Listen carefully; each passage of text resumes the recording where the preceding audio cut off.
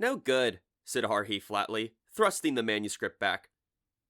It's not good enough? Whined Asahina. But I thought about it really hard. Yeah, no way, not even close. It's got no punch. Haruhi leaned back in her chair at a brigade chief's desk and grabbed the red pen she stuck behind her ear. Just for starters, this introduction is a cliche. Once upon a time. It's got no freshness to it. It needs a twist. The intro has to be super catchy, got it? First impressions are critical. But, said Asahina tremulously. That's how fairy tales are supposed to start. That thinking is obsolete. Haruhi's rejection was haughty and total. You need to transform your approach. If you think you might heard something before, then do the opposite. That's the way to bring something new to life. I got the feeling that the reason it felt like we were leaving the original point of all this activity far behind was thanks to the system Haruhi had just described. It certainly wasn't like the threatening feint of a pitcher who's trying to hold a fast runner at first base, but just doing the opposite wasn't going to work either. Anyway, this is no good. Haruhi deliberately wrote rewrite with her red pen on the copy paper manuscript, then tossed it into a cardboard box beside the desk. In the box, which formerly had contained oranges, was a mountain of papers she described was bound for the incinerator. Write something new. Shoulders slumping, Asahina made her way back to her own seat. She looked truly pathetic. I felt violently sympathetic to her as she picked up a pencil, then held her head in her hands. I cast my gaze over to the corner of the table from which emanated nothing at all, and there was the most important feature of the clubroom, Nagato, who was not reading. She stared at the display of the laptop computer in front of her, stock still, typing something on the keyboard every few seconds, whereupon she would turn inanimate yet again. Nagato was using the laptop we won from our battle against the computer club.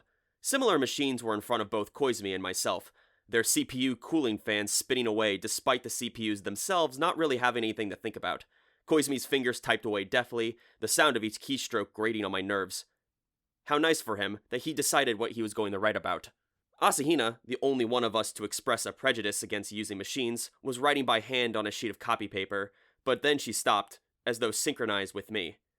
Of course I'd stopped. How was I supposed to write with nothing to write? That goes for everybody else too. Haruhi alone was strangely energetic. If you don't hurry to hand in those manuscripts and get the editing done, you won't make it in time for publication. Time to shift into high gear.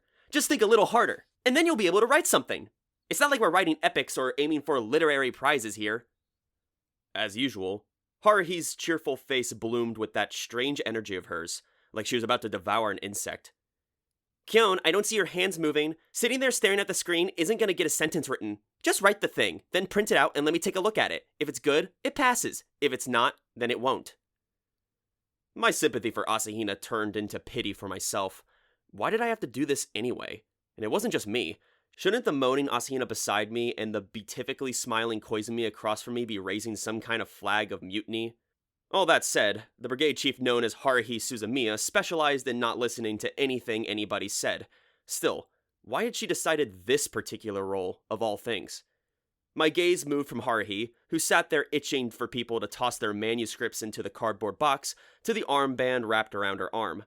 Normally, it read Brigade Chief, though in the past it had also been Detective and Ultra Director. But now, a new title was scribbled on the cloth in large magic-markered letters. It was Editor-in-Chief.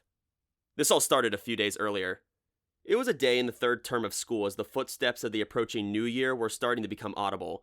It happened during an otherwise peaceful lunch hour. A bit more warning would have been nice. Summons.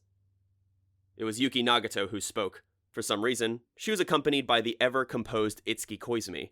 The two of them coming by my classroom together didn't give me so much as a single micron of anything like a good feeling, and although I'd been the one who interrupted the business of stirring up my lunch to come into the hallway, I wanted nothing more than to get back to my own desk. What do you mean summons? I could only think of my current situation. Taniguchi had been on his way back from buying some pastries and a melon drink when he called out, "Hey Kyon, your cohorts are here!" Which was why I'd gotten up and now standing where I was. The particular pairing that confronted me was wholly unlikely, but as far as a suitable partner for Nagato to pair up with went, I couldn't think of a single person I'd approve of. After looking for about 3 seconds at the alien girl who stood there after delivering her mysterious summons, I gave up and regarded Koizumi's handsome face. So, are you gonna explain? Well, of course, that's why I've come, said Koizumi, craning his neck to look inside Class 5's classroom. Do you think Suzumiya will be out for a while? She'd taken off right after fourth period ended. I figured she was munching away on her lunch in the cafeteria right now, I said. Excellent. This is something I'd rather she not hear. I got the feeling that it was going to be something I'd rather not hear too. Actually, Koizumi lowered his voice. It seemed like he was enjoying this, I told him. Well, whether or not one finds this enjoyable depends on the person. Just tell me what it is already. We received a message from the student council president. We're to appear in the student council room today after school. In short, it's a summons. Aha. I suddenly understood. So it's finally come, huh? In order to appear in front of the student council president, I wasn't so naive that I could imagine why such a thing would happen. I was too good of a person to ignore the many misdeeds perpetrated by the SOS Brigade, both in and out of school this past year. Had it been the time we scammed computers from the computer club? No, wait, we settled that in trial by video game combat the previous autumn. I'd heard that the president of the computer club had withdrawn his complaint with the student council after the loss. Maybe it was because we went too far when we filmed our movie? That had been a while ago by now, and student council elections had been after the school festival. Had the current student council suddenly remembered of the business left to them by the previous administration? Or had the physical descriptions of the brigade members that had surely circulated among the neighborhood shrines and temples finally made it to North High? We'd visited a few too many places during our first shrine visit of the new year after all. Guess there's nothing we can do about it, I said, shrugging and looking back at my unoccupied desk next to the window. I bet Haruhi will be thrilled to go mano a mano with the president.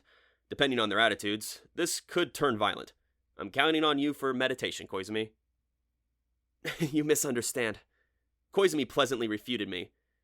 It is not Suzumiya who is being summoned. So what, it was me? Come on, that didn't make any sense. It would be the height of injustice if I had to bear the full brunt of the backlash just because Haruhi was defiant and stubborn as a mule. I knew that the student council members were basically the school's administration puppets, but if they were that cowardly, I'd be pretty disappointed. No, it's not you, said Koizumi, even more pleasantly, like he was happy about something. It is Nagato alone who has been summoned. What? That made even less sense. She was great as a target for lecturing, since she'd certainly sit there and silently listen to whatever you said, but I didn't think it would be very satisfying for the lecturer, since she'd just certainly stick to her no-comment policy. Nagato? The student council president wants to see Nagato. Your subject and object are both correct. Yes, the president has indicated Nagato. As for Nagato herself, she simply stood there, as though she had no thoughts of herself at all. She accepted the wave of surprise that emanated from my eyes, her hair fluttering minutely. What do you mean? What business does the student council have with Nagato? Don't tell me they want to make her secretary. I wanted him to spit it out already. Was his infuriatingly roundabout manner carved into his DNA or something? My apologies. I'll explain it as understandably as I can. The reason Nagato has been summoned is simple. They want to discuss the Literature Club's activities, particularly in regards to its ongoing existence. The Literature Club? What does that... I choked back the words. Nagato, still unmoving, looked down the hall. Her pale, once bespectacled face looked just as it had back then. I would never forget how she looked when Haruhi had burst into her club room, dragging me along, and Nagato had looked slowly, expressionlessly, up at us. I see. The Literature Club, eh? So that's how it is. The SOS Brigade's long occupation of the Literature Club room for its headquarters was the very embodiment of the present progressive tense. Nagato was the only proper member of the Literature Club, whereas we were freeloaders at best, and possibly illegal occupants. Haruhi surely felt we'd long since asserted exclusive rights over the space, but the student council was undoubtedly insisting upon a different standard. Koizumi must have read my facial expression. They want to talk to the club president about exactly that, face to face, after school. A notice came to me first. I passed it on to Nagato. Why'd it go to him? I wanted to know. Perhaps because they knew it'd be ignored if they gave it directly to her. Maybe that was so, but Koizumi and I were just about equivalent in our total lack of association with the Literature Club, I pointed out.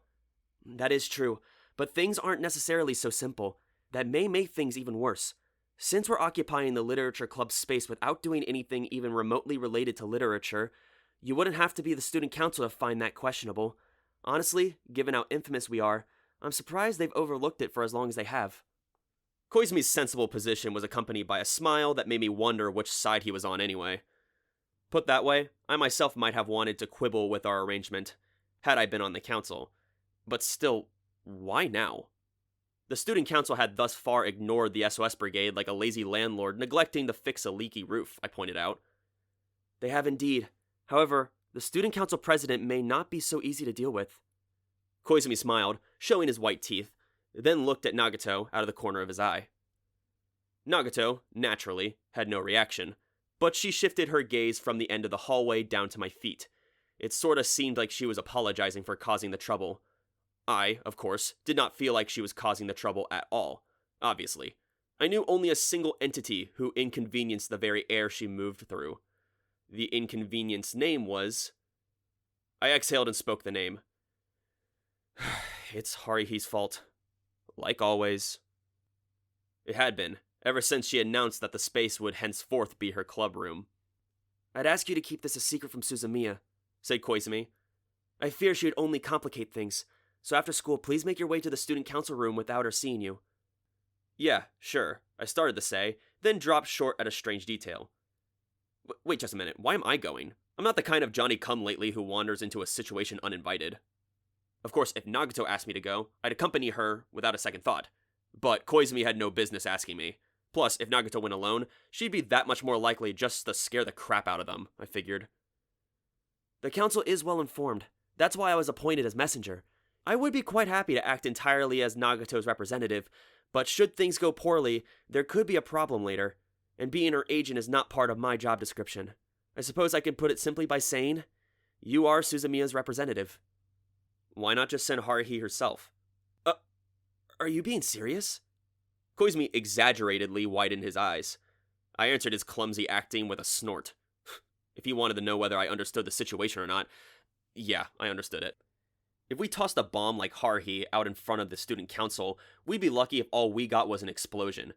Given the concern she'd show for Nagato during the winter trip, if she found out Nagato had been called before the council, we'd only get as far as Nagato's gotten a message from the student council before Haruhi would leap straight into breaking down the council room's door, or she might cut right to the chase and assault the staff room or the principal's office, which might make her feel better, but I'd be the one to suffer afterward.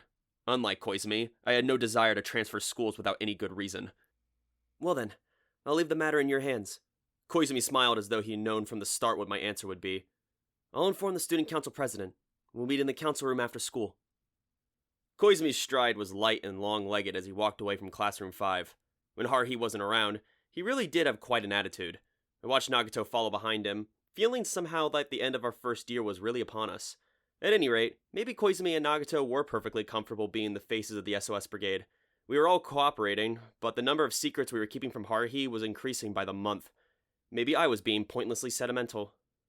Thanks to my sentimentality, I didn't get to ask Koizumi why he was going about normally as the student council's carrier pigeon. Incidentally, the ever-perceptive Haruhi immediately picked up on my suspicious behavior, though she didn't realize it, during the break following 5th period. A sharp object poked me in the back, and I turned around. What's got you so restless? Haruhi demanded, twirling a mechanical pencil in her fingertips. It's like someone called you out or something. I'd prepared an 100% unfalsifiable contingency plan for just such an occasion. Yeah, Okabe wanted me to see him. He went out of his way to call me over during the lunch break. I answered casually. I guess there's some kind of problem with my grades. Depending on the final exam results, they might even be notifying my parents. He said that I have to change my ways now if I wanted to go to college. Of course, it didn't make any sense to change my ways, given that nothing needed changing. Not that I would have been able to anyway, but what I was saying wasn't complete nonsense. For one thing, Taniguchi's gotten a similar earful, though not in many words, and the conclusion I'd drawn after comparing notes with him was that our homeroom teacher was proportionately compassionate enough to be worried about his students' educational futures. Of course, since I was pretty close to Taniguchi's level myself, we each had a sense that if one of us was slacking off, the other could afford to do so as well, which tended to dilute the feeling of tension. It was enough to make me think that Kunikita, who was careful to get decent grades, was the weird one. Huh. Haruhi held her chin in her hands, elbows resting on her desk. Were your grades that bad? I thought you were getting more serious about listening in class than I was, she said, gazing out the window. The speed of the passing clouds told of the wind's strength. I would have appreciated not being lumped in with her brain. My own head didn't have anything to do with space-time distortions, data explosions, or monochrome parallel dimensions. Compared with Haruhi's unprecedented conceptions, it was a cute little miniature dachshund. Listening without comprehension is a waste of time, I said, without any particular conviction. Oh yeah? Her eyes still fixed on the scenery outside the window. She spoke as though addressing the silent glass. Should I help you out with studying then? I don't mind. We just be going over class material again, and I can definitely explain language arts better than they do in class. The teachers suck after all. Haruhi murmured quietly to herself. She glanced at me, then looked immediately away. As I was trying to figure out how to answer. I mean, Mikuru's freaking out too, right? The school's just a prefectural public school, but this time of year, they get all weird and start acting like a prep school. It's really hard on the juniors. They got all those special classes and mock exams and everything, and it turns their class trip into a total mess. If that's what they're gonna do, they should move that class trip to freshman year, and the school festival should be in the spring, not fall. Am I right? Despite her rapid-fire delivery, her eyes remained fixed on the drifting clouds. As she seemed to be waiting for a reply, I gave her one. Yeah, I guess. I agreed, looking at the clouds myself. I just want to make it through the school year. Then, on the chance I got held back a year, I played up to Haruhi's ego and added, Heya, Suzumiya-senpai. Kyon, you dork. Go buy me some rolls. I'll pay you later. I resented the prospect of such mundane conversations making their way into the club room. There wasn't anything wrong with getting Haruhi to make a test prep guide in order to avoid that, right? Wait, it'd be good to have Nagato on the production staff too. I bet we could sell them for 500 yen a pop, make a little money on the side. I figured I could cut Taniguchi a break and give him a bad influence discount of 30% or something. No way, said Haruhi, immediately nixing the profitable-sounding idea. That wouldn't really help your academic ability at all. It would just be a temporary fix. If a slight different question showed up on the test, you'd have no idea what to do. If you don't build up your knowledge properly, you'll fall for all their sneaky tricks. But don't worry, if you just apply yourself, I can get you to Kunikita's level in 6 months. Easy. I really didn't want her to get too enthusiastic about it. Despite my efforts not to, I found myself imagining the scene, sweating nervously as Haruhi thwacked me on the head with a yellow megaphone, happily yelling at me, No! Why can't you understand something? What are you, an idiot? I'll just ask you about the places I don't know, I said, and all you have to do is explain those. I'll handle the rest myself somehow. If you handle it yourself, why haven't you done that already? She certainly knew how to figure out the most annoying thing to say. She was dead right, I told her. Why are you being so stubborn? Haruhi faced me, her lips tight with frustration, then leaned suddenly forward. I won't allow that kind of scandal that would come from a member of the SOS Brigade failing out of school. That'd give the student council all the ammunition they need to come down on us. I need you to be just a tiny bit motivated so they don't get that opening. Got it? Haruhi's words were delivered with her brow furrowed in irritation, her mouth curving into a keen smile, glaring at me until my face showed acceptance of her demands. Classes were over for the day. I took my leave from Haruhi by pretending that I was heading for the staff room, then proceeded to the student council room.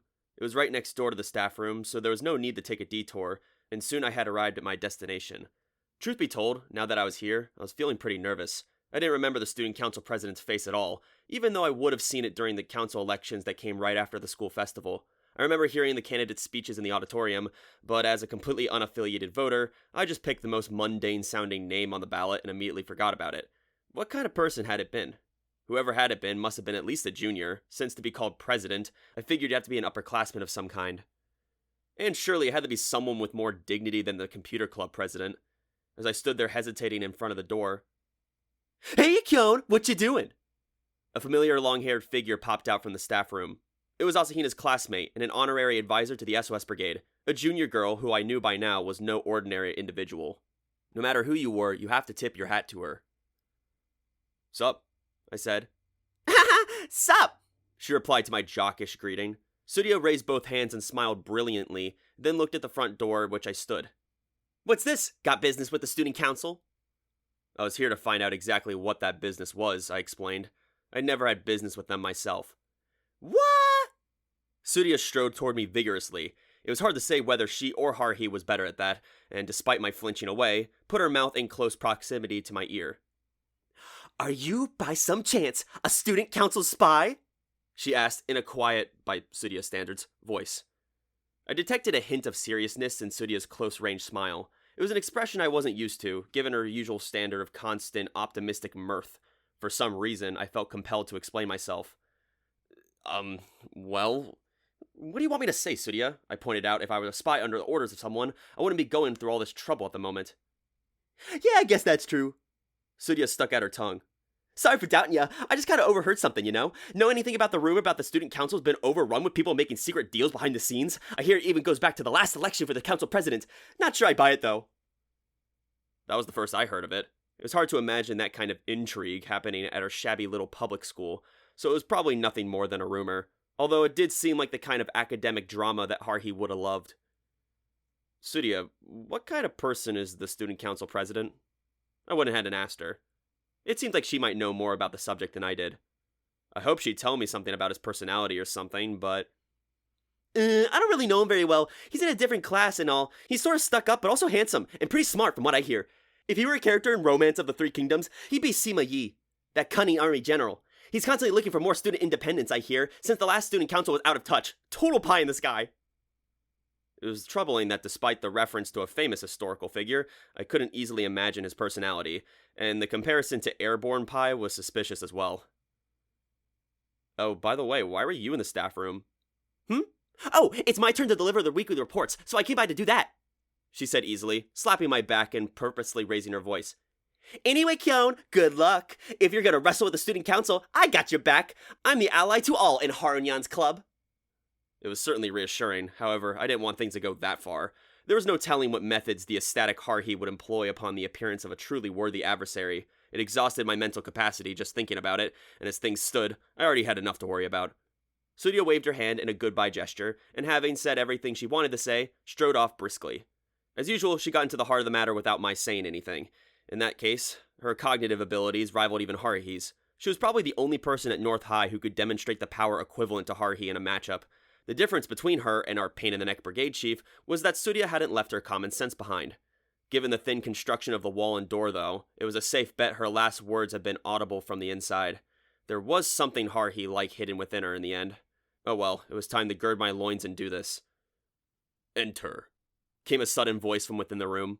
It was surprising to hear somebody actually commanding me to enter, especially in a voice so deep and severe that you'd expect to hear from overdubbing some famous veteran actor in a foreign movie.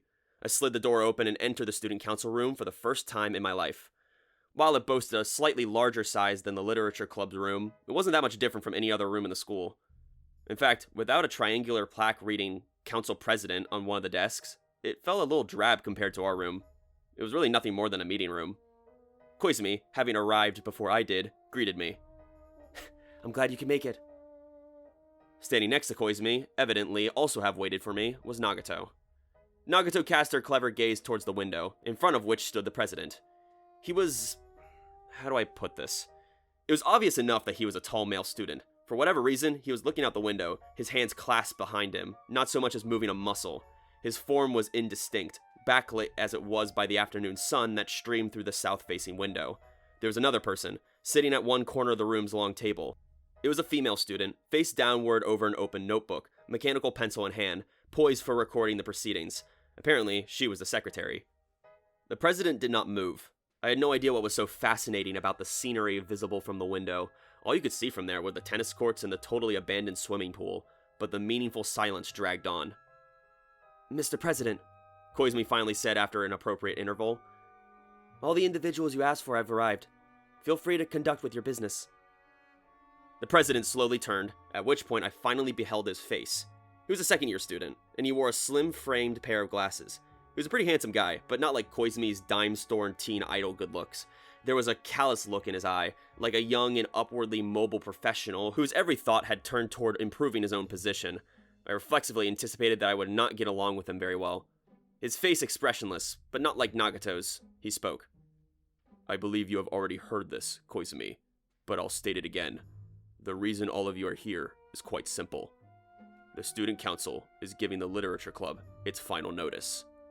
Final notice? Have we ever been given a notice at all? If we had, I couldn't imagine Nagato had meekly complied with their summons, which at which point allowed us to continue using the club room as our base of operations. Unconcerned with Nagato's lack of response, the president coldly continued. Currently, you are the literature club in name only. Is this correct? I guess holding up in a club room and reading books wasn't good enough. Nagato said nothing. You are no longer a functioning student organization. Nagato silently regarded the president. I'll be clear. The findings in our inquiry are this. We, as the student council, do not currently see any purpose in the existence of the literature club. Nagato is very still. Thus, I am informing you of the immediate and indefinite suspension of the literature club. You will promptly vacate your club room. Nagato remained silent, as though she didn't care any one way or the other, but I knew better. Miss Nagato, was it? The president calmly returned Nagato's tangible gaze. These are non-club members in your room, and you've allowed them to stay there, and I wonder what you've done with the budget provided to the literature club this year. Would you suggest that your film counts as a literary activity? According to my investigation, that film was produced by and credited to the SOS Brigade, an unauthorized organization, and the literature club's name appears nowhere on it, and the film itself was made without the permission of the school festival's organization committee. It was painful to hear. Perhaps because Koizumi and Nagato had never had any intention of stopping Haruhi, the responsibility of restraining her tyranny fell solely on me. And there was Asahina to think about as well, forced to play the powerless heroine. Nagato's profile did not suggest any assertiveness on her part, though that was just an amateur's observation. Perhaps taking her silence as defeat, the president maintained his pompous demeanor. The literature club's activities will be temporarily suspended, and you will remain prohibited from entering the club room until such time as new members can be recruited next year. Are there any complaints? Feel free to voice them. We will listen, if nothing else. Nagato didn't move a muscle, but Haruhi, Asahina, or Koizumi would have understood what was going on, and if that crowd could understand, then it would be obvious to me. That much I could gather. Nagato, sunken into silence. Nagato, quietly furious. No objections then? The president curled the corner of his lips unpleasantly. The literature club has only one member. You, Miss Nagato. You are effectively the club president. If you'll consent, in order to preserve the club room, we can immediately begin the removal of all foreign objects from it. Such objects will either be disposed of or stored by us. Any personal items must be immediately removed. Now wait just a second. I interrupted the president's monologue before Nagato's silent rage reached critical levels. You can't just suddenly say stuff like that. It's not fair to ignore us for so long and then drop this on us out of nowhere. Oh, is that so? The president regarded me with a cold glare, snickering. I've had a look at this student organization establishment form you've submitted. It's like a bad joke. If we approved every organization whose goals were so absurd, there'd be no end to it. The sneering, haughty upperclassman pushed his glasses up in an exaggeratedly dramatic fashion. You should learn better rhetoric. In fact, you should probably devote yourself more to academics in general. I can't imagine your grades are so good that you can afford to be wasting so much time after school, playing around with this ridiculous club. So that was it. The president's real goal all along had been to destroy the SOS Brigade. All this nonsense about the literature club was just a pretense. At least Ultra Director Haruhi had managed to come up with some kind of an excuse to put Nagato in her movie script. This guy wasn't even bothering. And don't tell me you'll just join the literature club, said the president, heading off an option that hadn't even occurred to me yet. Consider this. Even if you are all good functioning members of the literature club, you have not done a single thing that can be remotely recognized as literary activity. Just what have you been doing, I wonder? The president's glasses glittered pointlessly. What was that, some kind of special effect? And yet, we've been tolerant. The SOS Brigade, as you call it, was established without permission and has simply acted as it pleased, detonating fireworks on the school roof, threatening faculty, wandering around the campus in lascivious clothing, cooking stew in a building with no open flames policies. These would be unacceptable for any club. Just who do you think you are, exactly? I could see that everything he was saying was totally accurate. That was all on us. We should have at least asked about these things first. I seriously doubted we would just been given permission, but we sure weren't just going to roll over and do what they wanted now. This is a dirty pool, I said, inheriting Nagato's fury. If that's your problem, you should have come straight to Haruhi. What's the point of bringing in Nagato and threatening to dissolve the Lit Club? The president had anticipated this tack. It should be obvious, isn't it? He was totally unperturbed, folding his arms and speaking as though he were an elite executive who just finished reading a proposal written by an inept subordinate. The SOS Brigade does not exist as a student organization. Am I mistaken? Had it really come to this? No matter how hard the student council or its president tried, they could not dissolve the SOS Brigade, because, administratively speaking, no such club existed in the school. Trying to make something that didn't exist disappear was like multiplying by 0. The answer will always be 0. Even if it didn't go badly and wind up being analogous to multiplying a negative by a negative, you never knew what was going to happen if you poked Haruhi Suzumiya wrong. She might go flying off in any direction. Her behavior was totally unpredictable, like a hooked ball heading for a 7-10 split that jumps into different lanes for a 10-pin strike. If you tried to throw a straight-on fastball to a girl like that, she just smashed the line drive foul into your dugout. Basically, it was pointless. Or so the student council must have concluded when they decided to lay their indirect siege. Which they did by attacking the 3rd floor club room of the Literature Club, which the SOS Brigade was illegally occupying. If the Literature Club could be summoned and brought to task, then the SOS Brigade's residence would automatically disappear. The only reason we were allowed to use the club room was because the sole Literature Club member said, "It's fine," and Nagato was probably the only person who would have said so when asked if her club room could be borrowed. If the Literature Club was dissolved, Nagato would cease to be a member, and her days of quietly reading in the room would be over, and the 5 of us would no longer have anywhere else to go after school. It was a magnificent tactic. I was kind of impressed. The worst part was no matter what we did, Nagato became both victim and co-conspirator. I knew how weak our position was, which gave me no way to formulate a counter-argument. Haruhi would have done it anyway, and all I could do was wonder if the president knew that, but in any case it made summoning Nagato the obvious course of action. Meanwhile, Nagato seemed to be reaching her limit. The silent pressure emanating from the petite, school-uniformed figure was tangibly filling the room.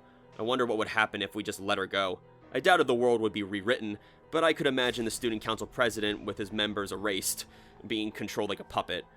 Or perhaps she'd do what she did after the Asakura debacle, using data manipulation to transform both the president and the club room into some kind of cool thing. When Yuki Nagato went on a rampage, there was no telling what could happen. I was inescapably reminded of last fall's contest against the computer club. The president took a step back and posed in front of the setting sun. Just as I was nervously thinking about telling him just how much trouble he got himself into, silent as ever, the invisible feeling of menace disappeared. The aura I thought I had detected from Nagato had vanished, as though it had never been there. I couldn't help but glance at Nagato, whose unblinking gaze had shifted from president to a different individual. I followed her eyes. The presumably second-year girl whose pencil had been moving as she'd taken notes during the meeting slowly looked up from her writing. "Huh?" I said stupidly. I immediately wondered why she was there, then realized I couldn't remember her name. It was last summer. A strange incident had happened a little bit after Tanabata. I never forget what I'd seen, but in the end it hadn't really mattered. "Is something the matter?" the president asked haughtily. "Oh, I haven't introduced you. This is the student council's top officer, and she's taking notes for me today." The girl's hair shifted slightly as she bowed. "Miss Emiri Kimidori." The massive cave cricket came thundering back into my mind. Kimidori? This girl who'd gotten involved in a truly ridiculous chain of events that had started with the SOS Brigade website, then moved into investigating the disappearance of the computer club president, and finally ended up in a different dimension, was now seated in the corner of a student council room, looking at us as though she didn't recognize us at all. Kimidori smiled pleasantly, shifting her gaze from me to Nagato. I got the feeling that her eyes narrowed just a bit, and that she and Nagato had exchanged some kind of sign. I even thought I noticed Nagato give a tiny, reluctant nod. What was this? Had some kind of telepathic signal passed between the two of them? The more I thought about it, the stranger that incident seemed. Kimidori had claimed to be the computer club's president's girlfriend, but then the president himself told us that he didn't even have a girlfriend, much less talk to anyone. So the question of what reasoning had led to Kimidori to turn to the SOS Brigade for counseling, I just assumed it had been Nagato's doing. But now bumping into her again and seeing her exchange looks with Nagato, I couldn't imagine it was a coincidence. I was as terrified as a young Slavic soldier hearing the sounds of the squadron of Luftwaffe dive bombers. From behind me echoed a silent voice, like a balloon bursting. My heart attempted to leap free of the confines of my ribcage and leave me behind. "Hey!" There was no mistaking the 100-decibel voice that sounded its war cry through the now open door of the student council room. The voice continued its eardrum-rattling volume. What does this pathetic excuse for a student council think it's doing? Locking up my 3 faithful servants in a room like this? I figured you'd get around to do something sooner or later, but if it was going to be this interesting, you should have just come straight to me. And what's this? Don't tell me you're giving Yuki a hard time.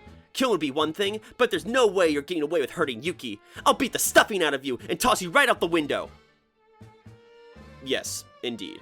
There was but one individual who could come breaking in there like a mother cat whose kittens had been threatened. I didn't have to turn around to know who it was, but I wanted to see the look on her face. Yep, it was her. Looking even livelier than usual, elation practically radiating off her having found something so interesting. You can't keep me out of this, you know. I'm the supreme leader of the SOS Brigade, Haruhi boasted. A moment later, her eyes alighted upon the level's final boss. Her pupils, shining with the force of a whole galactic cluster, took in the shape of a lanky, bespectacled boy. So, you're the student council president? Very well, I accept your challenge. It's president versus brigade chief, so the fight money's even. No objections, right? Then she turned to me, as though to take me to task for harboring such pointless questions as to how she even found out we were here. And you, Kyon, don't tell me you're just gonna shut up and let this happen. Don't hold back just because it's the student council president. If we all jump him at once, then tie him up, the rest will be cake. I'll put him in a joint lock, so just get some rope ready. Her eyes blazed, brimming with lava that threatened to form a caldera right on the spot. In contrast to that, like a frontline commander, Nagato was silently ignoring the sudden and unasked-for reinforcements, still not moving as she observed Kimidori with her dormant volcano eyes. Instead of jumping the student council president or scampering off with some rope, I simply watched the expression of the person who was facing the brunt of this intruder's threat. It was strange. The president's brow creased as he directed an accusatory glance at the person standing next to me, Koizumi. For some reason, I thought I noticed him shake his head slightly. With a pained smile on Koizumi's face, it seemed the two of them had shared some kind of silent communication, and then I suddenly wish I never noticed anything at all. What are you trying to pull, anyway? If you're gonna call out somebody, call me. Trying to cut the brigade chief out of all of this, are you? Some student council you are. Suzumiya, please calm down. Koizumi casually put his hand on Haruhi's shoulder. Let us at least hear the council out. We're still in the middle of the conversation. He, suspiciously, made eye contact with me. Was I supposed to know what the hell to do? The only thing I knew was that our brigade chief had come to her underling's rescue in her time of need. Fine. Then it's come to all-out war. I warn you that we're happy to take on any challenge, anytime, any place. Every single member of the SOS Brigade is a valiant warrior who knows neither fear nor mercy, and you shall receive none until you either weep or kneel. I got the feeling that the situation was only going to escalate. And it was already bad enough, with Tsuruya offering her support in advance, Nagato right on the verge of exploding, and the unexpected and sudden return of Kimidori. Plus, Koizumi and the student council president were part of the picture too, somehow. Kyon, what are you doing? We're up against the student council president. It's the most obvious enemy we've ever had. If we're not doing battle here, where would we fight? At least give him a harsher look. Student council versus SOS brigade, huh? Someone, somewhere, had triggered the switch for this event. A switch I wish they'd ignored. I really hope it hadn't been me. I wondered what was going to happen next as I regarded Haruhi, who was infuriated but also somehow delighted. Whatever it was, the certainty that wouldn't be good news swirled within my chest. Oh, brother. I muttered under my breath. I'd like to think it was an understandable reaction. And in fact, the situation turned into the exact opposite of good news. Haruhi underwent a class switch from brigade chief to editor-in-chief, ordering us brigade members to become authors and write pseudo-novels, a task so random and unprecedented, it was like a Stinger anti-aircraft missile trying to target a Jupiter Ghost Gundam. Come on, Mr. Evil Student Council President, are you up for a no-holds-bar, no-referee, no-rule winner-takes-it-all fight? She shouted in a high-handed voice, her finger pointed accusatorily at the president, whose back was at the window.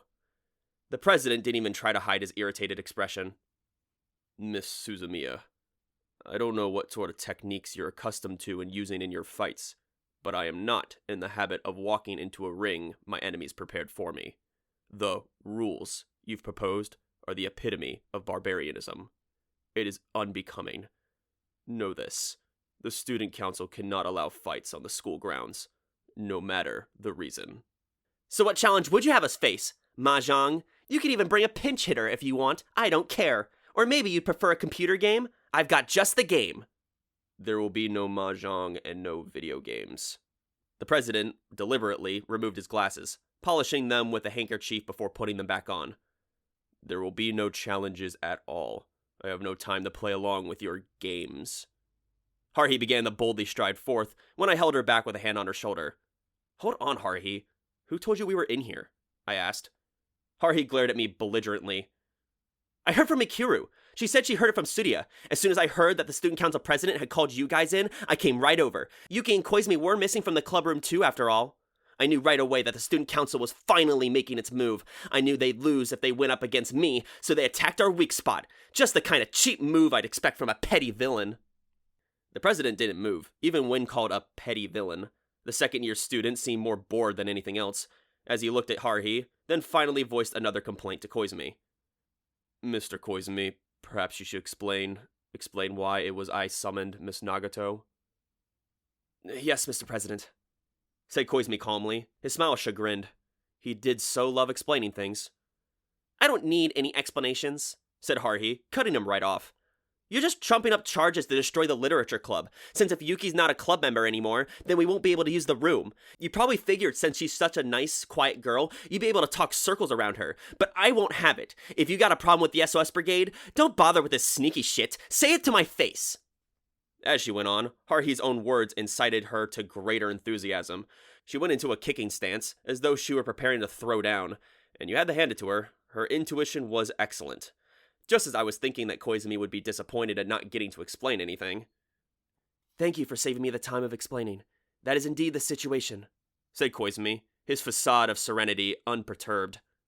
However, we're still in the midst of negotiations. I expect the president has not finished speaking. In any case, forcing an officially sanctioned club like the Literature Club to suspend its activities immediately, with no grace period, cannot be possible. I don't believe the Student Council has the authority to do that. Does it, Mr. President? So he had gotten to make his explanation. Just as I was thinking that this third-rate melodrama couldn't get any worse, the president put his best honor student in a cheap melodrama face. Naturally, we of the Student Council do not wish to cause unnecessary conflict. If the Literature Club were to conduct standard literary activities, we would have no complaints at all. What we find problematic is the fact that there have been no such activities. Does that mean we have an alternative to immediate suspension? Asked Koizumi immediately. It is not an alternative, it is required, said the president huffily. You must immediately engage with at least one activity befitting the Literature Club. If you do, we'll lift the indefinite suspension and approve continued use of the clubroom. Haruhi lowered her raised foot, though her voice and demeanor remained confrontational. So you can't see reason then? Will you approve the SOS Brigade as well? And not just as an informal association, a true student organization. If you did that, we'd be entitled to share of an operating budget. I recall that being written in the student handbook, but the student council president was not so foolish as to let a random brigade, that wasn't even an informal association, jump 2 levels overnight. I know of no such brigade, and I cannot possibly allow brigade to be recognized as a club, nor portion of any school's meager budget. The president folded his arms slowly, unconcerned as he returned to Haruhi's angry glare. There wasn't so much as a single drop of sweat on him, so he clearly wasn't bluffing. Where had he found this confidence? I'd prefer to hear as little talk about brigades as possible. We are discussing the Literature Club. Whatever unauthorized group you choose to form on your own is none of my concern. The only reason it has reached my ears in the first place was because of the disruption of the Literature Club's operation. I'd like never to be troubled by it again. He should have just left us alone then, given that no matter how sneaky and circumspect his methods, it would be only a matter of time before Haruhi came banging into the student council room. She'd do it before the day was out, and she'd be dragging me along by the necktie behind her. As for the Literature Club, obviously not just any activity will do. Using the room for reading group or for writing book reports on library books. Such things belong in elementary school. I will not approve them. So what are you telling us to do? Haruhi cocked her head slightly, her eyes still blazing. Kyon, what does a Literature Club even do besides reading? Do you know? Beats me, was my honest answer. She better off asking Nagato. There is one requirement, said the president, ignoring our conversation. Creating a publication. Past generations of the Literature Club have all managed to create at least one publication a year, even during times of low membership. We have records. It is the most visible activity you can do. The literature club is, quite literally, about the art of literature. Simple reading is not enough. Which meant that all this time, Nagato hadn't been acting like a proper club member. Our little Nagato had only ever read books. I couldn't help but shake my head. I didn't want to think about her troubled, bespectacled face as she sat in front of an obsolete PC. Seeing it in my dreams was enough. Any objections? The president seemed to have misread my expression. In any case, he looked like he had objections aplenty. Bear in mind that this is the most minimal possible concession. By all rights, we should have given you notice at the school festival. I'd like you to feel a bit of gratitude at my having waited this long.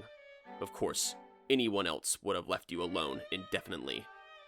Nagato aside, I wish he would have left Haruhi out of it, I told him. That would not have done. I won election to the student council on my promises for school reform. As you know, the previous council was a council in name only, and there was little allowance made for student independence. It simply followed the plans handed down by the school administration. It was an insubstantial organization that did only as it was told. The president casually tossed off his heated rhetoric. I aim to free the council from that position. If the students wished it, the cafeteria menu should be expanded and enriched, the most trivial matters remaining up for discussion. I plan to negotiate with the school to make that a reality. I was grateful for his work on the student body's behalf, but if that were true, why wouldn't he hear a single student's desire to have brigade added to the official organization list, along with association and club? I asked him. My slogan is serious reform. If I were to publicly acknowledge such a frivolous organization, it would destroy my reputation. I cannot allow it, said the president, refusing my request. Your deadline is in 1 week. 1 week from today, you must present 200 copies of the Literature Club newsletter. If you do not, the club will be suspended and the room vacated. I will hear no objections on this matter. A newsletter? I wonder if that was anything like an anthology. Fine, Haruhi agreed. It wasn't her line, though. Nagato should have been the one to say so. Nagato, of course, was silent, and she seemed unlikely to say anything, so I supposed it was all right for Haruhi to speak in her place, but something about the particular nature of Nagato's silence at that moment made me think it was different from her usual taciturnity. All the while, Nagato faced Kimidori, neither of them looking away from each other. Nagato was expressionless, while Kimidori had a thin smile. I wasn't sure why, but maybe it was fortunate that Haruhi didn't seem to notice Kimidori, the SOS Brigade's very first client. Apparently, Haruhi was so busy glaring at the president to pay any attention to the secretary. Or maybe she didn't remember the face. She hadn't seen the cave cricket, after all. A newsletter, huh? Said Haruhi with an expression like a mathematician who had just proven a theorem. Is that like a zine? With stories and essays, columns, poems, stuff like that, right? The contents are not of my concern, said the president. You are free to write whatever you wish. However, there is another condition. The completed newsletter will be set out on a table in the main hallway, and that is all. You may not hand it out or solicit readers. Bunny girls are out. If you cannot give away all 200 from that table within 3 days, there will be a penalty. What kind of penalty? Said Haruhi, her eyes shining. She did love her punishment games. We will let you know when that time comes, said the president, annoyed. But be prepared. There are a number of ways to use volunteer work. I will say it again. This is a concession. The president seemed to be worried about unilaterally bringing about the tragic end of a clan. You didn't have to know the history of the Akko domain to guess that much, especially not when your opponent was Haruhi. And I doubted Haruhi would be satisfied with just the head of the president. If things went badly, the school itself would have to be scattered to the wind. I will leave it for future generations to decide whether the student council truly gave in or not, but in any case, this club newsletter business was certainly their way of evading the issue. And while Koizumi might have worked for the agency, he was no literary agent, which meant the literature club would have to step up. And as an activity of the literature club, the newsletter had to be literary merit of some kind. But what did that even mean? Who was going to write it? And what would he or she write? And why was Haruhi looking so bizarrely delighted? Well, this is interesting. She grinned like a child who had discovered a new game. Call it a bulletin, newsletter, or zine. Say if you gotta make it, we're gonna make it. This is for Yuki, after all. We can't have the lit club disappearing. That club room is mine, and I hate it when people take my stuff. Haruhi's hand reached in the nape of Nagato's neck, not mine, for once. Well, since it's decided, we gotta have a meeting. Yuki, we'll put your name in the masthead as publisher. I'll do everything else, of course, so don't worry about that. First, we gotta go learn how to make a newsletter. Haruhi grabbed the back of Nagato's collar. Nagato was pulled wordlessly along, and easily too, as though she were a balloon. Haruhi opened the door with a clunk, then dashed out through, like a bullet from a rifle. I looked over my shoulder and saw Nagato's feet disappear through the doorway, and then she was gone, dragged out by Haruhi, who barged into the room like a strong wind, but left like a typhoon gaining strength. Such an obnoxious girl, observed the president accurately, shaking his head, then looking down at the table beside him. Miss Kimidori, we're finished here. You may leave. Yes, Mr. President. Kimidori nodded politely, closing her notebook and standing. She put the notebook back on the shelf, nodding briefly at the president before walking out of the room. She gave me a brief bow as she passed by, walking through the door that Haruhi had opened without meeting my eyes. Her hair fluttered a bit as she went, a pleasant scent wafting behind her. I found myself a bit dizzy. As I was pondering the nature of Nagato's and Kimidori's relationship, the president snorted and spoke. Koizumi, close the door. His tone was very different from a moment ago, and I turned my gaze back toward him. The president watched Koizumi close and lock the door, then roughly sat down on a nearby folding chair and put his feet up on the desk. Wait, what the hell? But it was too early for me to be surprised, because the president then furrowed his brow as he rummaged in his uniform's pocket for something. By the time I realized that he produced a lighter and a cigarette, he already had the cigarette between his lips. A curl of smoke began to rise from it. It certainly didn't seem like the kind of thing a student council president should be doing. Just as I was beginning to feel like I discovered a firefighter committing arson. That'll about do it, right, Koizumi? Said the president, cigarette in mouth as he removed his glasses, then put them in his pocket and took out a portable ashtray. The plan changed a little, but it pretty much did what you wanted. But damn, keeping up the stupid act with a pain in the ass. You gotta put yourself in my place. Talking in that serious frickin' voice all the time really takes it out of me. The president's cool demeanor and voice had completely changed as he exhaled smoke and tapped it on the cigarette's ash over the ashtray. Student council my ass. I never wanted the job. Pain in the neck if you ask me. And then I gotta deal with that flighty broad. Ridiculous damn work. In only a moment, the president had turned sulky and peevish. He put the stinky smoking cigarette out on the edge of the ashtray, then got out another one and turned his attention to me. You want one? I'll pass. I shook my head, then looked over at the serenely smiling Koizumi standing next to me. So the president is one of your guys? I sort of figured as much. They exchanged suspicious eye contact. Plus, if you really wanted to contact the literature club, you'd skip Koizumi and just go straight for Nagato. I didn't even have to think about it that hard. There was just no reason for the student council to go to the trouble of calling me in either. Koizumi returned my look, making a show of smiling as he answered. I suppose you could say that, but he's not an associate in the same way that Mr. Arakawa or Miss Mori are. He is not directly connected to the agency. Koizumi glanced at the president, the smoke from his second cigarette now rising to the ceiling. He is our confederate within the school, cooperating with us in exchange for certain considerations. If Mori, Arakawa, and I are the inner circle, you could consider him the outer circle. I didn't care who was in what circle. How did a guy like this get to be student council president? I wanted to know. You could say it was the result of an extreme effort on my part, considering his lack of motivation. I had to make him a candidate, position him to gain the favor over the previous council's recommended nominee, and constantly maneuver to win the majority in the election for president. It took quite a bit of work, all told. I was bored already. The amount of money is required to win the presidency was probably about as much as it would take to make a minor political party to run for office in a lower diet house. Now it had gone beyond boring and was actively sapping my will to live. Going by what Koizumi here said the president, ill-temperedly exhaling smoke. I had to become president before that stupid girl Suzumiya, or whatever her name is, got the idea in her head and tried to force it herself. I wound up getting tapped saying to my presidential face. Fucking hilarious. I even have to wear these fake glasses and do a fake voice. The conversation had long since turned tiresome. Upon fully considering what Suzumiya's image of a student council president would be, the closest match of that image in the school was him. In this case, the disposition was irrelevant. The only thing that mattered was his looks. And he'd made the mistake of falling for Koizumi's spiel. He was tall, handsome, and bespectacled, a pointlessly haughty upperclassman. His role was to play a Haruhi-esque villain who would abuse student council power to deal with a small-time humanities club. He was every inch the quick and easy villain that Haruhi would want him to be. But the fact that Koizumi had needed to go to such lengths in order to create the antagonist that was Haruhi's fondest wish meant that she truly wasn't omnipotent. If she was indeed all-knowing and all-powerful, it would have been the simplest thing in the world, wouldn't it? I asked Koizumi whether all his effort didn't mean exactly that. But the result of our labor was the creation of exactly the student council president that Haruhi wanted, which means that her wish did in fact become reality, does it not? Practically speaking, it does. He was talking circles around me again. Only Tsuruya was better at it than he was. The president crushed out his cigarette. Anyway, Koizumi, next year you be the president. If that's what you want to avoid Suzumiya running for the job, then do it yourself.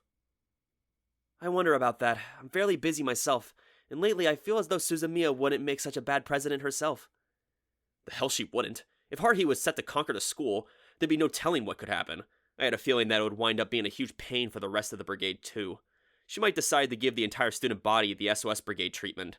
Knowing her, she'd probably decide that, since she was president, the rest of the students were now her subordinates. The whole school would turn into an alternate dimension. Still, so as long as the election was carried out correctly, I couldn't imagine that Haruhi would actually win.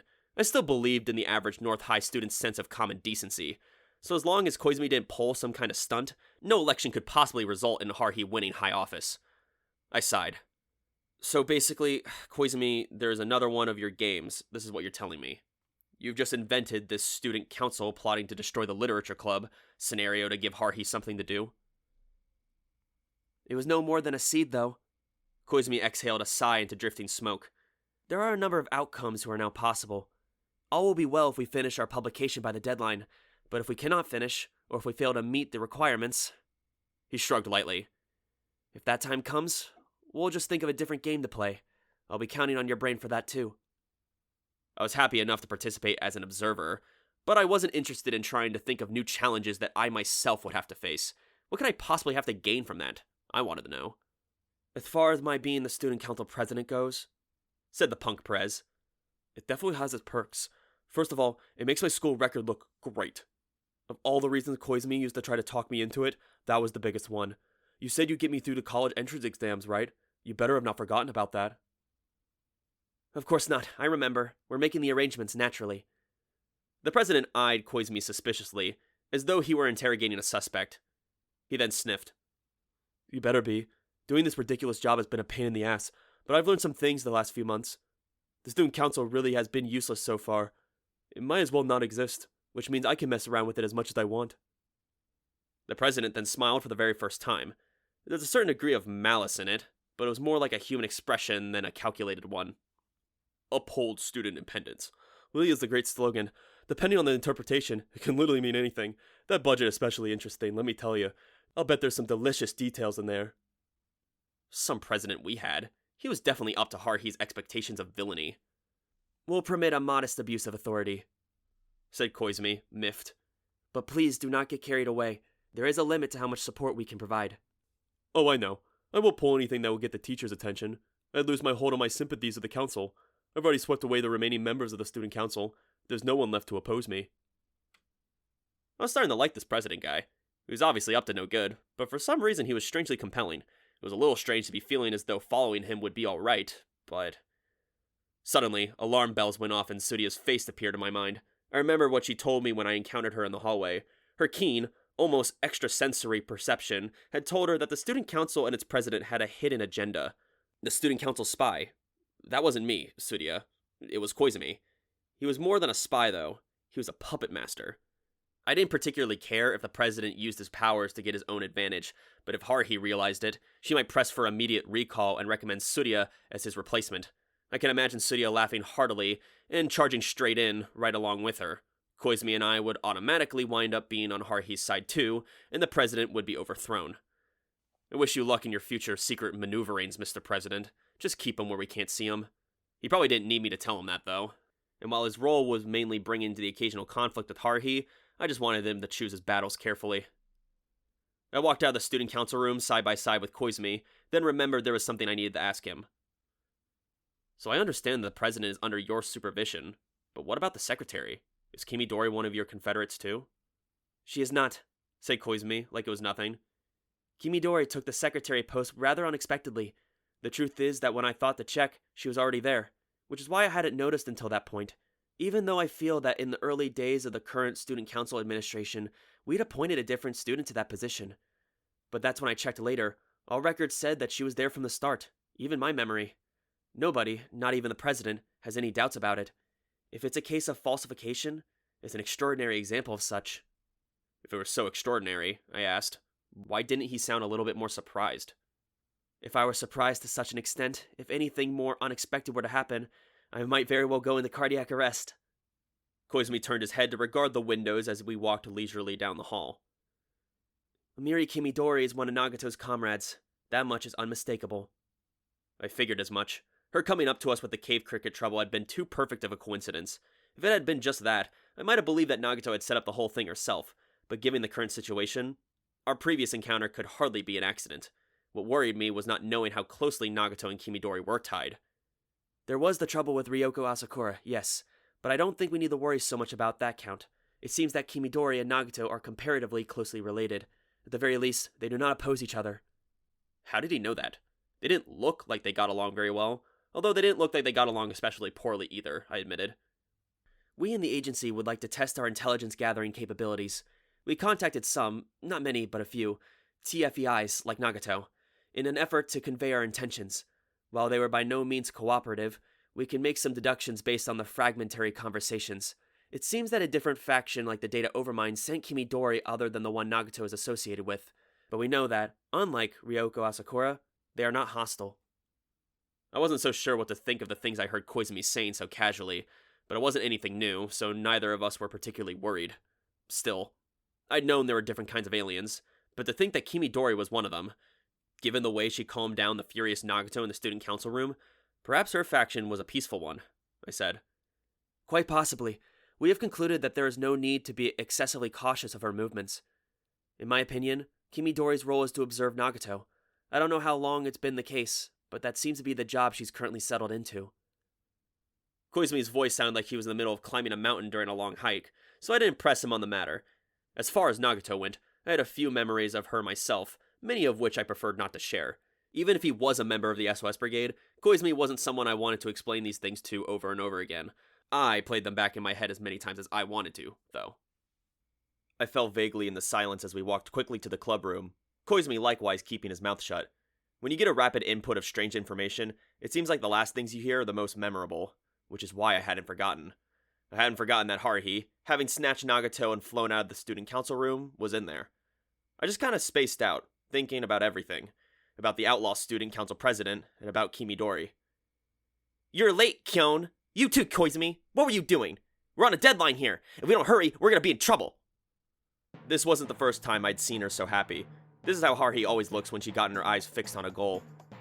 We've been going crazy searching for the old newsletters that the Literature Club put out. I asked Yuki where they were. She said she didn't know. Nagato's plopped down at her usual corner of the table, staring at the screen of the laptop the computer club had left us. Asina stood there, fidgeting uncomfortably in her maid outfit. Are we making a book? Do we have to? What am I gonna write? I hadn't forgot about this either. Haruhi had swallowed the president's story about the Literature Club's job of printing a whole newsletter. It was for Nagato's sake. Nagato was the sole member of the Literature Club, and in reality she had another face as a member of an unauthorized student organization that occupied the Literature Club's room. Said unauthorized organization's chief had agreed to create a publication, which by the principle of communicative responsibility now fell upon my head, and for a publication to exist in the first place, someone would have to write something, and that someone would have to be me and the other club members. Alright, pick one. 4 folded scraps of paper lay in the open palm of Haruhi's hand, the same kind of lots used to determine classroom seating assignments. Doubting what these scraps could possibly decide, I picked one up. Haruhi immediately grinned. Koizumi amusedly did likewise, as did Asahina, who blinked rapidly. Haruhi gave the last scrap to Nagato. You will write what is written on that paper. That will go down in our club's newsletter. Now that it's decided, hurry and sit down. You gotta get to writing. An unpleasant premonition ran through my body as I opened the piece of folded notebook paper. Haruhi's writing leaped up at me like a freshly landed fish. A love story? I read the contents aloud and immediately bemoaned my face. A love story. Me. That's what I had to write? I asked. Yep. Haruhi grinned like a cunning tactician who took advantage of every weakness. The lottery decided fair and square. I shall brook no complaints. So what are you doing, Kyon? Get your butt in front of the computer. I looked and saw several laptops set up on the table. It was nice that she hadn't had trouble getting everything set up, but how the hell was I supposed to write a story just because she told me to? The paper in my hand felt like a grenade whose pin had been pulled out. What'd you get, Koizumi? I asked, hoping that he'd be willing to switch with me, thereby securing my salvation, but... It says... mystery, said Koizumi with a pleasant smile, not looking particularly troubled at all. Asahina, however, was upset, as usual. I got fairy tale. A fairy tale is for children, right? A story that's good for, putting children to bed? Is that right? I didn't have an answer for her, but anyway, a mystery and a fairy tale, huh? Between those and a love story, which one was the best? I looked to Nagato. She quietly opened her scrap of paper, and upon noticing my gaze, showed me Haruhi's handwriting with a flick of her wrist. The writing read, Fantasy Horror. I didn't really understand the difference between fantasy horror and just mystery. I'm just relieved I didn't get love story. I feel as though such a thing would have been impossible for me to write, said Koizumi, as though he were trying to deliberately get on my nerves. He was obviously calm. I wanted to know the secret behind his relaxed attitude, I said. It's quite simple. In my case, I can simply treat the mystery games from last summer and this last winter as real events and create a novelization for them. They're originally scenarios I created, after all. Koizumi coolly headed for the table and began setting up his computer, looking totally unconcerned. Nagato returned her gaze to the liquid crystal display in front of her, unmoving. She might have been considering what fantasy horror meant, or thinking about Kimidori. There was no further explanation. Asahina's eyes practically projected question marks around the room as she flailed around, at a loss. I was no different. Wait, let's think about this. There are 4 scraps of paper. The SOS Brigade has 5 members. Haruhi, I said to the brigade chief, who was grinning like a temple guardian on laughing gas. What are you going to write? Oh, I'll write something, she said as she sat at her desk and picked up an armband that had been left there. But I have a more important job. Listen, there is a lot of work that goes into making a book. You need a person to direct it all, and that's what I'm gonna do for you. She quickly slipped on the armband, puffing out her chest and speaking grandly. Starting today, and for the rest of the week, I will no longer be the brigade chief. Since this is the literature club, there's a different title that's much more appropriate. The brilliantly shining armband was all that was necessary. Thus, it was that Haruhi appointed herself as editor-in-chief, boldly declaring her intentions as she utterly ignored Asahina's and my bewilderment. Come now, everybody, get moving! There's no use complaining about the details. Just write! Something good, of course. Haruhi reclined arrogantly in her brigade chief's chair and regarded us pitiful brigade members. And of course, if I don't think it's good, then it's out. And so, in the week that followed, we were stationed in the literature club room, toiling away at this suddenly literature club-like activity. It was Asahina who ran bravely at the fore. It was fortunate that fairy tales seemed to suit her, but if writing one was a simple matter of writing down and cranking it out on command, then anybody could be a fairy tale author. Nevertheless, Asahina was persistent. She checked out a pile of books from the school library and read through them with utmost seriousness, occasionally flagging sections with post-it notes, scribbling furiously with her pencil. Meanwhile, there was Haruhi, whose main job seemed to be either grinning maniacally as she gazed at the many fanzines she borrowed from the manga club for the purpose of study material, or aimlessly browsing the net on her desk computer. Asahina steadily submitted manuscripts, and Haruhi steadily rejected them. Haruhi managed a plausible sound of ambivalence as she finished reading the exhausted Asahina's latest effort. It's getting better, but it still needs more impact. Oh, I got it! Mikuru, you need to add some illustrations. Make it like a picture book. It'll draw people in more quickly, and give more flavor than just plain words.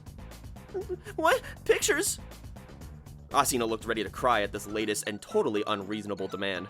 But rejecting the orders of the editor-in-chief was no easy task, so Asahina resigned herself to adding illustrations. The always serious girl attended a lecture on sketching given by the art club, learned 4-panel comic creation from the manga club, and worked so hard that it made me want to tell her there was no need for such lengths. And with no time left over for her to brew good tea, I was left to idly, silently, sip mediocre tea brewed by either myself or Koizumi.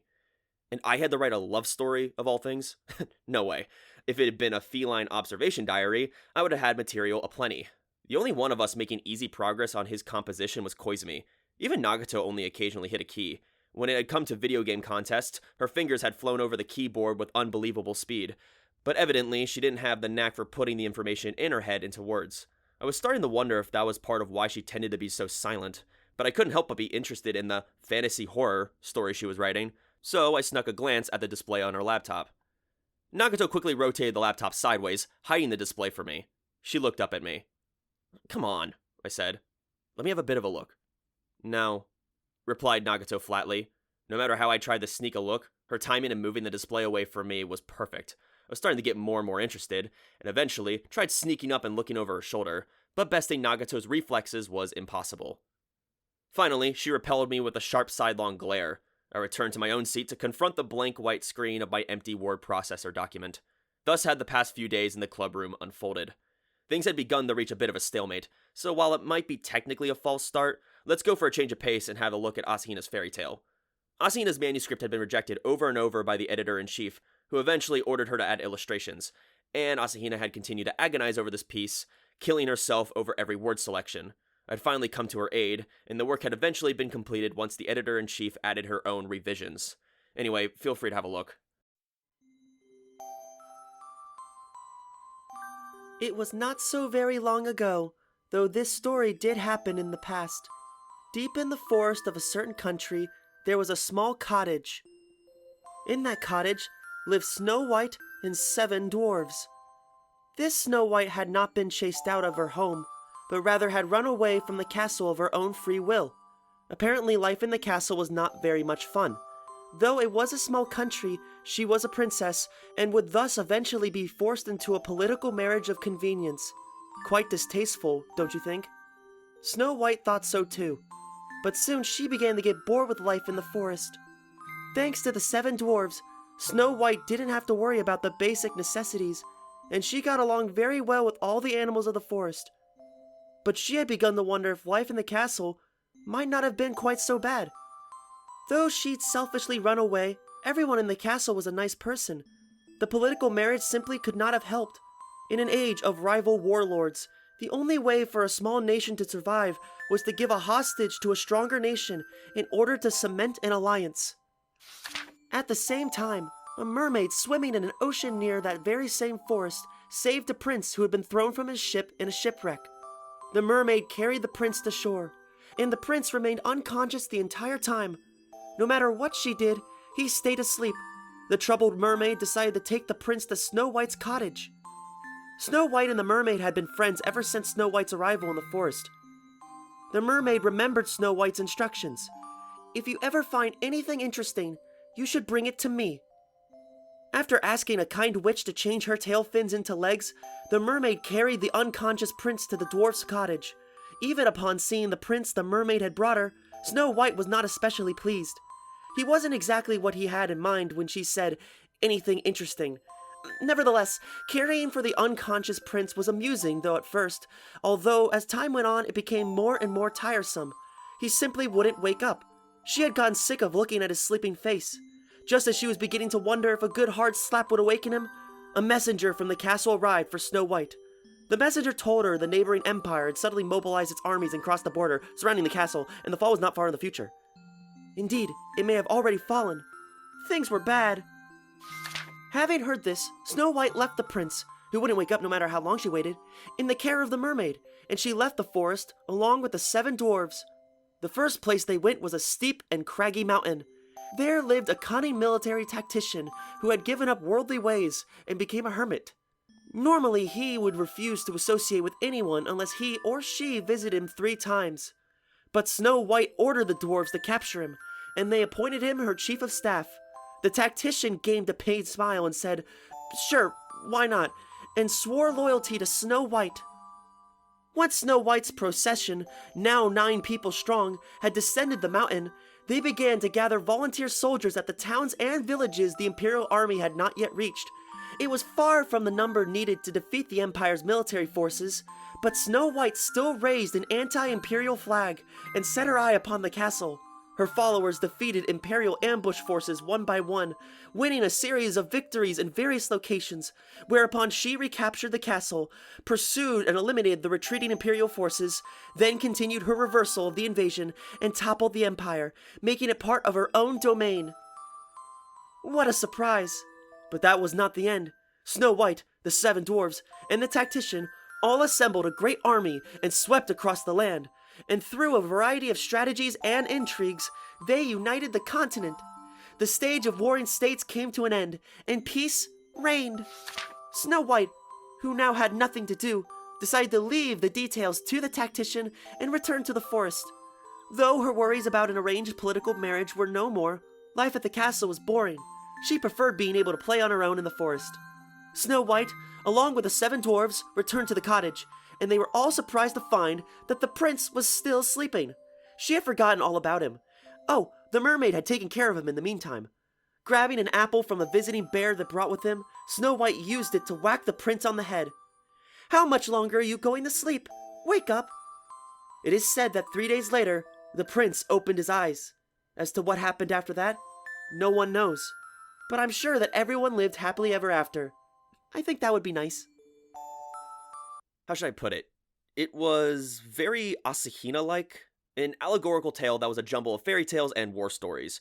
More than anything else, the sense of desperation in it was very clear.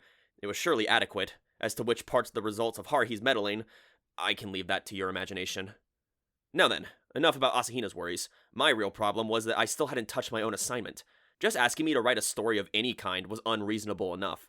Making it a love story went right past unreasonable into the universe of totally foreign experiences. What could I possibly do? On the other hand, Haruhi was engaging in surprisingly editor-like activities. Haruhi asserted that the number of pages the 4 of us had produced was insufficient, and moreover lacked variety, and she resorted to recruiting outside members. Her first victims were Taniguchi and Kunikita, then Tsuruya and the computer club president, all of whom were given deadlines that Haruhi had determined. By Haruhi logic, they were the auxiliary brigade members, despite their being totally unrelated to the literature club. But I had no time to be sympathetic to their plight. Quite the contrary. I would have been much happier if my own writing responsibility had just disappeared, although I doubted Haruhi would tolerate such laziness. The deadline set for us by the evil student council president drew nearer. One morning, while waiting for the homeroom period to start, my ears were assaulted by the sound of Taniguchi's bitter grumbling. "Why the hell do I have to write this fascinating slice of life essay in the first place?" And Kunikita's easygoing reply, "Come on, it wasn't as bad as the 12 subject study guide column I gotta write." Haruhi had gotten to the school later than me that day. She thrust a sheet of copier paper at me without so much as a good morning. "What's this?" "The manuscript Yuki turned in before she went home yesterday." Haruhi made a face as though she swallowed a filling while brushing her teeth. "I gave it a good read after I got home. It's kind of a weird story.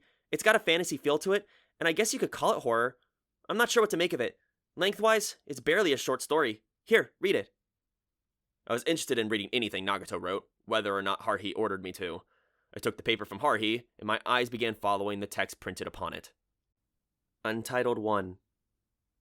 It was X years ago that I met a girl who said she was a ghost. I asked her name. "I have no name," she answered. "Because I have no name, I am a ghost. You are the same as me, aren't you?" She said, smiling. It was true. I was also a ghost. A ghost who is able to speak with ghosts was also a ghost, as I am now.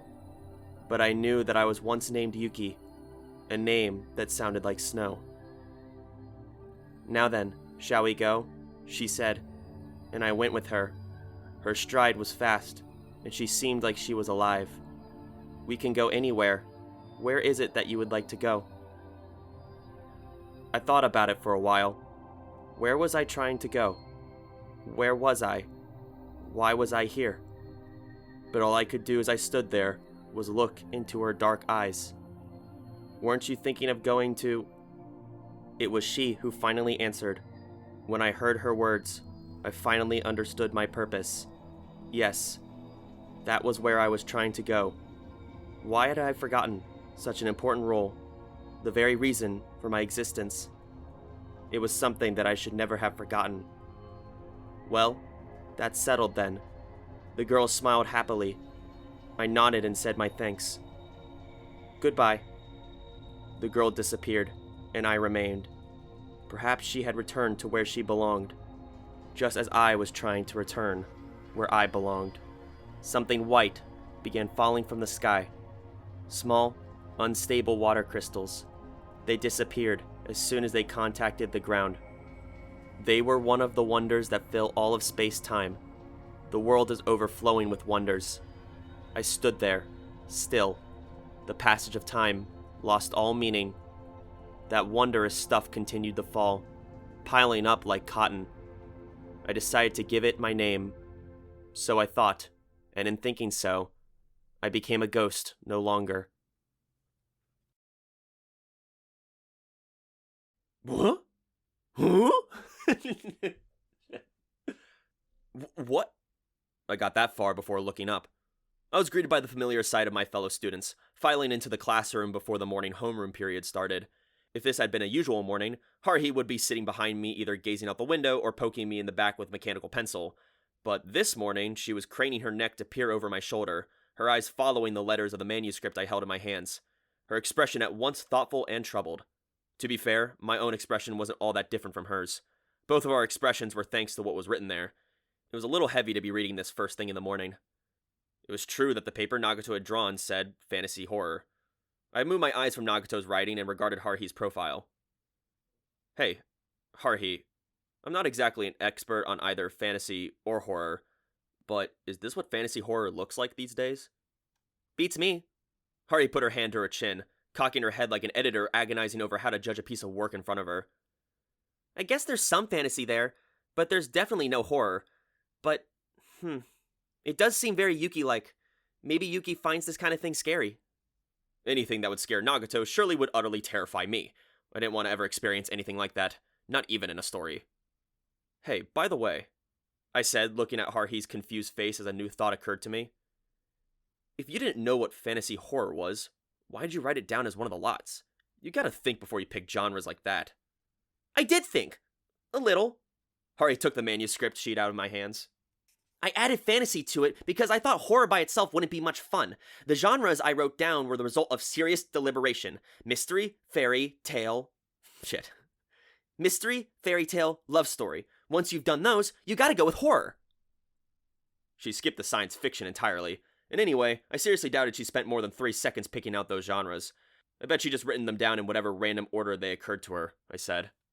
Haruhi smiled slightly. I just wanted to mismatch the writing project as much as I could. Yuki'd probably be great at science fiction, but that wouldn't be any fun, would it? I twitched involuntarily, but an invisible hand calmed my hammering chest. Whether or not it would actually be fiction, it would be the easiest thing in the world for Nagato to write something about space. I mean, she was a space alien. For a moment, I wondered if Haruhi had realized that, but then I remembered. Even Haruhi could see that Nagato's bookshelves overflowed with science fiction, so it wasn't much of a stretch to assume that science fiction was a specialty of hers. No, wait a second. If that were true, then there'd be a similar setup for the mystery genre, I said. That's right. I really hoped either you or Mikuru would do the mystery. I kind of wanted to see what crazy thing you'd come up with. But with science fiction, you can pretty much get away with any kind of absurdity. And while it pained me to do it, I had to cross it off the list. I wanted to tell her that it was just her prejudice talking, but no amount of complaining about the lottery was going to reset time. The order of which I'd been burdened, writing a love story, wasn't going to be rescinded, and I didn't feel much more capable of writing mystery, fairy tale, or fantasy horror stories. Not that I'm saying I prefer a love story, mind you, but at least with science fiction, I could have used some of my experiences as a foundation. Although I probably had no business informing Editor-in-Chief Haruhi about my true life experiences. Haruhi flipped through Nagato's fantasy horror story. At least Koizumi got the mystery. If we don't get at least one readable story, we won't be able to put out the newsletter. If all we do is show off how eccentric we are, the readers will head for the hills. She was already thinking about turning the Literature Club newsletter into a periodical. This was supposed to be an emergency measure to stop the Student Council's evil plot. That was probably something I had to remind her about. The SOS Brigade was not part and parcel with the Literature Club. It was just a parasite, I told her. I know that much. I can't think of a single thing I need you to tell me about the school. I am the brigade chief, and you're just a member. Haruhi glanced at me. Anyway, that doesn't matter. There's more to Yuki's story. Read the second page. I dropped my gaze to the sheet of copier paper that remained in my hand and began reading the printed characters there, which were so neat I wondered if they were Nagato's handwriting. Untitled 2. Up until that point, I had not been alone. There were many of me. I was one of many. My other selves, once bound together like ice, soon dispersed like water, then finally diffused like vapor. One atom of that vapor was me. I could go anywhere. I went many places and saw many things, but I learned nothing. The act of seeing was the only function I was permitted. I performed that function for a lifespan. Time was meaningless. In that false universe, no illusion held any meaning. But eventually, I found meaning. proof of existence. Matter attracts matter. That was true and correct. It was because it possessed a shape that I was drawn in. Light, darkness, inconsistency, sense. I met each, intersected with each. I did not have their capabilities, but I might have liked to have them. If I were permitted to, I would have them. As I continued to wait, would those wonders fall? Those tiny wonders. Thus concluded the second page. I cocked my head and read it over and over. It wasn't really horror, and it was hard to call it fantasy horror. It was difficult even to call it a story. If it were anything, it was sort of a memoir-ish, or it was a simple reflection, or it was just words she randomly strung together. Nagato's story, huh? As I was reading it, I thought of something else. Something that happened during December of last year. Something I'll never forget, no matter how long I should live. That other Nagato, in the literature club room. Could she have been writing a story? All alone, on that ancient computer? I don't know how Haruhi interpreted my silence and my thoughtful face, but she snatched the paper out of my hands. Then there's one last page, the third one. The more you read it, the less sense it makes. I'd like to hear your thoughts. Untitled 3. There was a black coffin in the room. There was nothing else. Atop the coffin in the middle of the room, there sat one man. "Hello," he said to me. He smiled. "Hello." I said the same thing to him. I don't know what my expression was.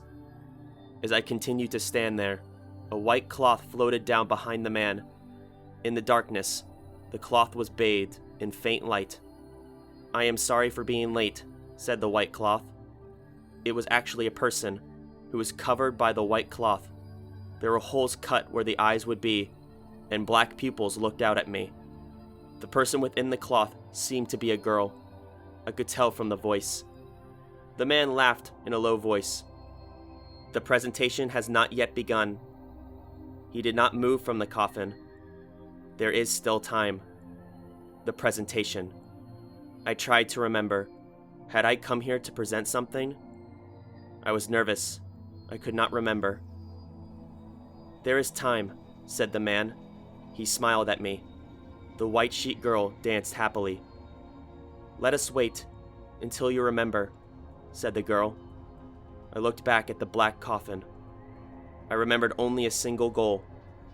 I belonged within that coffin.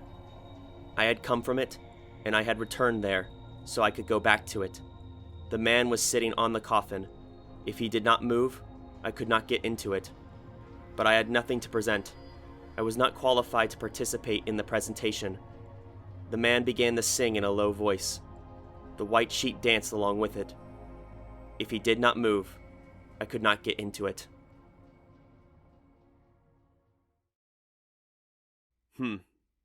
This is a tough one. I laid the third page on my desk and empathized with Haruhi. Good old Nagato had written something totally incomprehensible. She seemed to have completely ignored the fantasy horror topic, and this was hardly a story. It was more of a poem, I said. "It doesn't seem like any old poem, though." Haruhi collected the 3 pages and put them in her bag. "Hey, Kyon, I don't think Yuki just wrote this without thinking about it. I think she's really revealing something about herself here. Don't you think all that stuff about the ghost in the coffin is a metaphor for something?" "How the hell should I know?" I said. But the truth was that I felt like on some level I could understand it.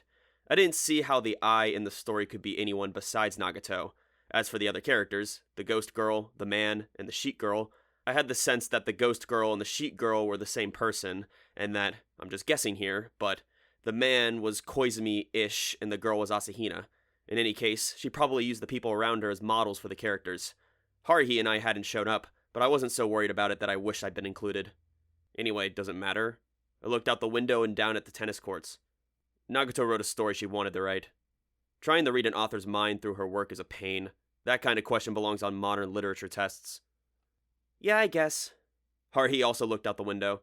She seemed to be looking up at the clouds, as though willing them to bring unseasonal snow. Eventually she turned back to me and smiled like a blooming spring flower. "We'll call this okay then. Yuki's done. There's no telling how it'd turn out if I made her rewrite it.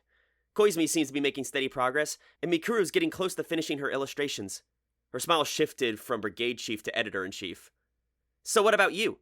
I haven't gotten so much as a prologue from you. When will it be done? I had been wrong to hope she had forgotten about it. Let me just say, began Haruhi with an unpleasant grin, that I want a proper story from you, and if it's not a love story, it's getting spiked! Spiked! Not a horror story, or a mystery, or a fairy tale, and don't try to weasel out of it either, because it won't work. I looked around the classroom for some sort of salvation. The truth is that I hadn't written so much as a single word. Of course I hadn't. Why the hell did I have to write a love story anyway? The question was racing through my body faster than immune system overreacting to the influenza virus. I thought about trying to summon reinforcements in the form of Taniguchi and Kunikita, who themselves had also failed to write anything, but my two supposed friends had been looking over at me for some time, whispering to each other and avoiding my gaze. And just when I was about to cross myself Catholic style, in preparation for being crushed along with my friends by Haruhi's assault, the school bell finally rang. I was thus able to avoid confronting the advancing burden, but that didn't mean I had escaped. I merely bought myself some time. But seriously, Haruhi? A love story? I pretended to take the first period class seriously, sinking deep into thought, like a ship plunging to the bottom of the Challenger Deep. So what was I going to write? After school, I went to the club room to escape Haruhi's manuscript demands. Why don't you write something based on your personal experience? Said Koizumi, his fingers moving swiftly over the keyboard of his laptop. In other words, why not just get involved in a romance? Then you can simply write what happens and claim it's fiction. I recommend using first-person perspective. In such a case, it wouldn't be hard to transform your normal thoughts into prose. Is that your idea of sarcasm? I shot back, before returning myself to the pressing job of staring at my own laptop's screensaver. The clubroom had temporarily become a safe place since Haruhi was away from her desk. Even now she was running all over the place as part of her campaign of total war against the student council. She was so cunning that I wanted to add demon to the part of her armband that read editor-in-chief. Her first targets had been nearby classmates Taniguchi and Kunikita. No sooner had homeroom period ended than Haruhi had quickly seized the escaping Taniguchi, and with a brief exchange, "I'm going home. I won't let you," the battle was joined. Kunikita didn't even bother trying to escape, and soon she forced them into seats and put shelves of loose-leaf paper in front of them. "You're not leaving until you're done writing." Her face was strangely happy, perhaps from the pleasure of having discovered a new outlet for her sadism. Taniguchi continued to grumble, while Kunikita simply shook his head softly and picked up a pencil. He didn't seem to be too put out, but Taniguchi complained bitterly about the imposition, as though he realized that even minor involvement with Haruhi's machinations might cause him to someday miss the bus to paradise. I could understand where he's coming from.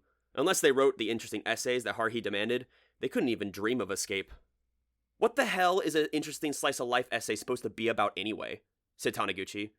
"Kyon, listen, slices of your life are way more interesting anyway. You should be writing this."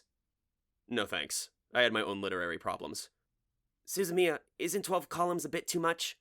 said Kunikita, relaxed. "Surely 5 will be more reasonable.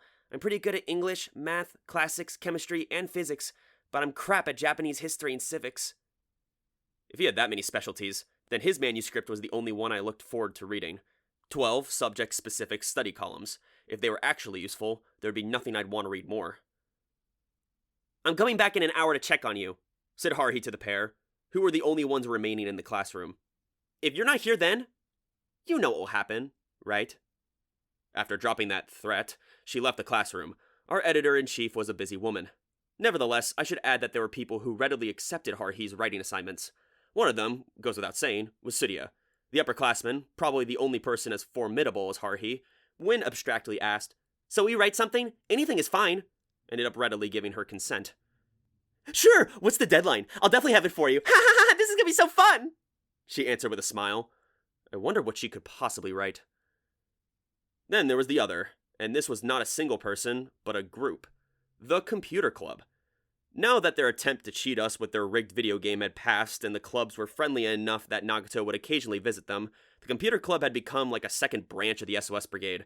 So our brigade chief had no trouble securing a promise from them to write the game-busting primer, reviews of the latest games, or something.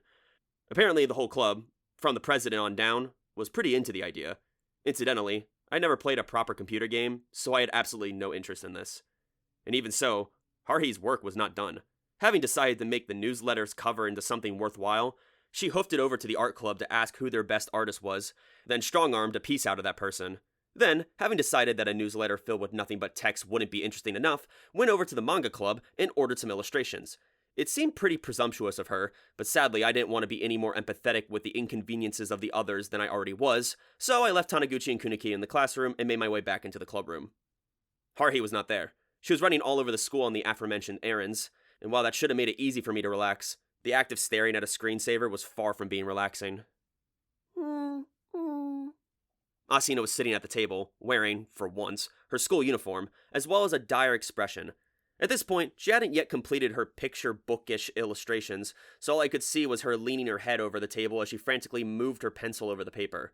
I had no choice but to make my own tea. Next to her, Nagato was maintaining her usual appearance. She was like a posed doll, sitting with a hardback book open in front of her, giving off the sense of having completed her task. Perhaps having decided that, having turned in 3 short stories, her duty was finished, Nagato returned to her usual self. The invisible aura that had emanated from her during the meeting with the student council was like a lie. Speaking of lies, I can honestly confess that I'd be lying if I claimed not to have been worried about Nagato. There were a million questions I wanted to ask her. What had she been feeling that led her to write such strange stories? Did she think nothing of showing them to Haruhi? What did they mean anyway? Would she mind writing some annotations? But I couldn't very well ask these questions in front of Asahina and Koizumi. I would just have to seize the opportunity next time we're alone. I took my eyes off the book-reading literature club member, who returned to her normal expressionless mode. There had been 2 computers running on the table. Nagato's machine had been set aside and closed as tightly as its master's lips. I wanted to do the same thing, if I could.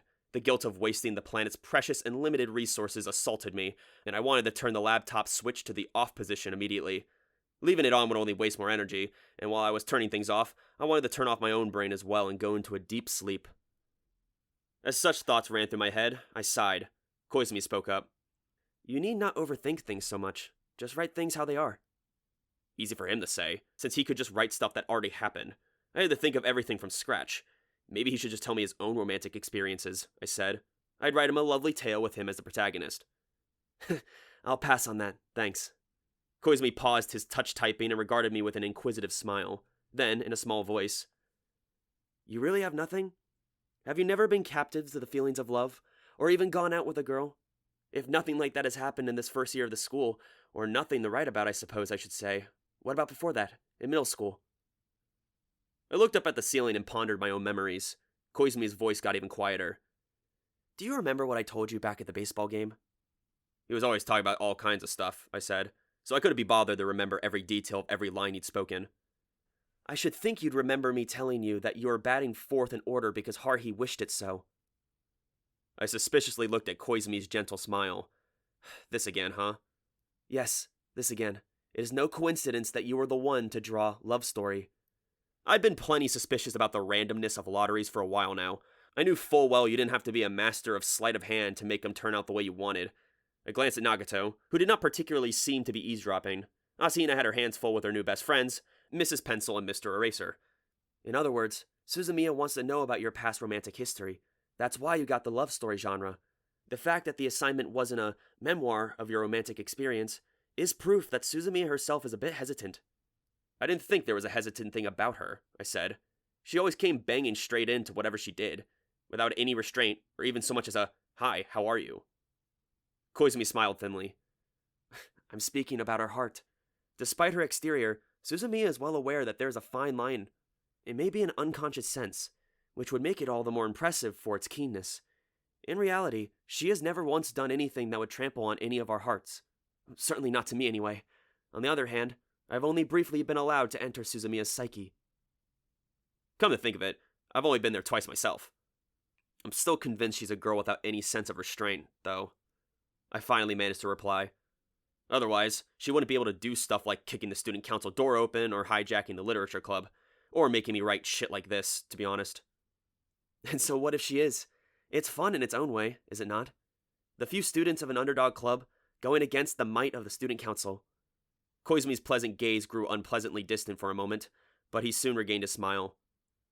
To be honest, I dreamed of having a school life like this. More and more, I acknowledge Suzumiya as a god, and I feel I want to worship her, because she has made my dream come true. More like he was acting in his own play, I said. Dreams come true, my ass. He was pulling the strings from behind the scenes. I had acknowledged his effort, but that was all. But you would never try to manipulate which assignment you drew. Let's get back to the real subject.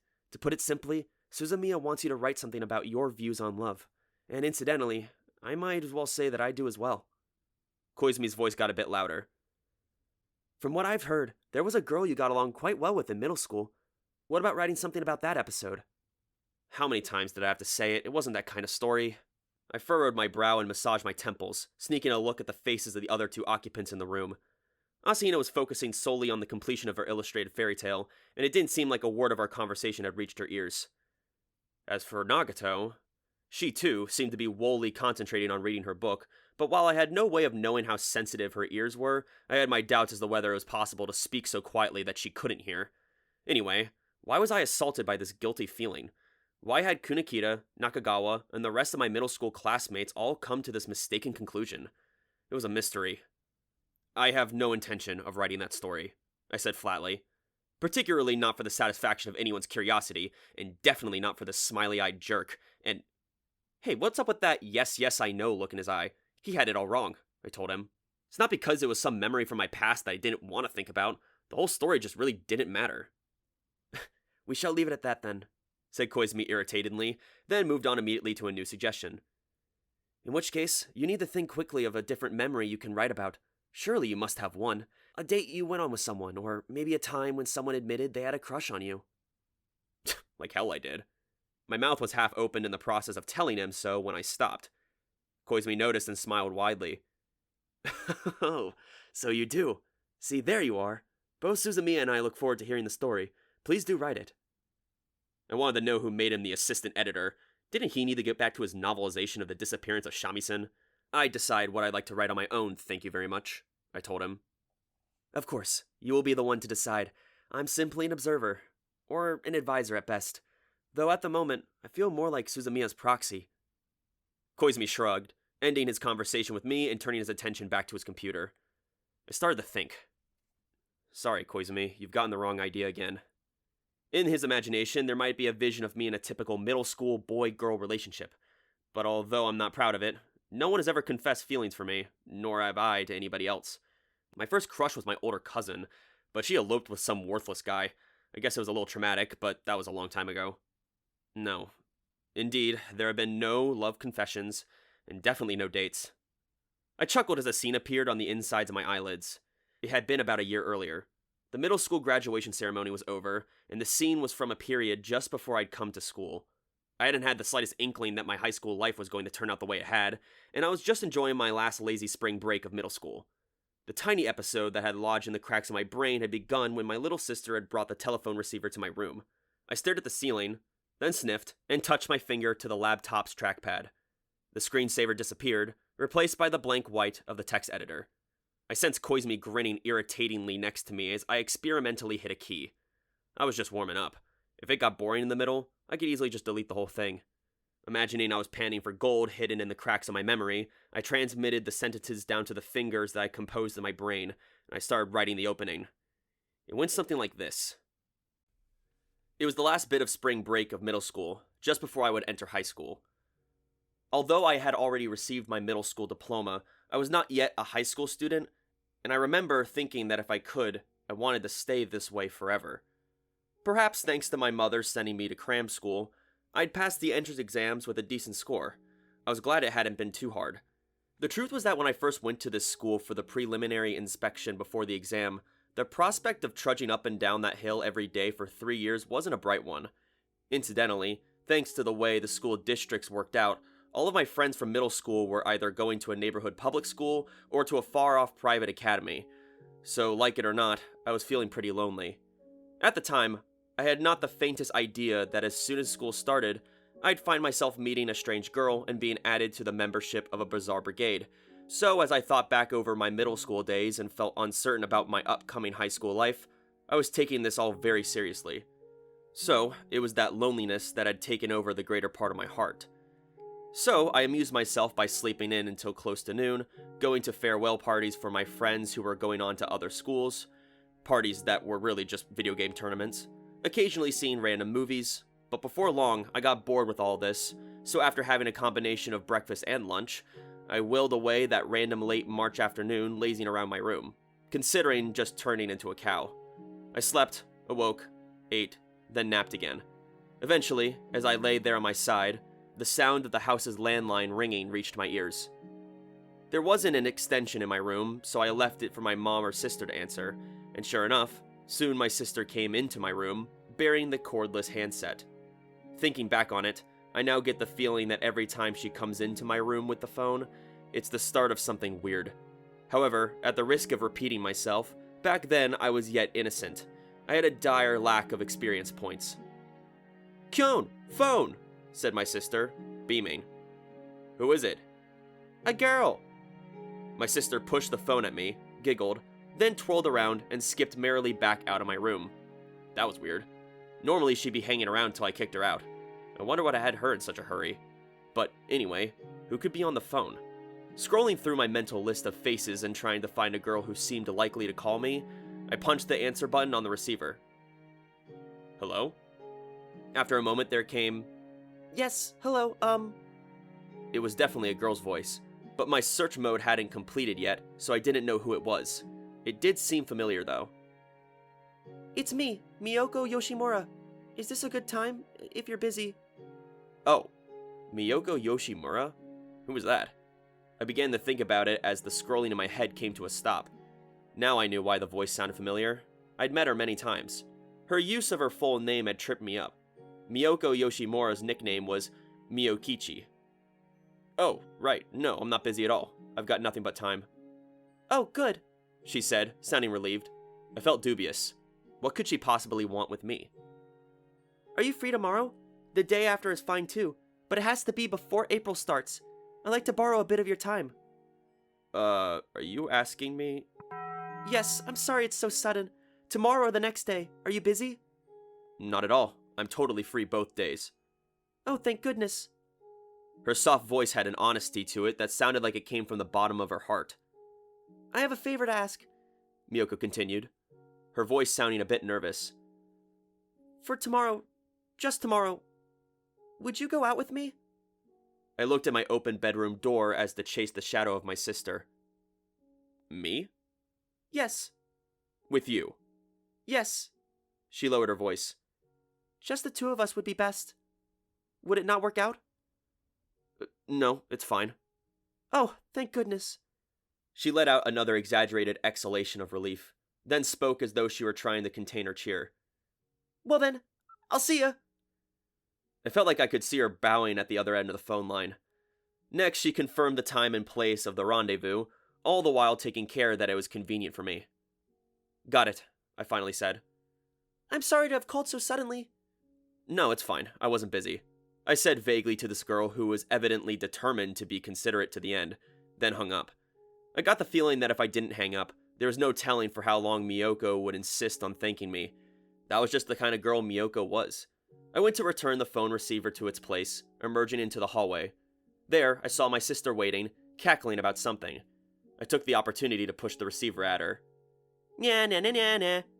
She gaggled like a maniac, waving the receiver around in the air as she left. Worrying about my little sister's future, I thought about the calm, reserved quality of Miyokichi's voice. Then, the next day came. I don't have any intention of writing all the details. To put it simply, it's because it's a pain.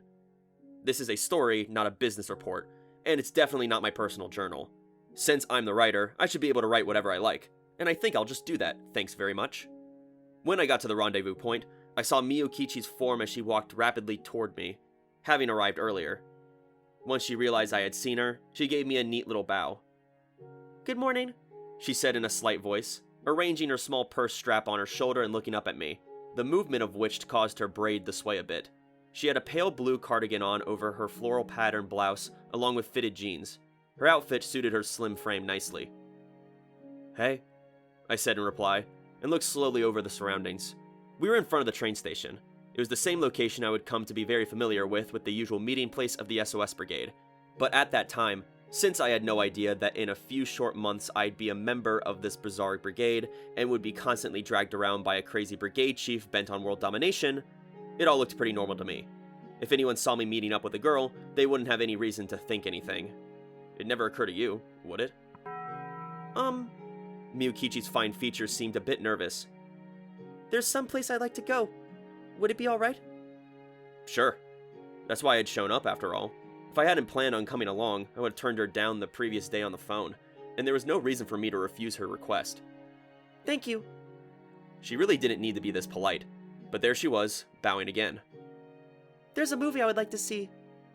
Sure, no problem. I'd even buy her ticket, I said. There's no need for that. I'll pay for myself, since I'm the one who asked you to come all the way down here. She said plainly, then smiled. Is this what they mean when they say a smile pure as the driven snow? It was almost too innocent, though in a different way than my little sister's. Incidentally, there were no theaters in the area. Miyukichi and I headed back to the station, bought tickets, and got on the train.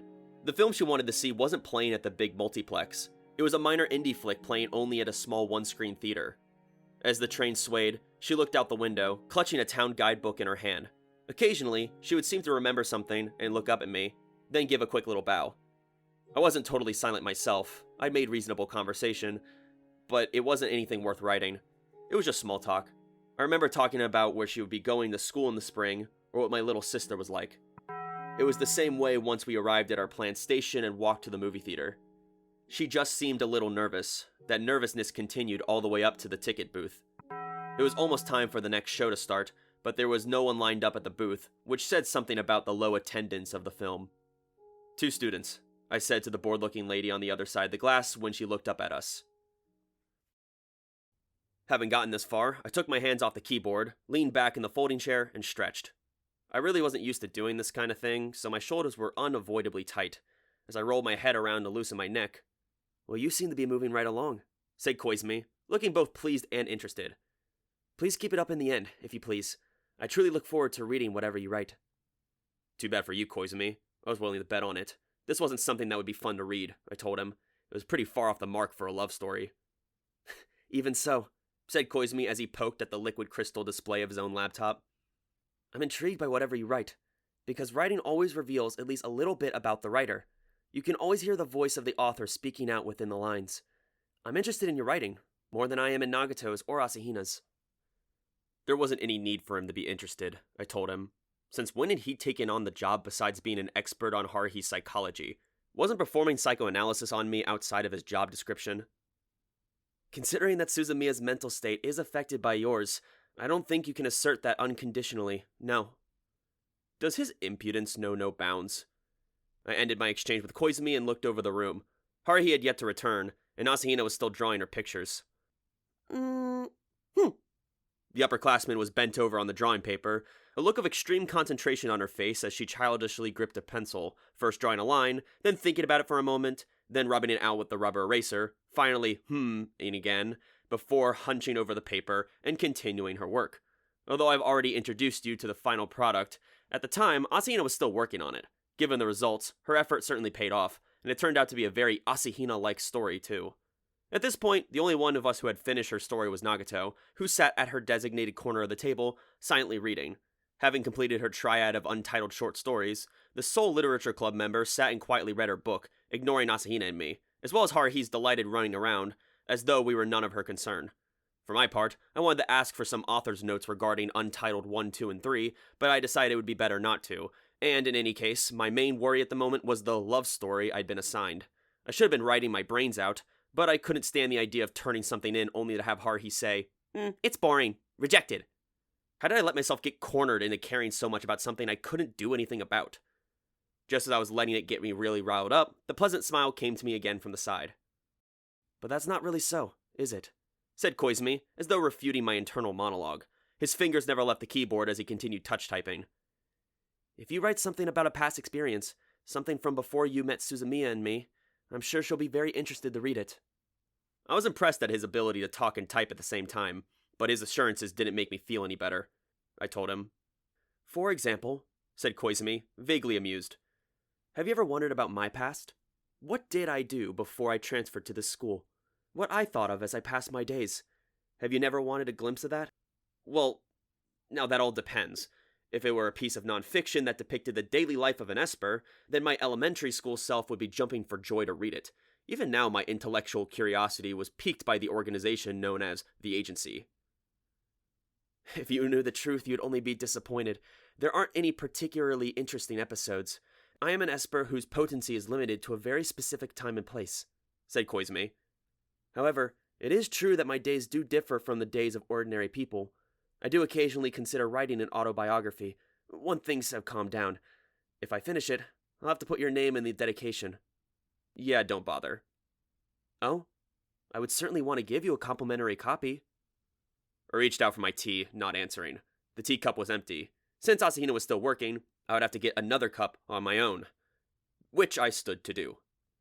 Bang! The room's door slammed open, and in charged an energetic girl. Hey everybody, making good progress? Haruhi was so lively that it seemed a bit odd as she strode straight to the brigade chief's seat, sat down, put on the desk the sheaf of papers had been holding, and turned her eerily bright gaze to me. Oh, hey, Kyon, if you're making tea, get some for me too. Mikuru's busy and I feel bad interrupting her. There was no point in childishly quibbling with her over something so trivial. I expressed my irritation with an audible sigh, then filled the teacup with hot water, poured tea into my cup as well as Haruhi's, and became a temporary waiter as I brought it to her. Haruhi cheerfully took the cup and sipped from it. What's this? It's just hot leaf juice. Change the tea leaves, will ya? You do it, I'm busy. It was the truth. I was busy. So even if the brigade chief had been thankful for the tea, a bit of mutinous behavior would be forgiven. She couldn't very well claim that tea brewing was more important than working on the newsletter. Haruhi grinned. Oh, so you are working. Finally! I'm impressed. You better make that deadline. We're gonna have to start doing the layouts soon. I sipped the tea I brewed and speculated on the cause of Haruhi's high spirits. It's likely it had something to do with the sheaf of A4 paper she tossed onto her desk. Oh, this? The ever-perceptive Haruhi noticed that I was looking at it. They're finished manuscripts. Ones I commissioned. Everybody did a pretty good job. Taniguchi insisted he couldn't write anything, so I gave him an extension until tomorrow. Kunikito was about half done. They're taking it seriously, so they'll be done tomorrow. Humming a tune to herself, Haruhi flipped through the manuscripts page by page as though checking them over. Here are the illustrations I got from the Manga Club, and here's the Art Club's rough illustration for the cover. This is the last piece from the Computer Club. These will buy us a few pages at least. I got no idea about what they wrote, but who cares? I'm sure their enthusiasm comes through, and people who know about video games will get something out of this. Ah, so that's how it was. In essence, it seemed Haruhi had found happiness in the process of pushing the publication forward, making something out of nothing as we gradually progressed towards completion. Hell, even I thought it was pretty fun. What are you mumbling about? Haruhi polished off her tea briskly, grinning at me as she stood the empty cup around. You better hurry up and get back to your seat. Come on, write! The Computer Club's not even the brigade, and look what they did! If you slack off, we'll get a reputation for being slackers. We're the ones who originally accepted this challenge after all. Having a worthy organizational rival seemed to energize Haruhi. It was enough to make me want to tell her the truth about the student council president, just to irritate her. The original trumped-up charge had been against Nagato as a member of the literature club, and Haruhi had simply decided to barge in and take over leadership, even going so far as to wear an editor-in-chief armband. I glanced over at Koizumi, wondering how many plans he dreamed of to starve off her boredom. The island mystery had definitely been the first, and the nonsense on the snowy mountain had been number 2. No, wait, what about that thing with Kimidori and the cave cricket? Oh, right, that had been Nagato's doing. I was reflecting on such nonsense when a knock suddenly entered the door. Excuse me. The door opened before anyone had time to answer it, and a tall, thin figure entered the room. Tink! I was probably the only one who heard the sound, like a piano wire being snipped by wire cutters. It was like a sub-boss of a shooter had appeared. There he was, the student council president. The president's glasses reflected meaninglessly, indicating he was in serious business mode. He swept his gaze slowly over the room. This is quite a nice room. I'm even more convinced it's wasted on the likes of you. What are you doing here? You're interrupting our work. Get lost! Haruhi flipped into irritated mode faster than a superhero changing costume. She crossed her arms, looking even haughtier than the president, not even bothering to stand up. The president calmly endured her murderous gaze. Think of it as enemy reconnaissance. I have no intention of being your constant foe or an obstacle you must overcome. I came only to check up on you, as is my responsibility. Think of it as a checkup to make sure you're being serious. From what I could tell, you're certainly flailing around quite a bit. That's all well and good, but movement does not necessarily translate into results. Let us say that you must continue devoting yourself to the task. It wasn't like we needed him to come and tell us that. But before I could respond, the brigade chief, or should I say the editor-in-chief, beat me to it. Shut up! Zing. It was almost though I could hear the sound of Haruhi's eyes turning into daggers. If you came to just needle us, you're out of luck. I'm not gonna fall for such a clumsy jab. And I have no such free time. The president snapped his fingers pretentiously. I practically expected him to call out, "Gakon!" But his slick head of the student council was not calling for a waiter. Kimidori, if you please. Yes, Mr. President. Kimidori, holding a stack of booklets in her arms, quietly approached Haruhi. Nagato returned her eyes to the open hardcover book in front of her, unmoving. Kimidori smiled, giving no indication that she'd noticed Nagato. Here you are. Reference materials. She presented the stack of musty old booklets to Haruhi. What are these? Haruhi didn't even bother to hide the look of irritation on her face, her eyebrows going up as she accepted the stack like it was a cursed item of some kind. The president adjusted his glasses sarcastically. They're newsletters, produced by previous incarnations of the Literature Club. Feel free to refer to them. Given your tenacity towards fanciful theories, there is a distinct possibility that you're misunderstanding what constitutes as literature. No need to thank me. If you feel any obligation, direct it to Miss Kimidori. It was she who took the trouble to find them in the archive room. Heh, thanks. Not that I'm really pleased. Haruhi made a face like a feudal lord who received tribute in salt despite not particularly having a salt shortage. She dropped the booklets unceremoniously on the desk, then, as though realizing who this messenger's face reminded her of, "Hey, you. So you got on the student council, did you?" "Yes, starting this year," replied Kimidori politely, bowing and returning quietly to the president's side. "Did you work things out between you and your boyfriend?" Haruhi asked as though she didn't really care.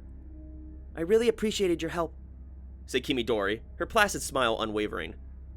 "But we've broken up. When I think about it now, it was as though we weren't really going out together. It's a distant memory." It was a roundabout answer, but I felt like I knew the reason. I bet the computer club prez would agree with me. He'd have no memory of any dating at all. He'd just been punished for daring to look at the SOS Brigade's website. Kind of felt a little bad for him. Nagato turned a page of her book. At this point, it felt like Nagato and Kimidori were engaged in a fierce battle to see who could ignore the other more. But since Nagato acted like this pretty much no matter who was around, the battle was probably all in my head. I felt like I was wearing glasses with weird colored lenses. "Huh, is that so?" Haruhi curled the corners of her lips strangely. "Well, you're still young. Things happen." In point of fact, Haruhi was even younger, but I had no intention of taking such a cheap shot. Ignorance was the key here, and in any case, Kimidori's actual age was probably the same as Nagato's. Her seniority was doubtful. I bet she just happened to be enrolled as a junior. Not that I could very well say anything about that. Going by Nagato's reaction, Kimidori was not an enemy. I glanced casually over at Asahina out of the corner of my eye. At the very least, she knew that Nagato was an alien. Her shock when she was first dragged into the club room was proof enough of that, so my concern that she might also know the truth about Kimidori was certainly founded. Still... Thanks to the intensity of her picture drawing efforts, the lovely upperclassman seemed not to have noticed the two intruders in the room. I'm not sure whether to applaud her intense concentration, or worry about how close she was getting to that klutzy girl stereotype. If the latter were true, it was the result of Haruhi's training of her. As I stood there dumbly, Haruhi and the president continued their verbal combat. It seems you're doing a fiction anthology, said the president nihilistically. But are any of you even capable of writing a proper story? "I'll say it again. Sucks to be you," Haruhi shot back. "I'm not the least bit worried." Her face brimmed with confidence. I wanted to know what wormhole that confidence had sprung from. "We don't need anyone to teach us. Writing a story is easy. Even this idiot Kyon can do it. Most people know how to read and write, don't they? If you can write letters, then you can write sentences, and all you have to do is connect those sentences. It's not like you need special training to learn how to write. We're high school students. We don't have to practice writing stories. We can just, shocker, write them." The president pushed up his glasses. I can't help but be impressed by your optimistic outlook. It is, however, infantile. I totally agreed, but I wished he would refrain from provoking Haruhi any further. Even if her ire was directed solely at the president, all of us in the room would have to endure her burning aura. The angle between Haruhi's eyebrows and eyes became sharply acute. "You think you're a real big shot, huh? Well, even if you are, I hate big shots, and I hate small fry people who think they're big shots even more. She certainly wasn't under-equipped for a war of words. I wondered how long they would keep up this performance. After all, the president did outrank Haruhi. It might have just been another act, but the ability to stay cool in the face of Haruhi's blazing anger was impressive. The president was pulling it off, as was Kimidori. I am not particularly important. You judge people by their rank, do you? If I have anything to boast of, it is having gained my position through a legitimate public election. And how is it you've come to sit in your seat here? What was it again? Brigade Chief? I had to admit that Koizumi's choice of personnel was impressive. The president had real guts. There probably wasn't a single other person in the whole school who could face down Haruhi with such vicious sarcasm. But Haruhi was a force to be reckoned with herself. I knew that all too well. There's no point trying to provoke me, said the leader of this unauthorized student organization. The student council may want to destroy the SOS Brigade along with the literature club, but it won't work. Haruhi glanced at me briefly. What the hell's she looking at? Her flashing eyes turned quickly and sharply back to the president. I am absolutely not moving from this spot. Want to know why?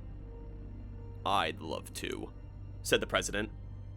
If Haruhi's words had been microwave radiation, then the volume she spoke at would have been more potent than any microwave oven. Because this is the SOS Brigade's room, and I am the chief of that brigade. Having said what she'd come to say and let Haruhi speak her piece, the president and his attendant left. Ugh, so irritating! What did that idiot president come here to do anyway? Haruhi grumbled, her lip curled in a sneer as she flipped through the old literature club booklets that Kimidori had left. Haruhi's war cry had finally gotten Asahina to realize that guests had entered the club room, but by the time she had, in a panic, started to make tea for them, it was too late. But thanks to her haste, I was able to finally enjoy her delicious tea and apply myself to my own writing. Well, no, not that last part.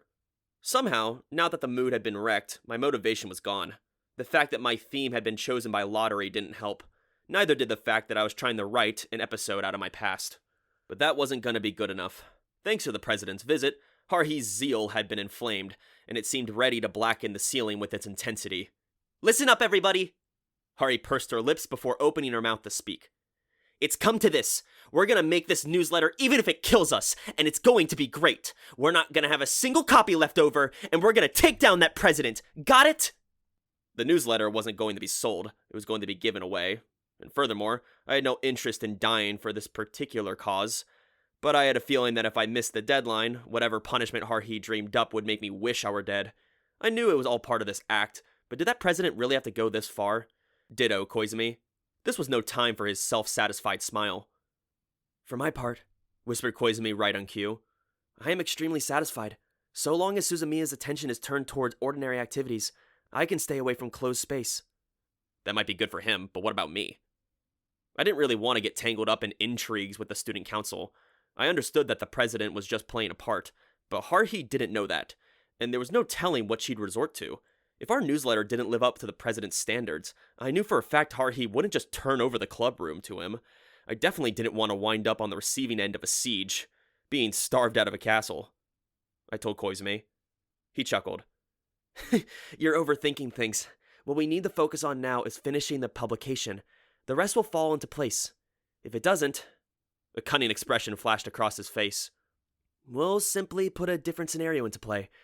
Starvation tactics, eh? That might do nicely. Sudi had compared the student council president to the general of Sima Yi. I wondered whom she'd compare Koizumi to. Maybe the warlord Kanbai Kuroda? I was starting to feel like the lord of the Takamatsu castle after its water supply had been cut off, and I prayed that Koizumi didn't indulge his taste for school intrigues too much. It turned out that I wasn't able to finish my manuscript that day. After being interrupted by the president, I didn't write another word. Fortunately, once Haruhi finished checking the pieces that had been finished, she rushed out of the room. Had she hit upon another outside source of material, or had she gone off to deliver more motivation? She returned just as the chime signaling the end of the school day rang. At the same moment, Nagato closed her book, Koizumi had made steady progress, and Asahina had put forth admirable effort. I grabbed my bag and stood. Surprisingly, Haruhi didn't suggest that I take my laptop home and continue working on it.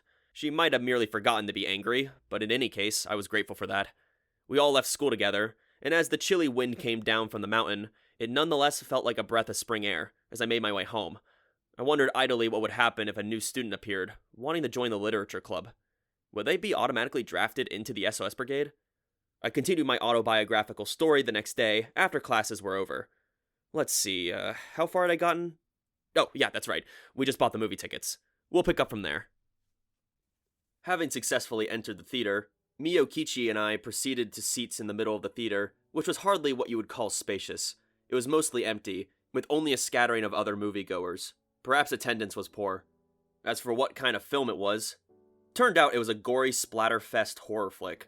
To be honest, it's not really my favorite genre, but on that particular day, I couldn't very well not go along with her wishes. Still, it didn't really suit her demure appearance.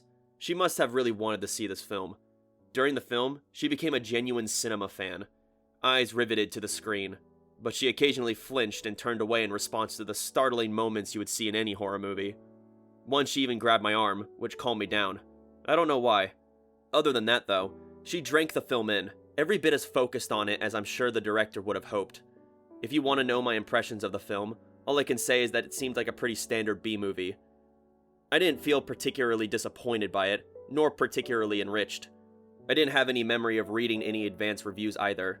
There must have been hardly any publicity. I wondered why she picked this film. When I asked, she answered, "It has my favorite actor in it." A little embarrassed. The curtain lowered before the end credits had finished scrolling, and we left the theater. It was afternoon. Were we going to get lunch somewhere? Was it time to go home? My musing was interrupted by her reserved, quiet voice. "There's a shop I'd like to go to, if you don't mind. Is it alright?" I looked to see that she was holding her city guidebook open. One of the page's corners was circled with a red pen. It was a shop that we could walk to from where we were. I thought about it for a second. "Of course, it's fine," I answered, and we walked along the route described by the simple map. She walked diagonally behind me, quiet as ever. We must have had some sort of conversation, but I don't remember what it was. After walking for a while, we came into our destination, a cozy little cafe. It was stylish outside and in, the kind of place it would take enormous guts for a guy to enter in on his own, lest he feel deeply out of place. I couldn't help but stop short in front of the cafe, but Miyokishi's worried look was all it took to get me to push open the door like I belonged there. As I expected, nearly all the customers within the cafe were female. It was quite pleasant. There was a handful of couples, which somehow came as a relief. The waitress led us to our table with a friendly smile, brought us ice water with a friendly smile, and even took our order, you guessed it, with a friendly smile. After taking 30 seconds or so to scrutinize the menu, I ordered some Neapolitan ice cream and an iced coffee, and Miyokichi got the house special cake set. She seemed to have known what she was going to order ahead of time, and from the 10 varieties of cake samples the waitress brought over, she chose the Mont Blanc without any hesitation. "You're okay with just the cake set?" I think I asked. "You won't be hungry?" "No, I'll be fine." She straightened and put her hands on her knees, face a bit nervous. "I'm not a big eater." It was a strange answer. She suddenly looked down. Perhaps because I was gazing intently at her. I hurried to explain myself, only getting her to smile again after some effort. Now that I think about it, the embarrassing things I said are enough to make me break into a sweat. Stuff like how I thought she was perfectly lovely as she was, and, yeah, that's all I'm gonna write about that. But the truth was, Miyokichi was a pretty girl. Pretty enough that probably half the boys in her class had crushes on her. Once the food arrived, she took about 30 minutes to finish her Darjeeling tea and her Mont Blanc cake. I finished first, and I had enough time left over that I'd been able to drink the water into which the ice of my iced coffee had melted. I was getting pretty bored, but she didn't seem to have noticed, and I talked about random things with her, nodding or shaking my head as appropriate. But now that I think about it, I probably didn't have to make so much of an effort, but I was just a bundle of consideration back then, and I was pretty nervous too. I would have been happy to pay the cafe tab, but she would have none of it, and she insisted on paying her own share. "I was the one who asked you out today," she said. Having settled the bill, we walked back out into the sunlight. Where did she want to go after seeing a horror film and eating at a cute cafe? Or would it be this time to go home? She was quiet for a while as we walked, then finally, "There's one last place I'd like to go," she explained in her small voice. That she wanted to come to my house. So it was that I brought her back to my house, where my little sister seemed to be waiting for us, and the three of us all played games together. Phew! I wrote that much, then my fingers stopped. Only Koizumi and Nagato were in the club room with me. Haruhi was running around like usual, and Asahina had gone to the art club for the final check on her illustrations. I had scrolled through the entirety of the text I'd written when I saw Koizumi's face deep into the corner of my vision. "Did you write enough to the end? Already?" "Hard to say," I answered, but truth be told, I felt like I could end it here. When I thought about it, what was the point in being so diligent about it? For the literature club's sake, and by extension for Nagato's sake, to that extent, but really this was to help the SOS Brigade stay in the room and to keep Haruhi from getting bored. Koizumi was pulling the strings behind the scenes, and the president was just a guy abusing his power as Koizumi's puppet. When you got right down to it, this was one big roundabout scam. Still, I felt like I wanted to avoid the second stage confrontation with the student council that Koizumi was anticipating so much. Nagato was at the center of this, after all. I wanted her to be able to enjoy as peaceful of a school life as possible.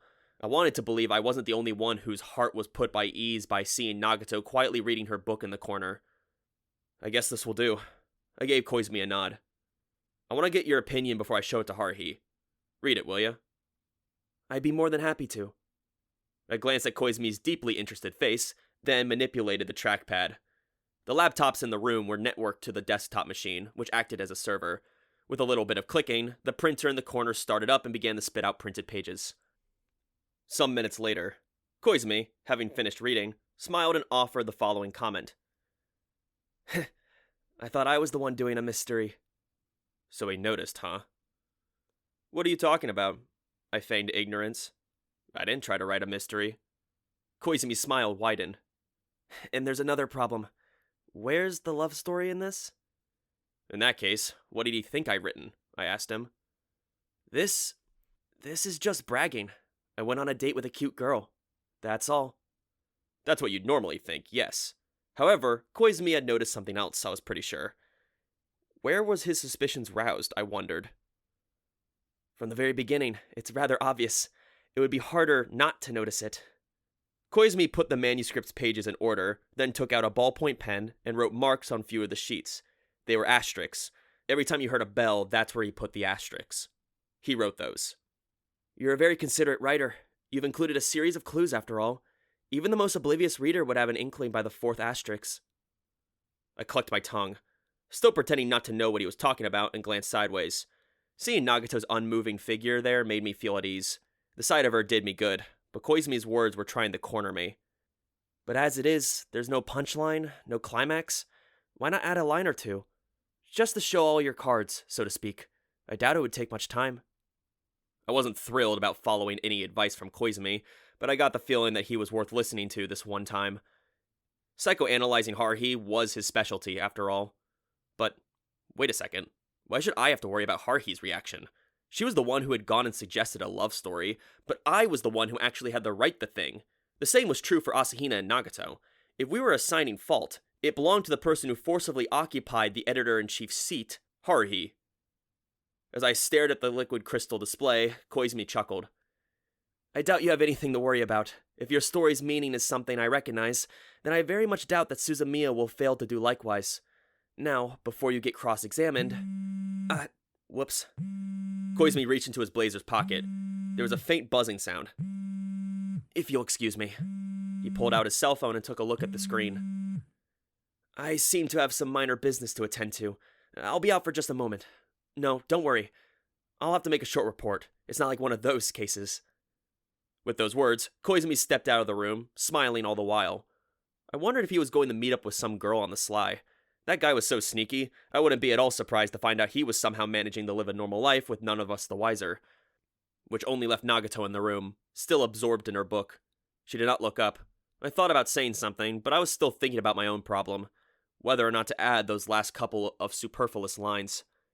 There in the silence, I closed the file that contained my pseudo-story, and I opened up a new text file.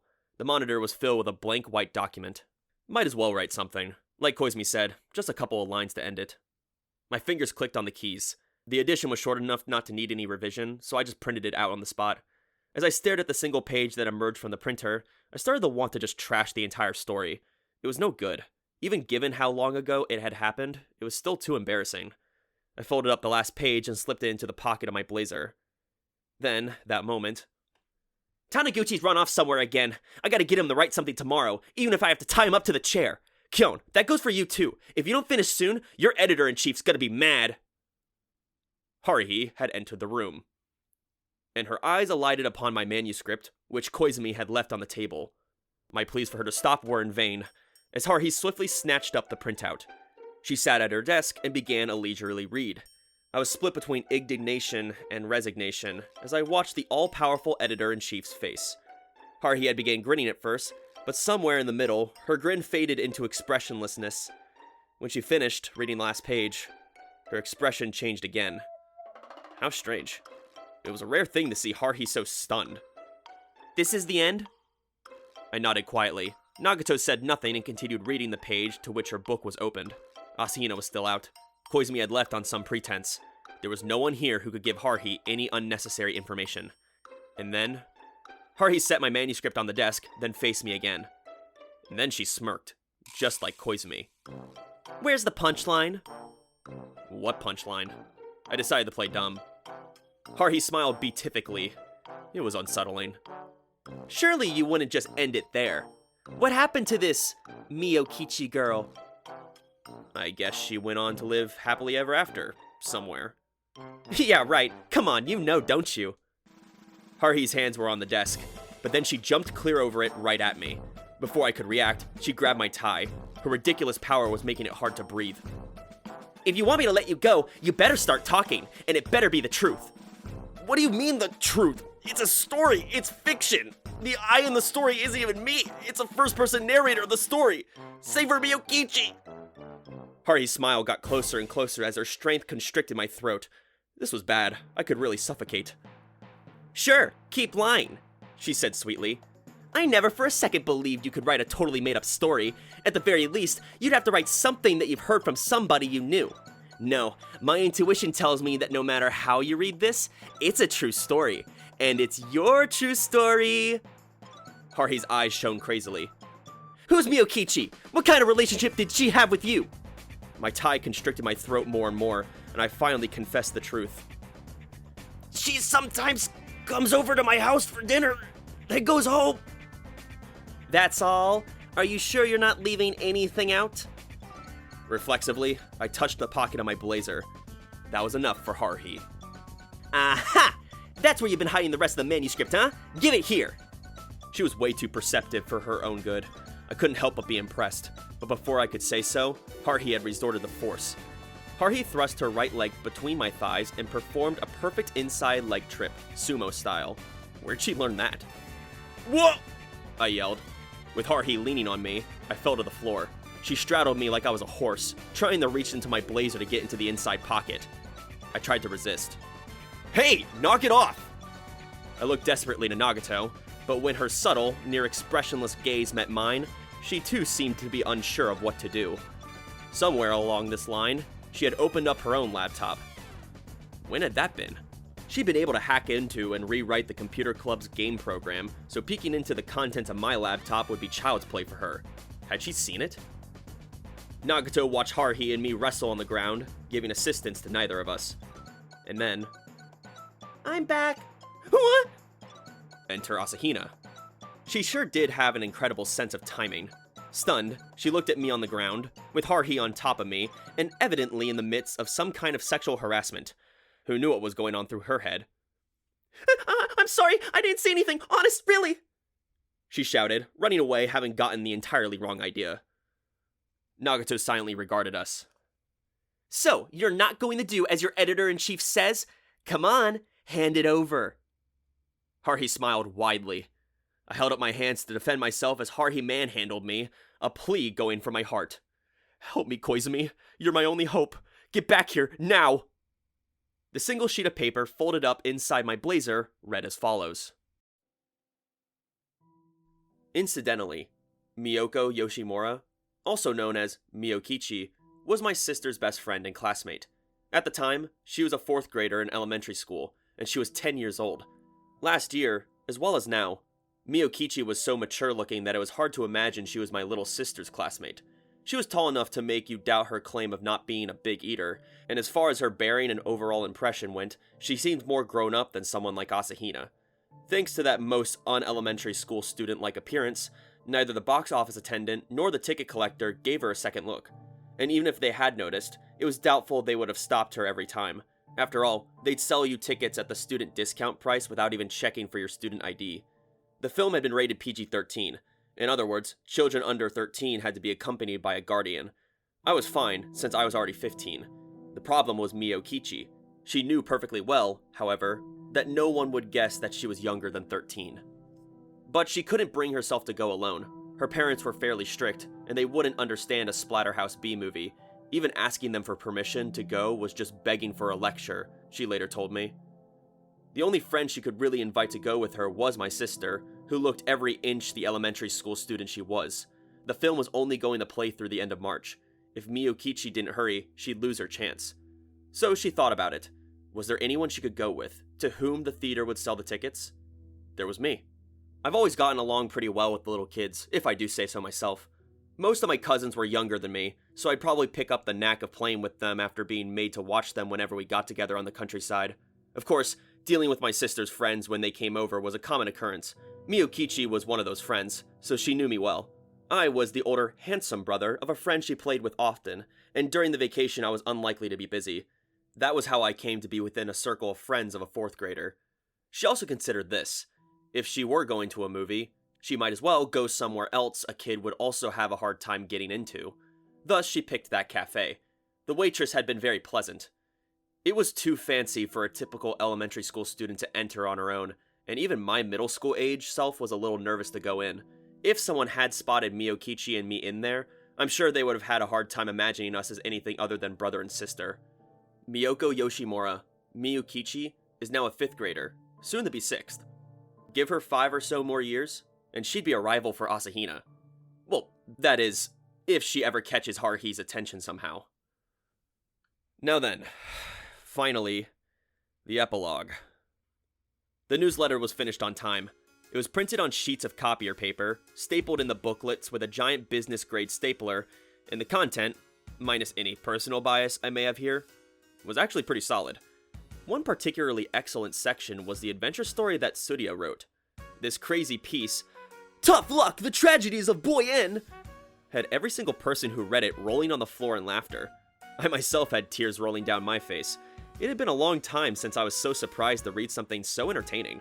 The only one who kept a straight face while reading it was Nagato, but Tsuruya's lively slapstick comedy was so hilarious that I could easily imagine Nagato having a private chuckle once she was alone in her own room. I'd suspected before, but the notion came to me anew. Was Tsuruya actually a genius? As far as the other SOS Brigade affiliates went, Taniguchi wrote an impressively boring slice-of-life essay, and Kunakita produced study columns filled with trivia. Between that and the rest of the material Haruhi'd been dashing around the school to collect, including things like a 4-panel comic that someone in the manga club drew for us, the final product was almost too thick for a literature club newsletter. It took quite a bit of effort to staple each individual issue together, and the 200 issues we printed flew away without having us to run around at all. I guess that all the running around Haruhi had done had worked as an accidental advertising for the project.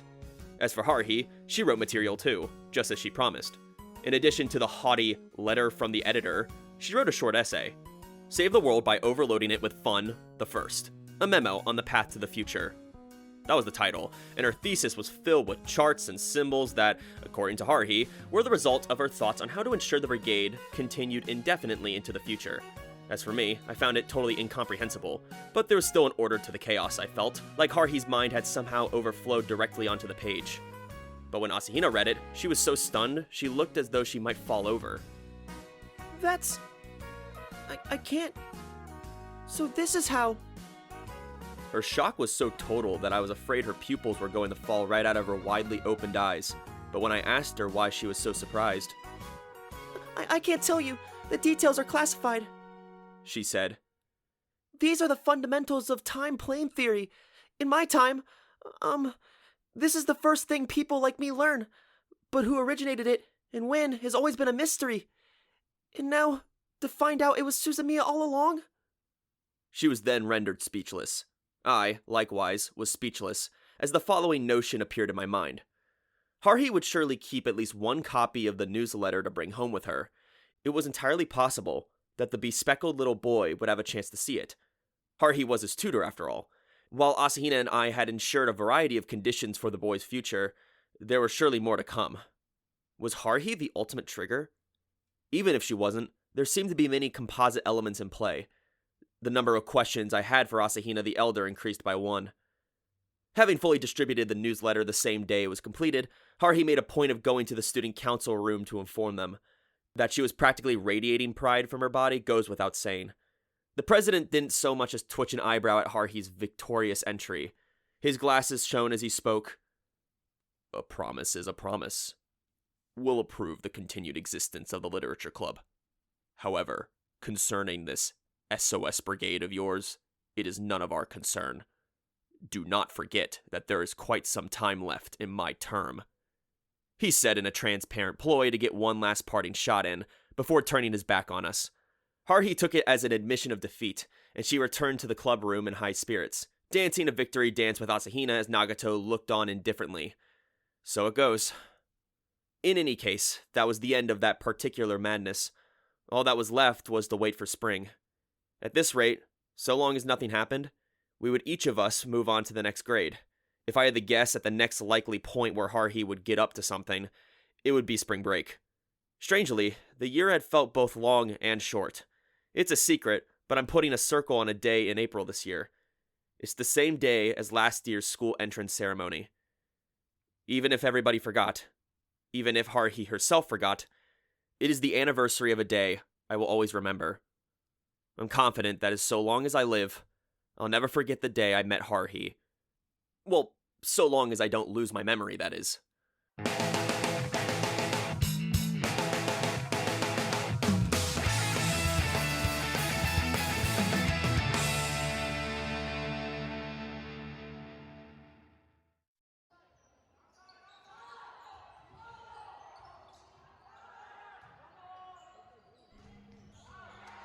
The smart sound of the ball hitting the gym floor echoed along with shrill cries, bouncing off the ceiling and washing over me. I was dressed in slightly dirty gym clothes, my hands folded lazily behind my head and my feet stretched out in front of me. I was totally relaxed, and if you wanted to know what I was doing in that totally relaxed state, the simple answer was that I was spectating. After all, I had nothing else to do that day, but simply having nothing to do does not get you out of school. Thus, I found myself looking down at the scene unfolding below me. I was sitting on the catwalk that runs along both sides of the gymnasium, a narrow walkway with handrails. I imagine just about every gym has them. I'm not exactly sure what they're for, but at the time there was no doubt what they had been provided for people like me to observe the competitions below, and I wasn't the only one lazing around up there either. Taniguchi was doing the same thing, right next to me. "Damn, our girls are pretty good," he offered, not sounding particularly impressed, despite his words. "Yeah," I replied vaguely, following the white volleyball as it moved around the court. The ball, falling parabolically down after being grandly served by the opposition, got tossed vertically up in a perfect set. As I watched the ball come down, a gym-clothes-clad girl came running up well behind the attack line, jumped, and brought her raised hand down with amazing force, converting potential energy into kinetic energy, which was transferred onto the poor ball, which in turn split 2 opposing blocks and landed in the corner of their court. It was a perfect counterattack, and the volleyball club member who was acting as an umpire blew her whistle. More cheers echoed through the gym. Taniguchi must have been really bored. "Hey, Kyon, wanna bet on which side's gonna win?" he asked unenthusiastically. It was a good idea, but without a handicap, it might not be a blowout, but it wasn't going to be an even match either. Before Taniguchi could open his mouth again, I replied, "Class 5's gonna win, no doubt about it." Taniguchi clucked his tongue. I gave him a sidelong look and continued. "After all, she's on the team." The girl landed beautifully, right next to the net, and turned around, revealing a daring smile. She wasn't looking up at me, and it was a different smile than the self-satisfied one she used in the clubroom. To the teammates who gathered around her excitedly, it wordlessly said, "This is just too easy." It was a one-set match to 15 points.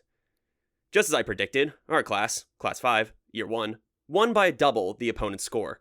The ace attacker, who was the source of most of their points, mingled among her teammates, who were busily high-fiving one another. She, meanwhile, raised her fist and lightly punched with open palms of her team. As she exited the court's sidelines, she finally noticed us crammed in the catwalk. She stopped and looked up for just a moment, and then I was released from her usual dagger-like gaze. No matter what she did, she excelled at it. And if it were a contest of any sort, she hated to lose, even going so far as to score nearly all the points in this volleyball game. There's no point being mysterious anymore. Obviously, it's Haruhi Suzumiya. She took a sports drink passed to her by her classmate turned classmate and drank it dry. As I'm sure you've already guessed, there was a tournament on. It was early March, and with final exams having ended, a school would enter preparations for its next break, and our particular public high school was no exception. As far as the school schedule went, we'd just be waiting for the term to end, but at some point, somebody had gotten the brilliant idea to find something else to do at that time, and, as a result, around this time every year, the school would hold an intramural sports tournament. I'm sure the idea was to let us unwind after we curdled our brains with exam studying, but if this was their idea of unwinding, I'd rather just extend the vacation. Incidentally, soccer was on the boys' menu, while girls would be playing volleyball. I was on Class 1-5's B team, which had lost to our old enemies, Class 1-9, in the first round of the tournament. I didn't consider them enemies just because Koizumi was in that class. It was because 1-9 was on the special math and science course, and as a matter of course was filled with brainiac types, and if we couldn't at least beat them at soccer, we'd be humiliated in front of the other classes. And having lost, we were indeed thus humiliated. So it was that we had nothing better to do than to head over to the gym and watch the girls in their gym uniforms. "Still, Suzumiya's really amazing," said Kunikita calmly. The girls' volleyball team had gotten through the third round, thanks to Haruhi's significant efforts, and we'd been watching since the middle of the second. "Why doesn't she join one of the sports clubs? Talents like her isn't exactly common." I agree wholeheartedly. If Haruhi would just join the track and field club, she'd probably be able to qualify for nationals in the short, medium, and long distance running, and the same was true for any other sport. She absolutely hated to lose after all. I never met anyone else so obsessed with being the winner, or being the best. I looked over to the other court, where there was still a match in progress. I'm sure she'd tell you she'd got more important things to do than waste her youth on sports. I was hoping that maybe Asahina or Nagata would be playing, but I didn't see either of them anywhere in the gym. "Like the SOS Brigade, eh?" said Taniguchi, chuckling. That's just like her. Hard to imagine her doing anything like a normal student. She's been that way since middle school. These days, her favorite thing to do is get up and play incomprehensible games with Yukon. I wasn't in the mood to refute him. There wasn't much time left in the school year. The school day had been shortened by the tournament, which automatically lessened the amount of time spent in the classroom. We'd move into spring break, and just about when the cherry blossoms started to bloom, we'd become second-year students. Then there'd be a reshuffling of classes that worried many a student, which would decide the joys and sorrows the following year would contain. I'd grown fond of these two assholes, and it would have been nice to have them in my classroom the next year, if nothing else. As I zoned out, Kunikita sat up, which grabbed my attention. "Looks like the next match is starting." I looked and saw the girls of Class 1-5 scattering into the court, with Haruhi, their captain, at the center. I was ready for spring to arrive at any time, but given the school's position between mountains, the air was still pretty cold. There was an emotional factor that probably added to the feeling of the cold. That being the fact I'd gotten my test results back a few days previous. The scores weren't too bad, at least by my standards, but they weren't enough to satisfy my mom's hopes, and she'd sent away for pamphlets from cram schools and tutoring centers, leaving them where I'd find them. It was so bad that my stomach hurt. She wanted me to get into any public university somewhere, and on paper that was my ambition too. Aim high and, all that. And plus, how do I put it? There was Haruhi to consider.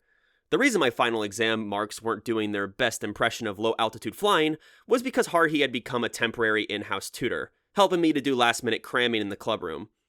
A few days before the exam started, she scattered textbooks and notebooks all over the table and said this: "I won't let you take makeup exams or extra lessons. I will not allow you to make mistakes that come between you and your SOS Brigade duties."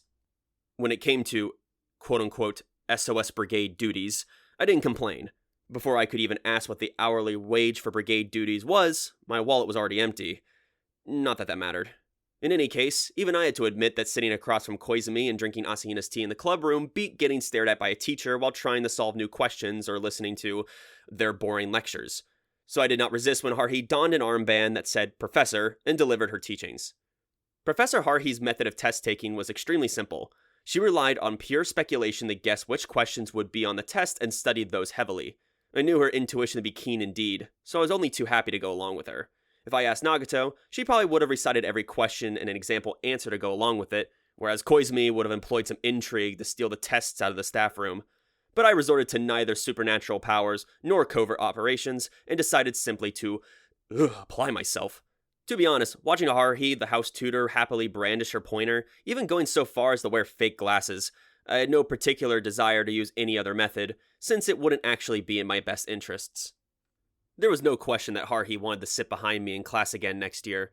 There was no question that she'd occasionally poke me in the back with her mechanical pencil, regardless of whether class was happening or not, saying, "Hey, Kyon, I've been thinking," before excitedly launching it into an explanation of whatever it was I'd come to wish she hadn't been thinking about. And to do that, she'd have to be in the same class as me, which meant that she'd have to be aiming for roughly the same level of college, which naturally led to her having an interest in my grades. I mean, I was the SOS Brigade's exclusive errand boy. It was the same way an army made up of only officers would be useless. It was Haruhi's job to give orders, and it was my job to carry things around. That had been the way things were last year, and I had no doubt that they would continue into next year. That was certainly what Haruhi wanted, and she'd do anything to make her desires a reality. We would even wind up repeating this year over and over into infinity. Of course, I didn't think anything like the August incident would happen again. Haruhi wouldn't reset the year. Why was I so sure? Because I knew that the year that followed the creation of the SOS Brigade had been a lot of fun for Haruhi. Haruhi would never unmake those memories. I was positive. I could look at the way she was right now and know. I once again looked at the scene below me. Haruhi was leading her volleyball team to victory. She attacked ruthlessly over and over. I had no interest in the way her shirt fluttered up to reveal her belly button when she jumped. What had my attraction was her expression. Last March, when I first met her, Haruhi was completely isolated from the rest of the class. Or should I say, she made no effort to fit in, to find a place for herself.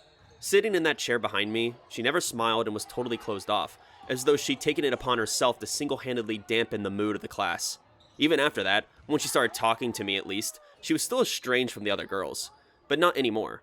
While she didn't have a particular group she was good friends with, her days of always pushing people away were behind her. It seemed like the creation of the SOS Brigade had pushed her in a good direction.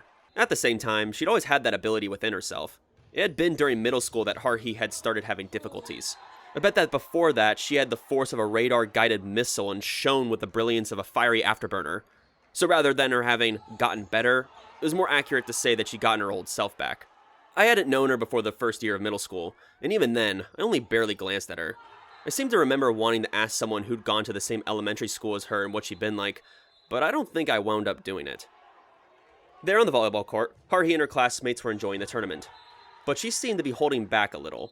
Apparently, her full-on 100-watt brigade chief power was reserved for when she was dreaming up punishment games. Which was too bad. It was a waste not to let it shine here, too. Haruhi nailed another spike, then looked almost embarrassed as she punched her teammates' extended fists. The tournament came to an end, thus concluding the day's school activities. Anyone with clubs to attend scattered to do so, while people not in clubs went home. Since the members of the SOS Brigade were assembling in the literature club room, I made my way toward the familiar folding chair with Haruhi, who strode up the stairs in high spirits. It was obvious that her good mood was due to her victory in the volleyball tournament. It wasn't as though they gained anything by coming out on top, but as I looked at Haruhi walking beside me, I could tell she was extremely pleased. She also triumphed against the student council president's attempt to close down the literature club, and I couldn't think of anything else that could drive her to melancholy, except, I suppose, the impending advancement of our second year of high school. According to Koizumi, more or less anything Haruhi wished for would come to pass. So it wouldn't surprise me if Nagato, Koizumi, and I all wound up in the same class along with Haruhi. Koizumi was in a special class, but I was sure Haruhi's Haruhi brand power could do something about that. Compared to making energy beams shoot out of Asahina's eyes, it would be trivial. The problem was that Haruhi didn't know she had such power, so it was also possible we'd wind up scattered among classes. She still didn't know, neither about Nagato's data manipulation ability, nor about the kinds of things Koizumi's agency would accomplish. So I was optimistic. I'll be completely honest. Next year, I hope to get in front of Haruhi again. If we got scattered, I'd probably feel the way I felt just before Christmas, when I discovered her disappearance. I'd be constantly wondering what she was getting up to. On the other hand, I wondered if that might not be such a bad thing after all. Was that a self-contradiction? But again, just as Koizumi said, if that meant Haruhi's powers were calming down, that would be good. But wait. The truth is, I would feel a bit lonely. What's your problem? I must have been making a pretty introspective face. Haruhi peered down at me from the top of the stairs. You're acting weird. First you were smiling, and now you're all serious. Do you have some kind of facial disorder? Or are you still dwelling on getting your butt kicked at soccer? Honestly, the boys of Class 5 are totally useless. Well, that was because the field positions for the tournament had been decided by lottery, I said. All the guys wound up on Team A. The defender line was Taniguchi, Kunikita, and me. I'll admit, it was pretty nice to be able to tackle the hell out of Class 9 forwards, but unfortunately I couldn't keep up with their captain, Koizumi, who kept kicking those killer passes. But even Class 9 lost to Class 6 in the next round, which was an appropriate half-assed result for Koizumi. I almost wondered if he did it on purpose. And I said as much. What are you talking about? Haruhi laughed. But yeah, I could see Koizumi doing something like that. I mean, it is Class 9. When guys like you and Taniguchi decide you hate the smart kids and decide to charge them, you're gonna get hurt and look stupid. I'll admit there's a few jerks in the class, but I like most of the Class 9 students just fine. She liked them well enough to transport all of them to different school with her. Oh, wait, no, that was Nagato's thing. Whoops. As I was untangling the threads of my memory, we arrived in the club room. Haruhi seemed to have forgotten to make even the slightest gesture towards politeness, and she slammed the door open without so much as knocking. Hey Mikuru, how's the tournament go? And is there any cold tea? I got really thirsty playing all that volleyball. I bet I'm dehydrated. She strode straight into the room and flopped onto the brigade chief's seat. The rest of the brigade members had already assembled, and I was greeted by the familiar sight of Nagato and Koizumi in their usual places, with Asahina in that maid outfit that suited her so well. She could have been the subject of a Rembrandt or a Rubens. I don't have anything cold, I'm sorry, said Asahina, apologizing for the mistake. Shall I chill it for you in the refrigerator? That's right. This room had a fridge. It was a tiny one without a freezer box, but we used it to cool soft drinks back when we made stew. Since my main drink in here was Asahina's hot tea, I had even less use for the refrigerator than I did for the portable gas burner. Nah, it's okay, said Haruhi generously. That'd take too much time, and tea's better when it's just brewed anyway. Cups of tea were quickly brought to Haruhi and me. Asahina's facility with tea had leveled up again. Just as I was debating whether to compliment her on the improvement in one of her hospitality skills, Asahina spoke very happily. Cold tea. Yes, I suppose I could get a refrigerator with a water cooler next time. What was she talking about? Sometimes I wondered whether she brought back knowledge from the future on any subject other than tea making, although I would never say that out loud. I didn't want her flailing around too much. While she looked like nothing other than an adorable maid, a time traveler was a time traveler, and if Asahina got too hasty, she could easily start going on about the nature of time, and unlike Koizumi, I got a headache when I tried to think about that stuff. I wanted a break from incomprehensible diagrams. Speaking of Koizumi, he was sitting in his own chair, playing single-player Othello. Now that really takes me back, I said, looking at Koizumi's activity. Come to think of it, this was the first board game that had been brought into the club room. And I'd brought it. Indeed, it will soon be a year since we've all met. I was thinking it would be nice to bring things back around to the beginning. He'd been fairly agreeable during the soccer match, but sitting here in the club room, Koizumi seemed even happier, and before I could reply, he reset the Othello board to its original state. Back to the beginning, huh? I hadn't lived so long I could really look back on the past, but they were words I could see myself saying. As I picked up one of the magnetized Othello pieces, I looked sideways. Othello. 1 year ago. Those words had a very particular association in my mind, and the object of that association was sitting in a corner of the table, quietly absorbed in a book on foreign literature.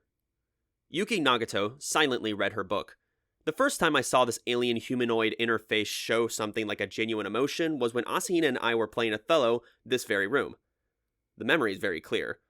When I thought about it, I realized I hadn't seriously played a game like this with Nagato.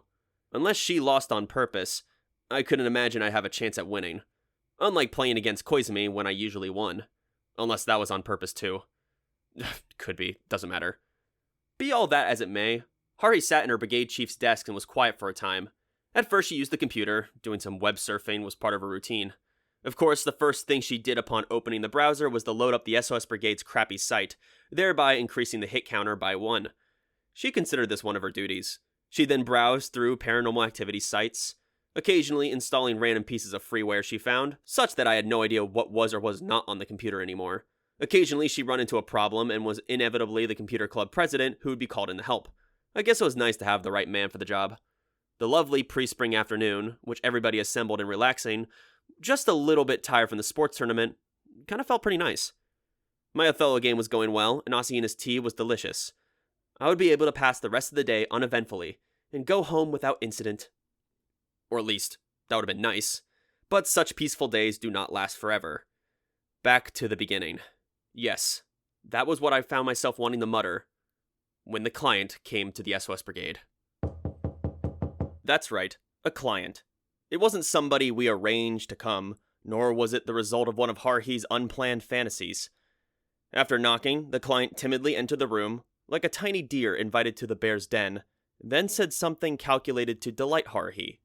There was a place near her house where ghosts were rumored to emerge, she said. She wanted to know if we could look into it. Ghosts! Haruhi parroted, her eyes shining. Emerging, you say? Yes, said Sakanaka, nodding seriously. It's a rumor in my neighborhood that there are ghosts. Sakanaka. I couldn't remember her first name, but she was a classmate of Haruhi's and mine in Class 5. Sakanaka sat down on the folding chair we used for guests, accepting some tea from Asahina. Her face clouded as she explained. It's only recently that the story started, maybe 3 days ago. I've been thinking something weird was happening. She tilted the guest-use-only teacup to her lips, looking bemusedly around the room, particularly at the clothing rack containing all of Asahina's costumes. I thought back to Haruhi's volleyball matches. On the girls' A team, there had been a particular setter, who'd supported Haruhi the attacker very well. It was this girl, Sakanaka. To be perfectly honest, she never made much of an impression on me in class. Or rather, the most impression-leaving person in Class 5 had been Asakura, but she's gone now, and nobody had really risen up to take her place. I wasn't even sure who our class rep was. When I thought about it that way, Taniguchi and Kunikita were closer to Haruhi than the rest of your class was. To put it in terms of distance from Earth, they were Mars, but she was like Uranus. However, Haruhi didn't care about the details like intra-class distance one bit. I'd love to hear the details. Ghosts?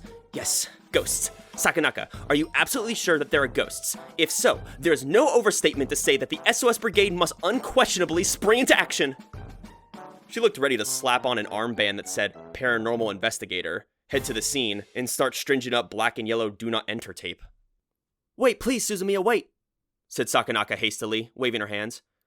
I'm not positive that there are ghosts. It just seems ghost-ish, I guess. Something like that. It's only a rumor, but I do think that spot is strange. Sakanaka was now the focus of everyone else in the room, including Nagato. Suddenly realizing our collective gaze was on her, she shrank back. Maybe I shouldn't have said anything. No, you totally should have, Sakanaka! Shouted Haruhi. Whether they be demons or vengeful spirits, suicides or playful ghosts, I don't care. If it means I can meet a ghost, I'll buy a ticket anywhere. Anyway, I can't hear a story like that and then just sit around doing nothing. Of course, she pretty much never sat around doing nothing, I pointed out. Kyon, I'll ask you to keep your smart-ass mouth shut for once. We're talking about ghosts here. Don't you want to see one? Have you ever even seen one? I had not, and I wanted to continue that forever, I said. With the energy of a kindergartner who woken up from her afternoon nap only half an hour earlier, Haruhi said, But if one happened to appear in front of me, I'd really want to talk to it a little. Sorry, I wouldn't. I looked away from Haruhi's burning gaze, turning my eyes to Sakanaka, who seemed like she wanted to say something, then suddenly kept closing her mouth. Why had Sakanaka brought this ghost case to us all of a sudden, right here at the very end of the school year? She was only our second client. After Kimidori had come to us for the consultation session that led to the cave cricket incident, I'd torn down our client's wanted poster and thrown it in the garbage, which seemed to have worked, since we haven't had another student coming and mistaking us for a general-purpose troubleshooting agency. Had Sakanaka seen the poster while it was up on the bulletin board and remembered it all this time? If so, she should probably have been using that excellent memory to remember something a little bit more worthwhile. I said as much, and much to my surprise, Sakanaka shook her head. No, that's not it. I remembered something else. Someone had handed it to me, and I hadn't thrown it away. I just put it in a drawer next to my house. That's what reminded me. Sakanaka produced a single piece of paper from her book bag. It was old and crumpled, and when Asahina saw what it was, she backed away from it like a vampire from a cross. That's... It was the source of Asahina's trauma and the fruit of the SOS Brigade's very first activity, despite being a simple flyer produced by wasting school copier resources. It contained the SOS Brigade's declaration of founding. This is what I was sure was written on the flyer. We, the SOS Brigade, are searching for the world's mysteries. People who have experienced mysterious phenomena in the past are currently experiencing mysterious phenomena, or planning to experience mysterious phenomena in the future should come to us for a consultation. We will help you find resolution. It's true. 2 bunny girls had stood on the school gate to pass out that flyer as part of Haruhi's effort to seize the world's mysteries. This was ridiculous. To think the seed she planted with that flyer would eventually bear fruit. And just when the school year was about to end without incident, too. Who had wished for this curtain call? We didn't have an encore prepared. This was no time to be going back to the beginning. As though she picked up on Asahina's and my feelings. Sakanaka sounded uneasy. This is the SOS Brigade, right? It's pretty famous now. That's what you and your friends do, right, Suzumiya? Like in horror movies and stuff? Sorry, Sakanaka. We didn't have anybody who specialized in horror. All we had was an alien bookworm, a mystery-loving esper, and a time traveler who was pretty easy on the eyes. If we had a genre, it was probably sci-fi, and even that much would be beyond me. I'd fallen into silence. Haruhi spoke up against me, more and more excited. See, Kyon? People are paying attention! It wasn't a waste at all. I knew those flyers were a good idea. I wondered about that. I had a suspicion that Haruhi herself had forgotten she'd made them until now. Cheer up, Sakanaka. You're a classmate, and we'll take on this case for free. To be completely truthful, no matter who came to us with a case, Haruhi would never ask for money. For her, the greatest reward was the fact of having a mystery to solve it all. She was satisfied as soon as the client walked in the door. I knew that perfectly well thanks to the cave cricket incident last year. Ghosts, huh? Haruhi smiled lazily. The last thing we'll do is banish them, but before we do that, we'll need to hear everything about them. We're gonna need a camera for documentation and a video camera for interviews. She was getting really into it, totally ignoring me and the other brigade members. This was bad. At this rate, ghosts might actually start appearing. Except, what about Sakanaka's story? Ghost sightings were the result of people's easily confused sense of vision being mistaken, or hearing something that was just actually dry grass under a willow tree rustling. If a real ghost actually showed up, it'd mean the upending of all humanity's accumulated scientific knowledge. Even Sakanaka wasn't sure. Please, just wait a minute, she said. I don't know for sure if it's a ghost. I might be wrong. I just can't think of anything else. Her resolve was starting to sound half-baked. Hey, Haruhi.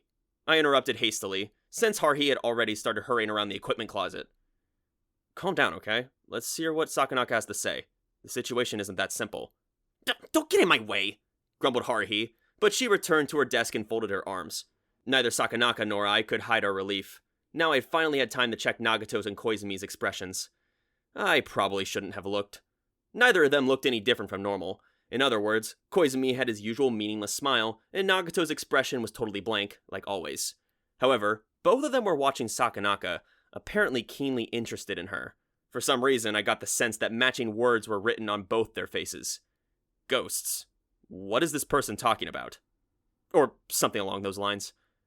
Now then, while I'm giving my views on things, I should say that I don't believe in ghosts. I'm firmly convinced that those paranormal documentaries you see on TV are nothing more than well-crafted entertainment. Of course, this conviction is like a house built in sand, given that I'd found myself stuck in a group with an alien, a time traveler, and an esper, and spent a lot of time getting involved in all sorts of supernatural nonsense. So somewhere in my mind I feel like it's entirely possible that a ghost, phantom, or wraith might decide to pop out of somewhere if it got the notion to do so. But just like I haven't met another person from another dimension, I've never so much as said hello to a ghost, and since there's no point in worrying about a being you've never met, I sprinted away from such concerns.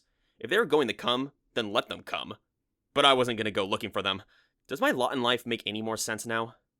But really, all I could do was act aloof. As for the other members... Ghosts, you say? How interesting. Koizumi put a finger to his chin, apparently deep in thought. Is that, Asuna looked imploringly at the client with questioning eyes.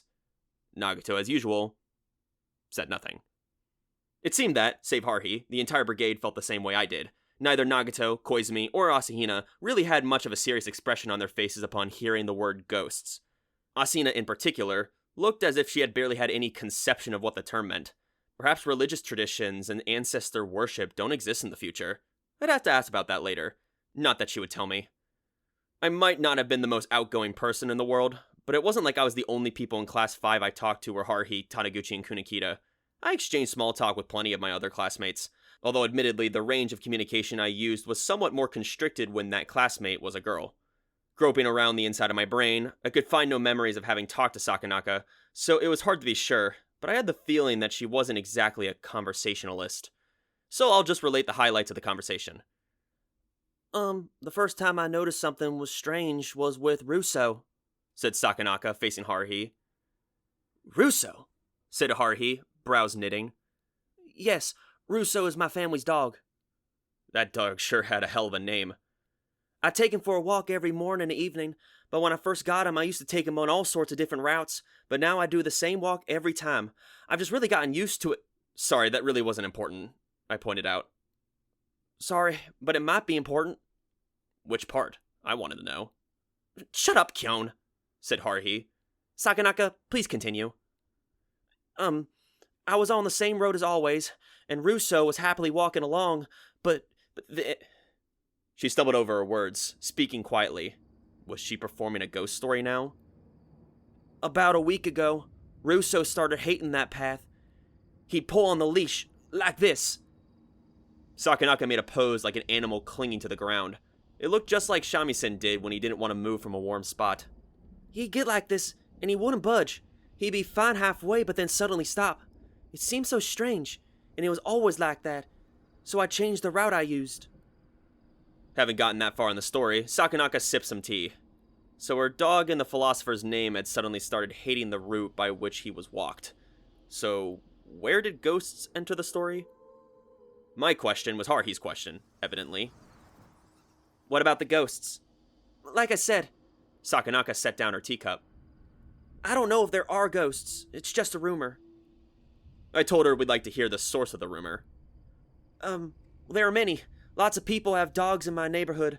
I often chat with them when I'm out walking Russo, and he's happy to see his friends, so I've gotten to know a lot of people in that area. The first was Mrs. Anin and her two Shelties. She said the same thing, that when she walks them, she doesn't even try to go down that street, because her dog started refusing to go. But humans could walk by without feeling anything, I asked. That's right. I didn't feel anything weird. We were getting off topic, I said. What was the point of the notion of ghosts? Right, yes. Sakanaka's face clouded. Since that day, none of the neighborhood dogs will approach that area. All the owners were talking about it. There used to be some stray cats there too, but they've all disappeared. Haruhi was listening carefully. She had a pen and paper as though to take notes, but when I sneaked a look, all she'd drawn were some scrawled dogs and cats. Then, she seemed to seize upon the rough logical progression.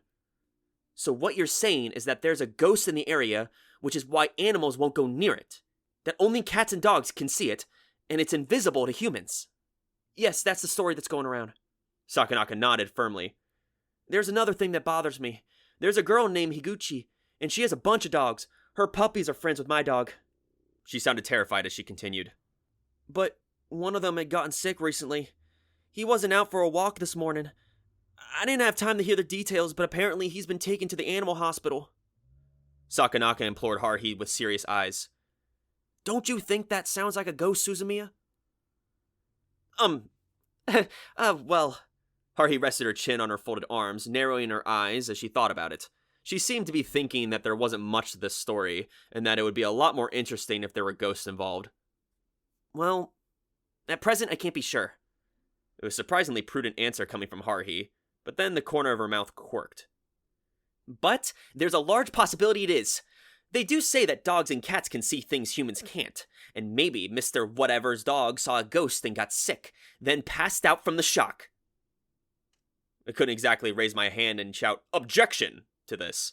After all, I saw Shamisen staring intently at the corner of the room with nothing in it all the time. I'm pretty sure most cat owners would agree with me, but who knows. But unlike dogs, even if a cat did see a ghost, it wouldn't fall ill from the shock. The cat owners out there know what I'm talking about. As I was summoning the memory of a calico cat at my house, Haruhi jumped out of her chair. I've got the gist of things. The only gist I had was there an area that cats and dogs refused to enter, I said. That's more than enough. There's nothing more to be gained by hypothesizing. We should head immediately to that scene. There might be something there that's making animals sense danger, like a ghost, ghoul, or demon. Or something even worse. Imagining the formless monsters that have roamed continuously around the 19th century Europe gave me a chill. Depending on how we communicate with it, we might be able to lead a ghost to enlightenment, whereas with a ghoul or demon, we might need to find a ghostbuster or a demon postbox. But what if some unnameable cosmic horror emerged to possess us? What then? I naturally looked around toward Nagato when the thought occurred to me. Our last client had been Kimidori, the student council secretary, and she'd been connected to Nagato. Perhaps Sakanaka was too. But I quickly abandoned this notion, because Nagato was looking up from her book, her interest surprisingly drawn by her. On her pale white face was an expression only I could read. I was quite proud of myself for this. Her expression was shifted 1 micron towards looking contemplative, which meant that the story Sakanaka was sharing with us was an irregularity, from Nagato's perspective. I took the opportunity to check Koizumi's expression. When I caught his eye, he shrugged minutely and smirked. Annoyingly, he seemed to have discerned exactly what I wanted to say. "This isn't my doing," his posture conveyed, and I hated myself for knowing Koizumi well enough to read his body language so well. As for the third-party state, it went without saying. Everything about Asahina broadcasted the fact that she had nothing to do with this. She could barely keep up with the conversation. Even if the source of the ghost whatever had something to do with time travel, Asahina wasn't involved. Excluding Asahina the Elder, of course. "All right, everyone," Haruhi said spiritedly. "We're heading out. Bring the camera. And, well, I guess we don't have any ghost capturing equipment. I wish we had some paper talismans with Tengut writing on them." "What we need is a city map," added Koizumi, aiming a smile at Sakanaka. "I'd like to do some interviewing. Can I ask for the cooperation of your dog, Russo?" It looked like Koizumi was on board. We hadn't found any mysterious phenomena during our citywide patrols, but now we had a specific spot that we could jump straight into. "Sure." Sakanaka nodded at Koizumi's handsome face. "If it's during one of Russo's walks." Asahina blinked her eyes in surprise. "Oh, I had better get changed." She hastily smoothed her maid outfit. Asahina seemed to be worried that if she didn't hurry and change, she'd be dragged out wearing what she had on, and Haruhi was certainly capable of doing so. Good point, Mikuru. You do need the change. That outfit's not suited for this at all," said Haruhi reasonably. No, it's not," said Asahina, sounding relieved as she reached up to take the handkerchief off her head. Which meant that it was time for Koizumi and me to make ourselves scarce. Whether or not I got to, I definitely wasn't going to let Koizumi get a free peek. I was turning to leave the room when Haruhi said something unexpected. "But you're not going to change into your school uniform." "What?" Asahina made a noise of confusion as I walked past her, as Haruhi strode over to the hanger rack. She cheerily selected an outfit and pulled it out. Here, this one. This is perfect for dealing with ghosts, right?" The outfit that Haruhi had produced involved a white robe and scarlet hakama trousers. It was one of the classic costumes of old Japan. Asahina couldn't help backing away. That is... "It's a shrine maiden." Haruhi smiled the special smile she reserved for when she really had great ideas, pushing the outfit against Asahina. "This is perfect for exorcisms. I don't have any priest robes, and even if I did, I'd have to shave your head to make you look right in them, and I'd kind of feel bad about that. What do you think, Kyon? I don't pick costumes without thinking about it. Look, this is gonna come in handy." I wondered whether a maid or a shrine maiden would draw more attention leaving the school, but before I could voice my reaction, Koizumi and I were shooed out of the club room door and into the hallway. From inside the room, I heard the familiar sound of Haruhi's delight at making Asahina change, mingle with Asahina's adorable cries of dismay at the same time. I figured I might as well take the opportunity to ask. "Koizumi." "Yes. I'll just say up front that there's nothing obvious that comes to mind when I hear the word ghosts." Koizumi brushed his hair aside with his finger, smiling placidly. "So what the hell is it?" I can't say anything for certain at the moment. It would be pure conjecture." "Conjecture's fine," I told him. "Just give it to me." "Well, the situation is that all the neighborhood dogs have started to avoid a certain location. So here's a quiz for you. What is it that animals, and dogs in particular, are much better than humans?" "Sense of smell." "Exactly. There's a possibility that somewhere along the course where Sakanaka used to walk her dog, something that gives off a scent that dogs hate is buried." Koizumi pushed a wisp of hair behind his ear and continued, his smile never wavering. "One possibility is that there's some kind of chemical weapon in the area. It might have fallen there while being transported by a paramilitary organization." That was ridiculous. They wouldn't carry chemical weapons on the back of a little truck where it could easily fall off, I pointed out. "Well, another possibility could be radiation. Of course, I'm not sure how sensitive animals are to atomic radiation." "Okay, fuck all this talk about chemical weapons. An unexploded bomb seemed more likely to me," I said. "Indeed, that is also possible. Or, if we're speaking more realistically, perhaps a bear came down out of the mountains and is hibernating in the area, and the dogs can sense that it's about to awaken." "No way. There might be wild boars in the mountains around town, but there weren't any bears," I said. "Essentially," Koizumi said, folding his arms elegantly, "given the vague information we have now, we can think of any number of possibilities. The one and only way to see through to the truth will be a combination of gathering all the evidence, using logical inference and lateral thinking, and adding a little bit of gut instinct to direct our actions. The most important one of those is having definite information. Have we gotten all the clues available? Being sure of that is no easy task." Ugh, if you wanted to give a lecture on mystery-solving methods, you should have been doing it at the Mystery Club. We weren't going to figure anything out by just thinking about it. With something like this, it was just as hard, he said. We were going to have to go to the scene and look for anything strange. It'd be obvious once we got there. If she decided to start digging, we might wind up excavating ancient coins from back when Himiko was the first empress of Japan, which would bring archaeologists from miles around. I really didn't want to think about that. But anyway, if he wanted to do another mystery plot, he should wait until our next club trip, I told him. Revealing the truth via pure deduction is the epitome of the mystery genre. There is no fun in an instant whose cause is obvious upon quick investigation. As he was speaking incomprehensibly, Koizumi removed himself from leaning on the door to the club room and stepped aside. At the same time, the door opened, and through it bravely strode our brigade chief, dragging Asahina behind her. Preparations complete! You look great, Mikuru. We'll be able to banish any spirit you like with this on.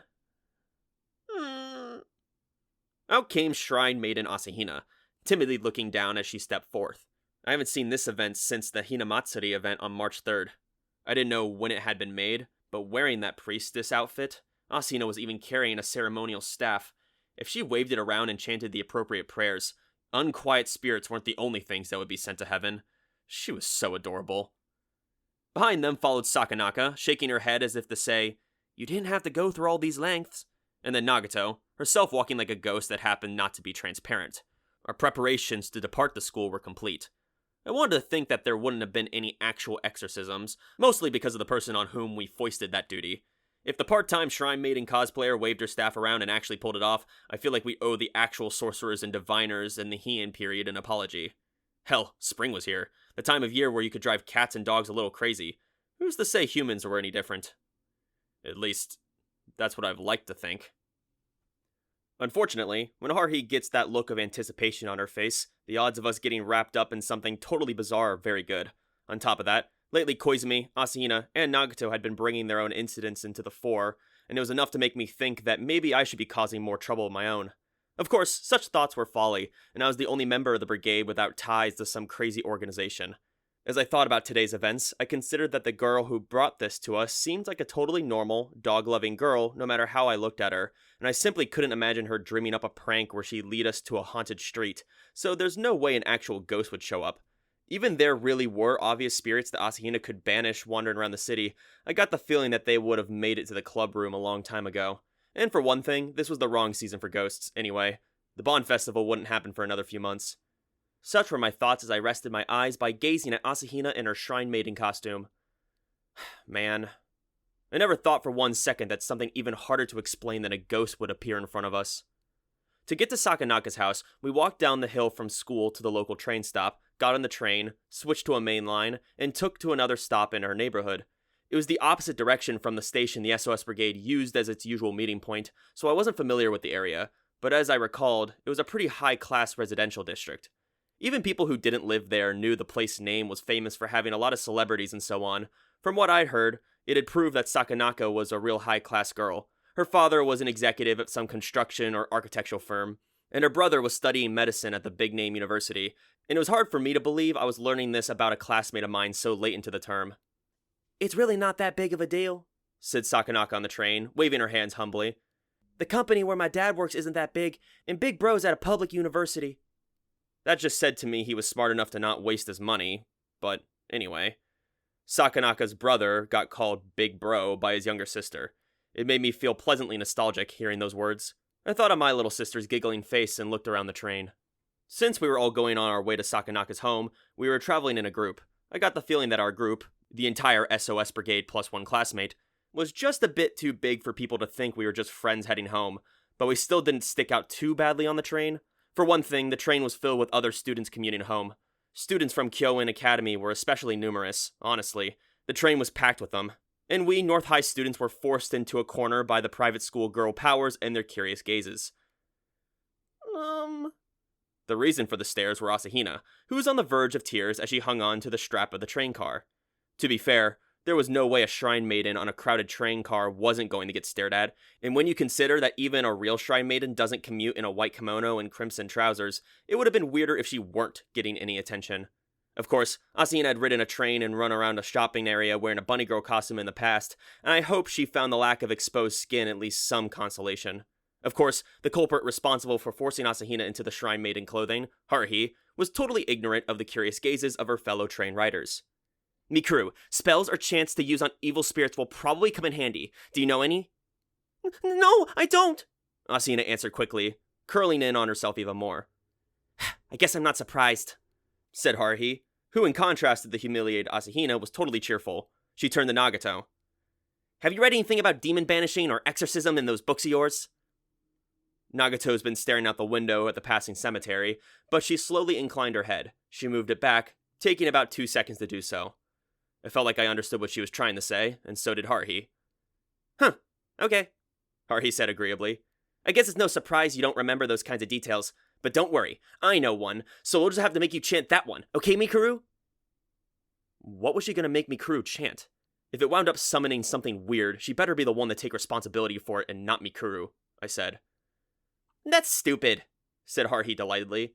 If I knew something that awesome, I would have used it a long time ago. No, actually, I tried it in middle school. I bought a book of black magic and did just what it said, but nothing happened. In my experience, everything written in books you can get via the usual distribution channels is worthless. Oh, I got a great idea. For just a moment, I thought I heard a light bulb flicker in on the air above Haruhi's head. Apparently, she thought of another terrible idea. Next time we go on city patrol, we should visit some used bookstores and antique shops. We'll target dingy old shops with suspicious owners and look for real magic books or ceremonial artifacts, like the kind where a genie appears when you rub it. That'd be all well and good if it were the kind that just grants you 3 wishes, then disappears politely back into the bottle. But knowing Haruhi, we'd release some kind of dark god that would try to plunge the world into terror.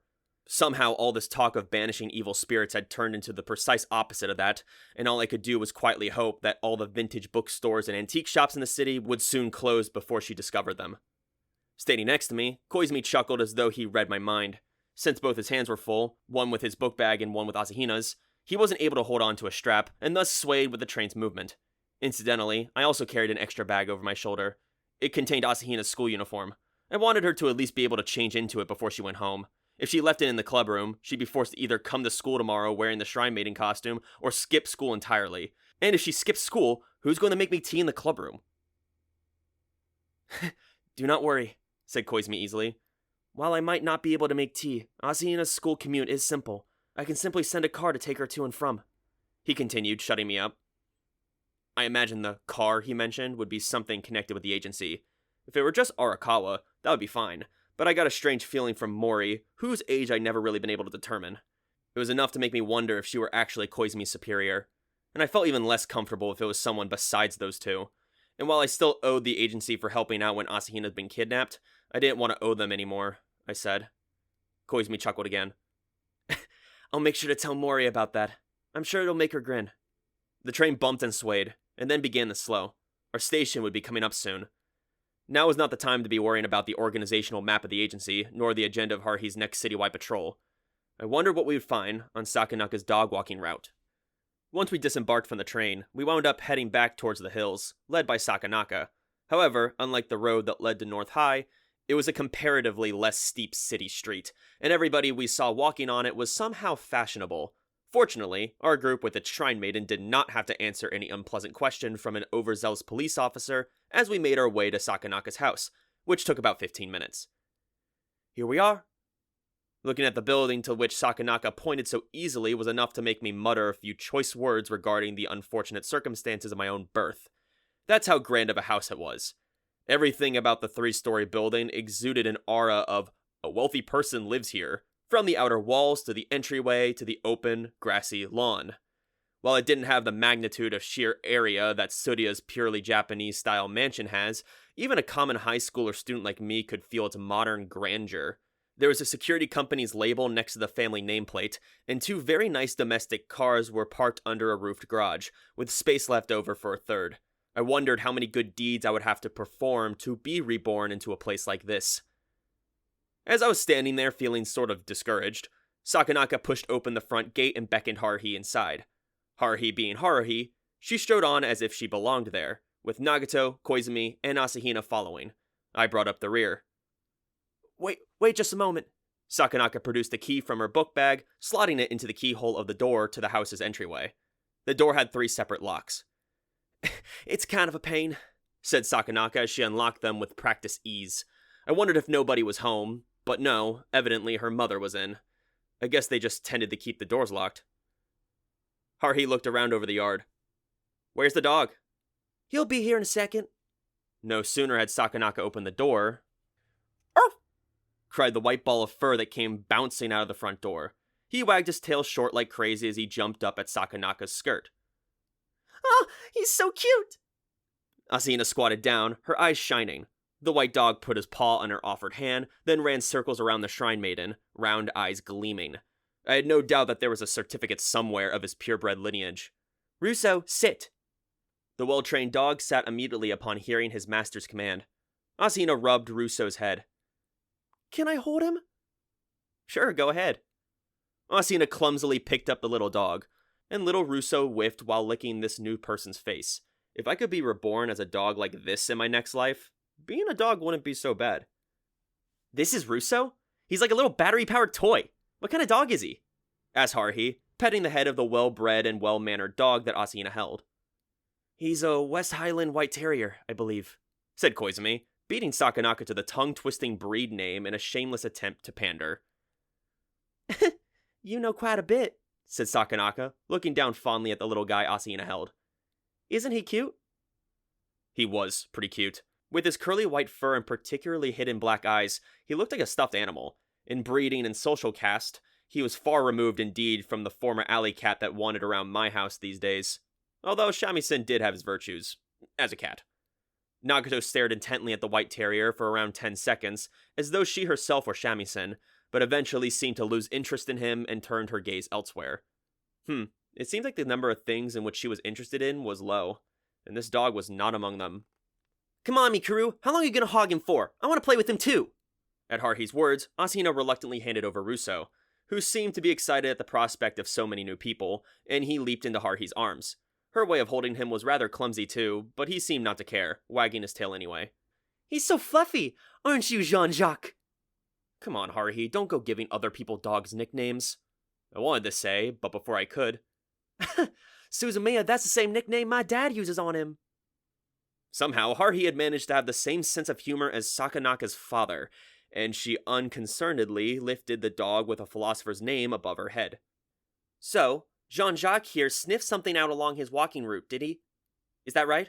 She was addressing the dog, but of course he didn't answer and merely wagged his tail. His owner nodded.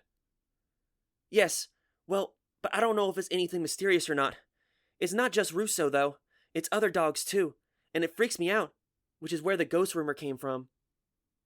It seemed to me that Sakanaka and her various dog-owning acquaintances were jumping to conclusions, but since I knew of the existence of beings being just as mysterious as ghosts, aliens, time travelers, and espers, for example, maybe that's just where you'd expect me to think.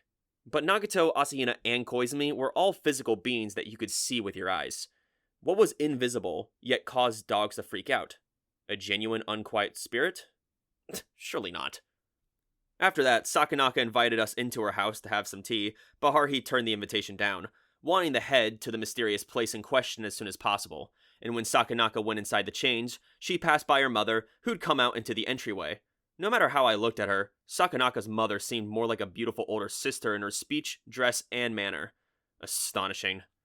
Sakanaka's stunning mother regarded Asahina's shrine maiden outfit-clad form curiously, laughing musically as she heard what occasioned her outfit, and suggested that her daughter tend to spoil little Russo a little bit too much. Haruhi, true to form, had no problem dealing with such an impressive lady, whereas I stood there stunned, feeling as though I should apologize for dirtying her beautiful home's entryway with my filthy feet.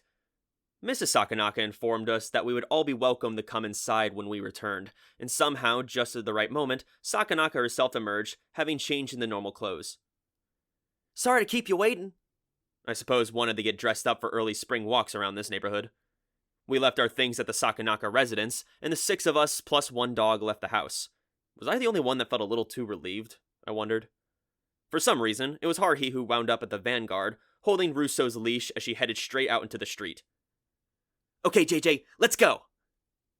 Just as I was feeling irritated by her persistent use of the nickname, she started trotting ahead. JJ Russo seemed unworried by the fact that he'd only met the person holding his leash, which made me wonder about dogs' reputations as humanity's constant watchful companions through the ages. Suzumiya, not that way. This is the route we walk, over here. Sakanaka was behind them, scoop and doggy bag in hand, and she stopped and waited for the smiling Haruhi to return. I was beginning to think these two made a pretty good team. Barring sickness or eccentricity, dogs generally love walks, and Russo had indeed inherited that proclivity. The little white dog trotted along, and trotted happily along behind him was Asahina, whose look alone made the scene seem like something out of a fantasy story. Incidentally, since with Haruhi holding the leash she wouldn't have any idea where to go, somewhere along the way she handed it off to Sakanaka, behind whom the SOS brigade formed up as we walked leisurely along. Which way is it, JJ? Can't you run any faster? Come on! Haruhi tried to come alongside Russo and urge him along. It's too far for that, Suzumiya. We're going on a walk, not a run, answered Sakanaka mildly as Russo tugged on the leash. Aside from Haruhi and her desire to run ahead and Asahina's trailing single-mindedly behind the dog, Nagato was totally silent, and Koizumi had unfolded a city map. I peered over at it. What are you doing? Looking at that? Are there sightseeing points around here or something? When asked, Koizumi took out a pen out of his pocket. I was thinking of investigating places that are difficult for dogs to approach.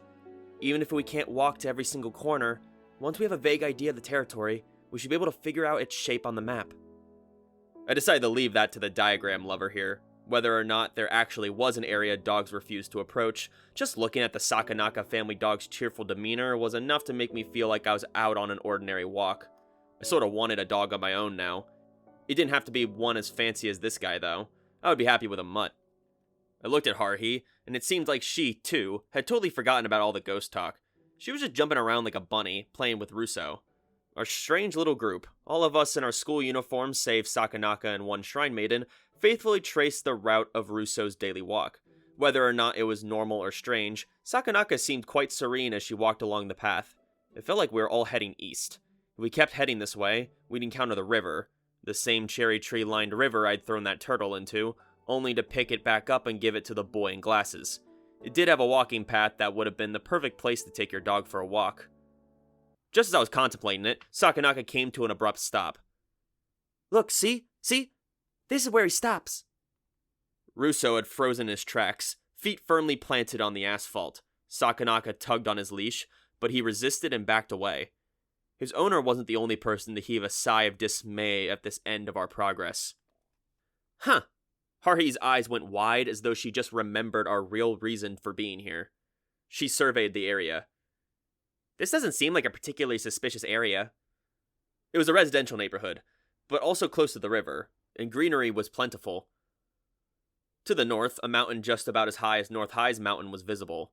There weren't any bears around here, but I heard stories of wild boars occasionally coming down. But even so, it would be strange for them to appear in such a built-up area, and so near a train station. I'd never seen any news along those lines. Sakanaka held the obstinate Russo's leash.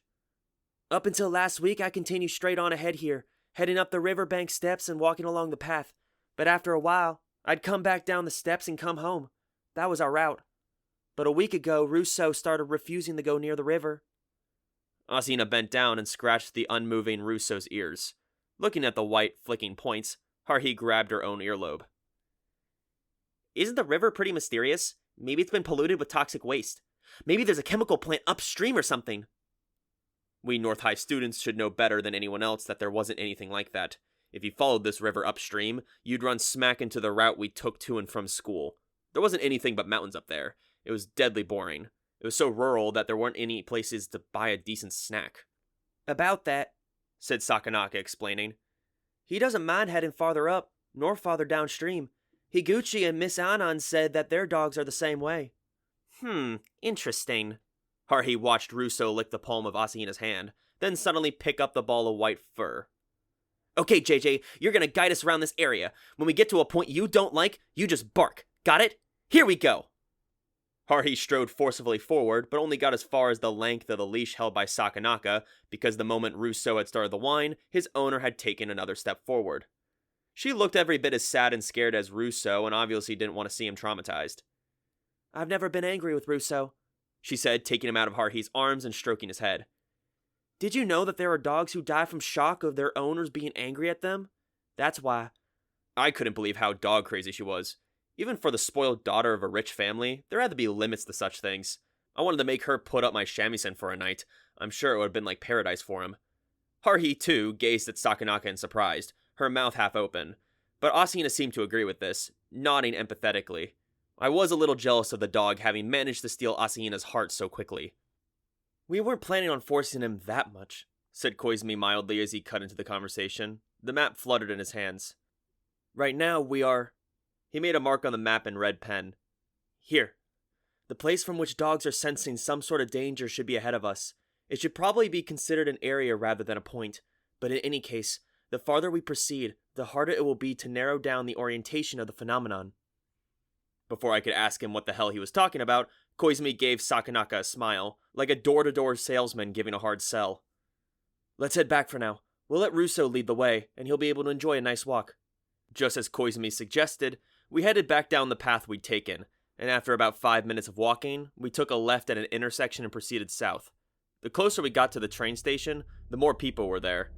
Fortunately, Asahina was more interested in Russo than in her own outfit, so she didn't seem too concerned about the look she got from the passerby around us. Or maybe she'd just gotten used to going out in costume.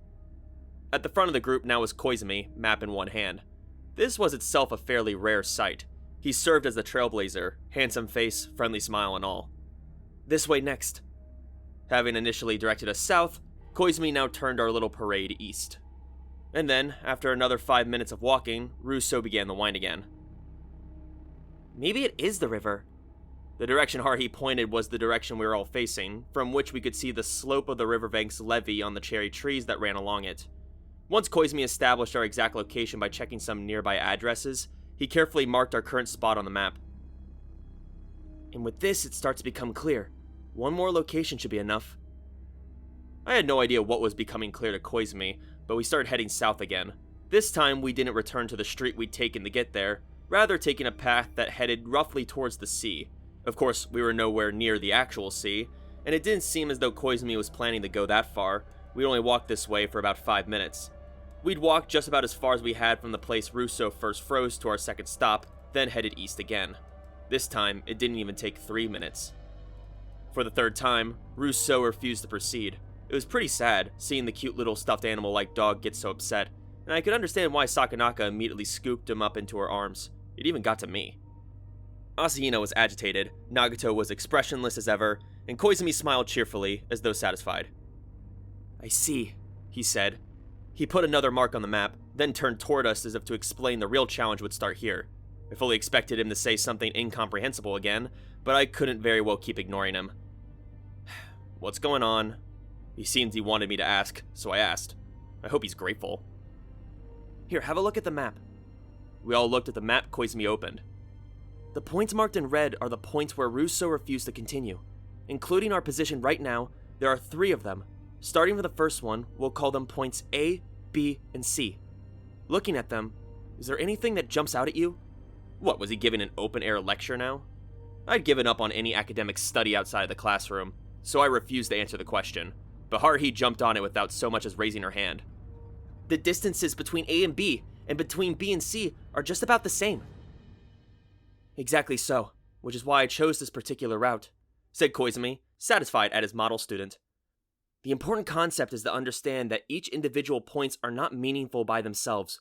Point B in particular is a mere checkpoint. Since evidence is better than theory, perhaps it would be easier to understand if I drew it." Koizumi took the red pen and drew quickly on the map. It was a curve that led from A to C, with B as the midpoint. There was now a small arc on the 1/1000th scale map. "Oh, I see how it is." Haruhi seemed to have understood more quickly than everyone else. I had no idea. "Kyon, don't you get it? Do you see what's in this curve?" "I didn't see anything other than a curve," I said. "Ugh, that's why you're so hopeless at math. You've got to understand this stuff intuitively. See? Koizumi, here." Haruhi borrowed Koizumi's red pen and dropped a new line into the map. "I'll extend the curve through a full sweep of this arc, and it makes a circle like this, see?" Indeed it did. I was impressed at her ability to draw a neatly perfect circle freehand. It looked almost like the kind of mark you saw on a map that showed where treasure was buried. Oh, I finally understood. So that's how it was. "You're saying that this circle is an area that dogs won't enter?" "It is merely a hypothesis," said Koizumi. If this area is indeed circular, then we can hypothesize it thusly. While we still have no way of knowing whether the cause is a supernatural phenomenon of some kind, or some kind of harmful man-made substance, this does make it a bit easier to understand. He indicated the circle he and Haruhi had drawn. If there is something here, the most suspicious point is the single place that's the same distance from every point on the circle. In other words, the center. With only 3 points of reference, there is a sizable margin of error, but not necessarily mistaken. And that puts the center... Haruhi, holding the pen, beat Koizumi's finger. The riverbank! I didn't need Haruhi to say it. The center of the circle on the map was a cherry tree-lined path that was very familiar to me, directly opposite the bench I sat on and had that memorable conversation with Asahina. Wow! Said Sakanaka, impressed. I'm amazed you could think something like that, Koizumi. It's nothing, said Koizumi with a smile. Sakanaka looked keenly in his direction. I wanted to tell her she was better off staying away from him. You could never quite tell what he was thinking. Plus, he occasionally turned into a ball of glowing red energy. I was about to warn her off, but I kept my mouth shut and continued to look at the map. I got the feeling that every time something mysterious happened, I always seemed to find myself in familiar places. It was like I was being called there. I just hoped that this time I didn't have to save a boy from being run over or deal with some foul-mouthed new character. Back then, it had just been Asahina and me, but now the whole gang's here. There was no telling who would do what, especially Her Excellency, the brigade chief. Let's go! Ordered Haruhi cheerfully. To that mysterious spot! Sakanaka, JJ, you guys just relax and imagine you're on a pleasure cruise. Once we've taken pictures of the ghost or whatever it is, I'll be sure to exorcise it. Exercise? Asahina hugged herself, apparently remembering the outfit she was wearing. Haruhi grabbed her arm. Now everyone, full speed ahead! She said, and took off running. The spot in question was not far away, and we got there fairly thanks to Haruhi's forced march. The mystery spot indicated on Koizumi's map was right on the cherry tree-lined riverbank path, where the trees quietly gathered energy in preparation for their annual bloom. Squinting at the map, Haruhi looked for the precise center, despite the fact that Koizumi's calculations had been fairly rough, making such precision pointless. Maybe around here? This should be roughly the location. In contrast to Haruhi's intent comparison of map with landscape, Koizumi's answer was vague. Only the 5 full members of the SOS Brigade had come this far. Sakanaka and Russo retreated to their house, or rather, Sakanaka insisted that she, quote, couldn't possibly force Russo to go somewhere he doesn't want to go, end quote, and declined to accompany us. Since the dog and the girl were useful only as witnesses, neither Haruhi or I objected to this, although I must admit that if we were discussing utility, I myself was only worthwhile as an extra observer. The ones whose role was clearest was... Mikuru, sorry to keep you waiting, it's your turn now. Okay! From Haruhi's perspective, Asahina was the only one to turn to now.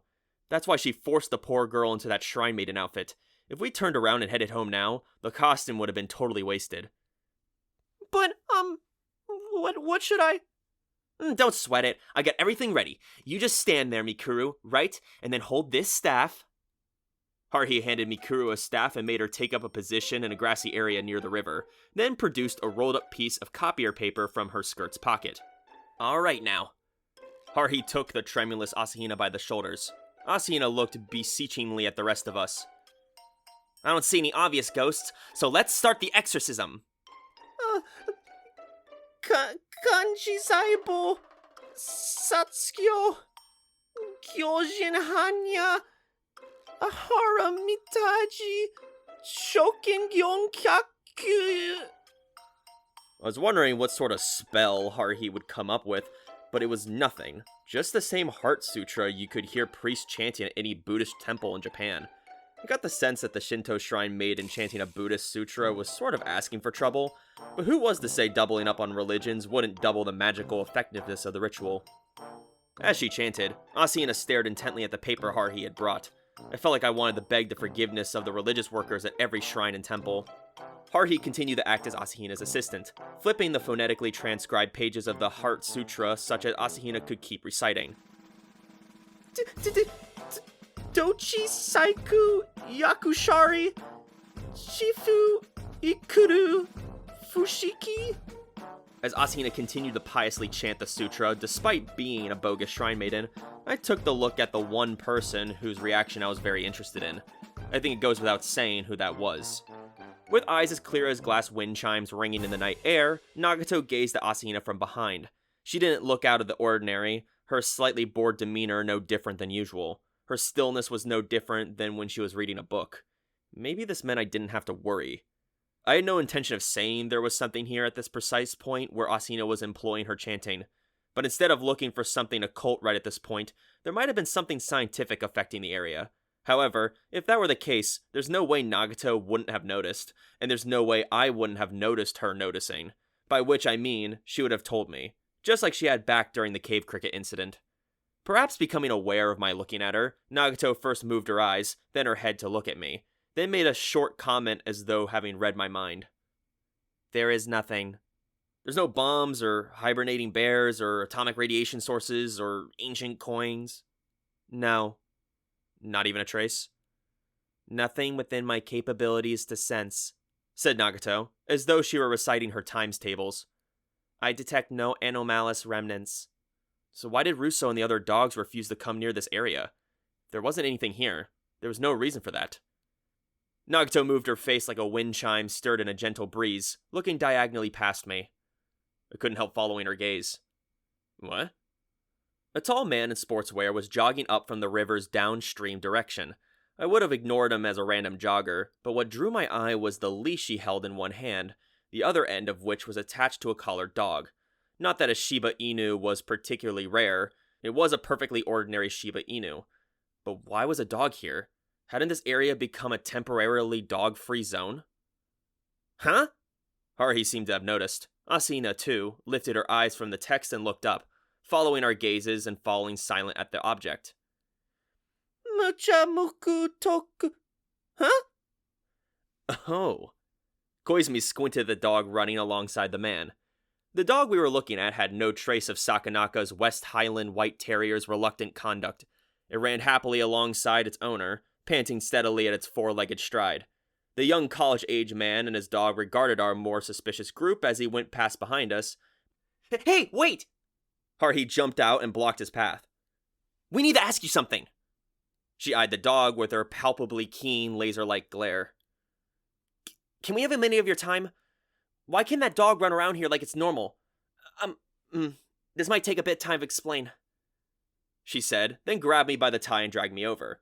There, as the man looked like he was wondering what our problem was, his dog's tongue lolling out as he watched us, Haruhi whispered into my ear, Come on, Kyon, you explain this. Why do I have to do it? Just as I was about to pass the baton to Koizumi, I found myself shoved by Haruhi in front of the dog and its master. Oh well, I first apologized for disturbing his walk, then launched into explanation. I told him that about a week ago, dogs had begun to refuse to enter this area. I explained that a friend of ours had asked us about it, and we thought it was suspicious enough to look into. That same dog had just minutes earlier refused to come near here. Just as we'd been sure we were close to finding something, he and his dog had come along, I told him.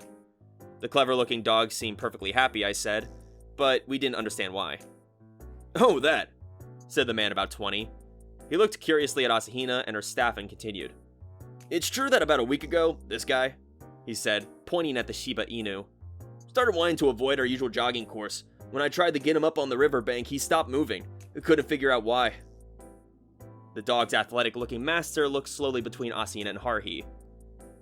But this is the best road to walk him on, so I wondered if I could make him do it somehow.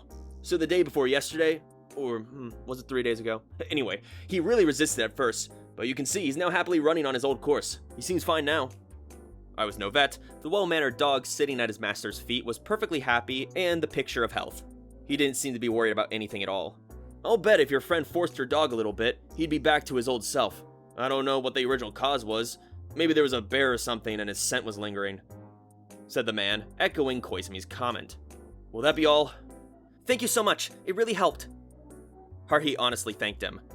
The young man looked at Asahina's outfit, seeming for a moment like he wanted to say something, but perhaps he wasn't the nosy type. We were lucky he was so nice. Bye, he said, and jogged on upriver. Left behind were the 5 dumbasses. Me, Haruhi holding the sutra, Asahina looking like she'd gotten lost on the way to the local shrine, Nagato watching the river flow by, and Koizumi stroking his chin thoughtfully. So what does this mean? It meant just what we'd seen and heard, I said. But what about the ghost? I was really looking forward to that. Shouldn't she be admitting there wasn't one all along? So what was happening? Hell if I knew. You seem really happy. It bugs me." That wasn't fair. I always tried to keep a straight face. It wasn't as though I was deeply relieved that her expectations hadn't been fulfilled, and whatever was there was now long gone, I said. "Liar." Haruhi turned on her heel and walked away from me, her strides long and quick. We put the tree-lined riverside path behind us and headed to the rendezvous with Sakanaka at her house. We left our bags there, but we needed to deliver our report to the client. But, Diagonally behind me walked Asahina, who spoke in a hesitant voice. But I really wonder what's going on. Even today, Russo didn't walk that way." Koizumi jumped on this. "According to the fellow we just talked to, it was 3 days ago that he solved the problem. We know that there was definitely something alarming dogs up until that point, but it seems now there is not. The fact that according to Sakanaka, other neighborhood dogs won't approach the area, it is probably because their memories are still making them sense danger. If that Shiba Inu's master hadn't forced him back onto the path, he probably wouldn't have come near it." Weren't there two kinds of dogs? Those who excelled at remembering difficult events and those who didn't? Upon reflection, Russo was on the smart side of things, and that Shiba Inu had a pretty good brain too. I felt better seeing Nagato remaining silent. If she said there wasn't anything here, then there definitely wasn't anything here. At the moment, I didn't care that somebody had tossed the vote in favor of the theory of the hibernating bear having left the area and returned to the mountain 3 days ago. It was still the time of year when the air becomes chilly at dusk, and Haruhi's pace brought us quickly to the Sakanaka mansion. Perhaps it wounded our brigade chief's pride to have to tell a rare client that we hadn't been able to figure anything out, since she was rather irritable, but knowing her personality, she'd soon recover. It was Haruhi Suzumiya's habit not to spend time worrying about things that don't work out, instead of moving on to the next adventure. As expected, Haruhi's mood immediately improved upon arriving at Sakanaka's residence, where we were invited to the living room and served handmade chola creme pastries. Wow, these are tasty. You can open a shop with these." The living room's furnishings were chic and tasteful, and the sofa I sat on was so fluffy that if shamisen got in it, he'd probably sleep for 12 hours straight. The beautiful Mrs. Sakanaka's dog was even high class. Everything from the appearance to the aura of a wealthy person's home was just different. I wondered if Haruhi's personality would have been closer to Sakanaka's if she'd been raised in this kind of environment. While we were partaking in our snacks and Earl Grey tea, Koizumi related the details of our investigation. Sakanaka held Russo and stroked his head while nodding in response to the report. However, when the explanation was over, she seemed to still find something puzzling. "I understand that she seems safe now," she said, looking at Russo's alert ears.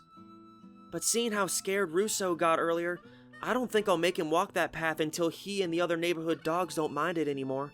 I feel bad for him otherwise." That was certainly her decision to make as the dog's owner. Russo was lucky enough to have such a considerate caretaker, although it seemed to me like she spoiled him a little too much. Delighted at Haruhi and Nagato's devouring of her cooking, Mrs. Sakanaka was busily making more, and for a while the topic was dominated by Sakanaka's tales of her dog. Russo himself was lying on his belly beside Sakanaka, ears initially pricked and alert, but eventually his eyes began to look sleepy. Asahina adoringly watched him, a wistful sigh escaping her lips. "You're so lucky to have a dog." I wondered if pets were banned in the future, but to be perfectly honest, I'd take Asahina in my house over a pet any day. Having a maid to see me off in the morning and come welcome me home, was that not the proper job of a maid? It certainly suited her better than brewing tea in a dingy clubroom. Oh well, I'll just leave that one in the world of my thoughts. The day ended with us all having gone to Sakanaka's house, playing with her dog, going on a walk, having Asahina dressed as a shrine maiden and chanting her heart sutra, eating snacks and tea, then going home. Just a normal day having fun with a classmate. And what I expected would happen was that the mystery would go unsolved, disappearing from my memory as well as Haruhi's. But a few days later, something unexpected happened. It was Friday. The school-wide sports tournament as well as final exams had come to an end, so the last thing the first-year high school students had to do was wait for spring break to start while worrying about what their class assignments would be for the next year. The graduation ceremony had happened at the end of February, and with a third of the student body gone, the school buildings were somehow quiet. Although come next month they'd be filled again with the fresh-faced new students, just as we ourselves had once done. Was now I going to be called Senpai? It was hard to imagine the SOS Brigade getting any new members, but what were Haruhi's plans? Sitting in the second seat from the back of the row against the windows, I yawned widely and stretched in the rays of spring sunshine that shone through. Kyon. Someone sitting in the seat behind me, the last one in the row, poked me in the back with a mechanical pencil. What? If she wanted me to try and persuade incoming freshmen to join, she could forget about it, I asked. No, that's not it. That's my job anyway, but whatever. Haruhi gestured to the rest of the classroom with the point of her pencil. Did you notice that Sakanaka was absent today? No, was she? She was. She's been gone since this morning. That was surprising. Aside from pointing out how stupid Taniguchi was, the only time Haruhi ever said anything about one of our classmates was during the Asakura incident, I pointed out. Well, we had her as a client, so I was going to ask whether her dog walking route had returned to normal. Don't you care? Plus, the dog was cute and those cream puffs were delicious. I'm not that forgetful, you know. Normally, I would have been delighted to hear that Haruhi had finally become good enough friends with a girl in her class that she cared about where she was, but now that she mentioned it, it did bother me. After all, it was undeniably true that there was an area near Sakanaka's house where her dog would refuse to go, and that being the case, we left the matter unresolved. But now that she was absent from school, it wasn't inconceivable that there was a connection, but, well, the seasons are changing. Maybe she caught a cold. And it is the end of the semester after all. If she's ditching, it's not that big of a deal. Maybe. Happily, Haruhi agreed. I guess if I didn't have the SOS Brigade, I wouldn't see any use to coming to school now. But Sakanaka seems too serious to just up and turn a normal weekday into a holiday on her calendar. Given that Haruhi was constantly taking holidays and making them in the SOS Brigade activities, I wouldn't have expected her to be so particular about sticking to a calendar. Haruhi held her pencil between her nose and upper lip. Maybe we should go investigate again. I'll have Mikuru wear a nurse outfit this time.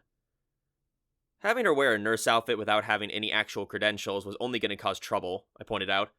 And was she just after more cream puffs? Idiot! I want to see JJ. Don't you wonder what would happen if you sheared that wool-like fur off of him? Bored, Haruhi began spinning her pencil around her fingertips as the bell signaling the beginning of third period rang. After school, things started moving all at once. I was in the club room playing shogi against Koizumi, Nagato was reading, and Asahina was busy making tea, wearing the maid outfit that suited her much better than the shrine maiden one did. Then, Haruhi barged into the room, having been delayed by classroom cleaning duties. Kyon, I knew it!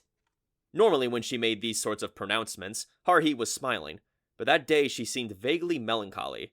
I had a premonition that strange things were happening. I figured out why Sakanaka is absent. She's fine, but it's Russo. He's been taken to an animal hospital, but even the vet doesn't know what's wrong with him, so she's really depressed. She was so upset she couldn't come to school. I talked to her on the phone, and it sounded like she was about to cry. Her stomach's been hurting so badly she hasn't eaten anything, but since Russo isn't eating either, it just makes her feel worse. Hang on, calm down, was all I could think of to say, but interrupting Haruhi in the middle of her sentence only got me a harsh glare. Not angry, exactly, but as though I was a heartless bastard who abandoned a drowning child. What's your problem? You're just sitting there drinking tea while Russo's in agony. JJ's so weak he can't even drink water. If drinking tea were now a crime, then Koizumi and Asahina were my accomplices, but in any case, I wanted her to tell me just how she'd already known the circumstances in the Sakanaka household by the time she'd come up barging into the room. I called Sakanaka's cell phone while I was cleaning. I was just really worried about her, and then... That was the second surprise of the day. Since when had Haruhi been good enough friends with Sakanaka to trade cell phone numbers? I knew there wasn't any time to mess around with the cleaning. Haruhi brandished her cell phone. There was something in that area. What I think is whatever's there is the cause of this sickness. I mean, Sakanaka said it herself. Other dogs in the area have been affected too. I'd heard that part too. I remembered it as soon as Haruhi mentioned it. If the symptoms are the same, then maybe... The symptoms are the same, said Haruhi flatly. I asked her about it. She said when she went to the animal hospital, the vet said they'd gotten a similar case a few days earlier. When they asked about it, it turned out to be Higuchi's dog. Who was Higuchi?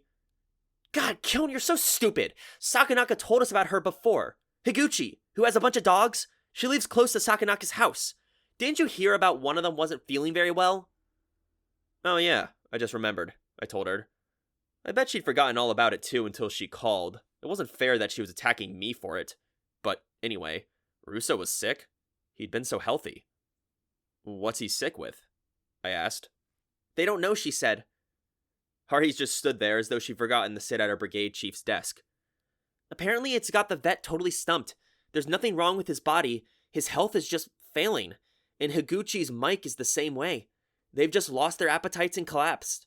He's not barking or sniffing, and Sakanaka's getting more and more worried. Haruhi glared at me as though it were my fault, then looked around the other occupants of the clubroom. Asina clasped her serving tray, looking stricken from worry about Russo.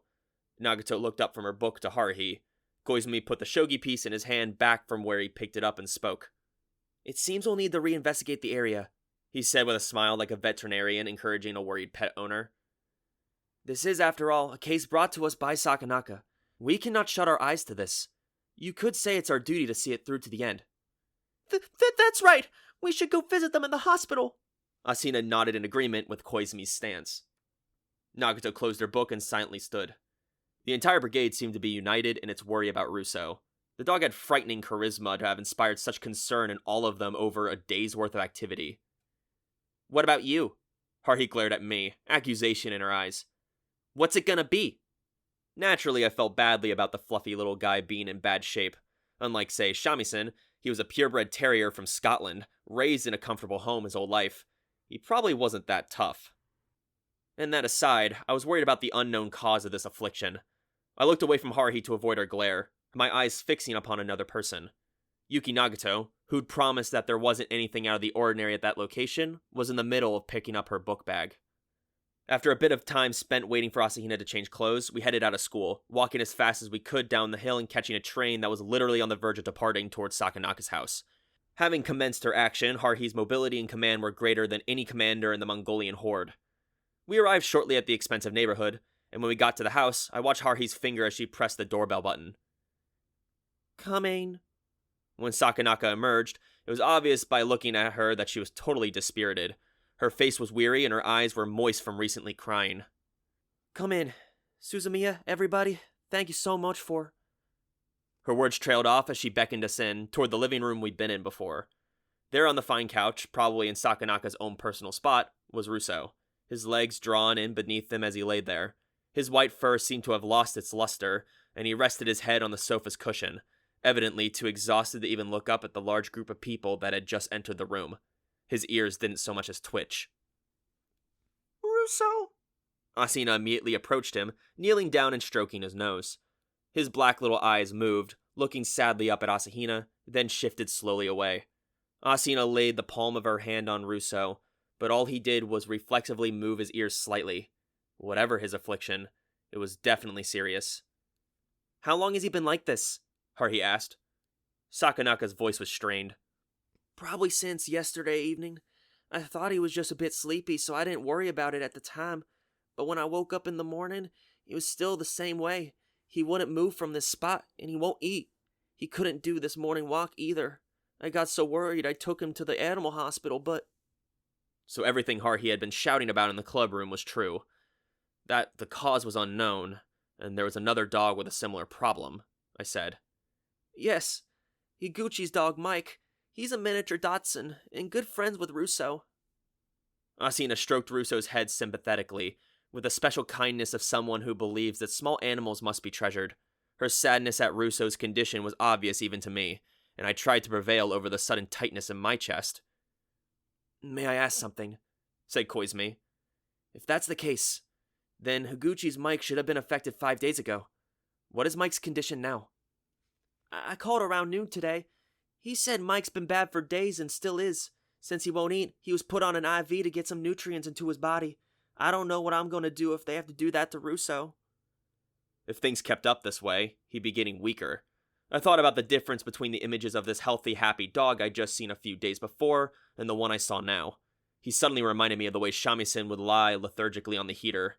But this was a dog, so his circumstances were different. I was starting to get genuinely worried. One more thing, said Koizumi. Is it just Mike and Russo who's been affected? I believe you said that there are many dogs that Russo likes to go on walks with. I haven't heard of anyone else's like this. When Mac got sick, there were a lot of rumors about it, so if other dogs are sick, I'm sure I would definitely have heard about it. And this Mike, it's the owner's residence nearby? Yes, it's across the street, just 3 doors down. What about it? Oh, nothing. Koizumi ended his questioning. Wilting, Sakanaka said, I wonder if it really is a ghost. I mean, the vet at the hospital couldn't figure it out. Haruhi furrowed her brow, her voice small and desperate. Maybe, It is strange, isn't it? Whether or not it's a ghost, it's sure no laughing matter. Her expression made it seem like she was regretting jumping so quickly on the idea of a ghost, dressing Asahina up as a shrine maiden and making her chant sutras. It seemed like she was thinking ruefully that a real vengeful spirit was going to take more than a costume to beat. For Haruhi, it was a serious regret. Hey Yuki, can you do something? It was strange that she suddenly asked Nagato, but in response, the quiet girl naturally took action. She set down her book bag and moved toward Russo, kneeling down in the space beside the worried Asahina and looking directly into the dog's eyes. I held my breath and looked on. Nagato slipped her finger beneath Russo's chin and lifted up his head, looking steadily into Russo's black eyes. Her eyes were even and serious, like lasers reading data directly from the surface of a DVD. Their noses were so close that they almost touched as Nagato grazed Russo's eyes, which she did for about 30 seconds. She stood up slowly, seeming almost more ghostly than an actual ghost, and we all watched as she walked back to her original place in the room, and slowly, minutely cocked her head. Haruhi sighed. You don't know either, Yuki? Yeah, I guess that's pretty normal. I don't know what I expected from Nagato, but evidently treating this problem was far beyond the scope of Nagato's considerable power. I suppose even aliens weren't gods, and I slumped in discouragement, when from behind me I felt a strong presence. I looked back. Nagato was staring at me, and after a brief moment, she nodded so imperceptibly, I doubted it was detectable on a micrometer scale. She then looked away. Nobody should have noticed. Haruhi, Asahina, Sakanaka, and even Nagato were all focused on the exhausted Russo, but one sharp-eyed person had noticed Nagato's actions. I believe we should retreat for the moment, whispered Koizumi into my ear. There's nothing we can do by remaining here. Not you and not me. Koizumi smiled quietly and then spoke again. I didn't like him breathing on me. It felt weird.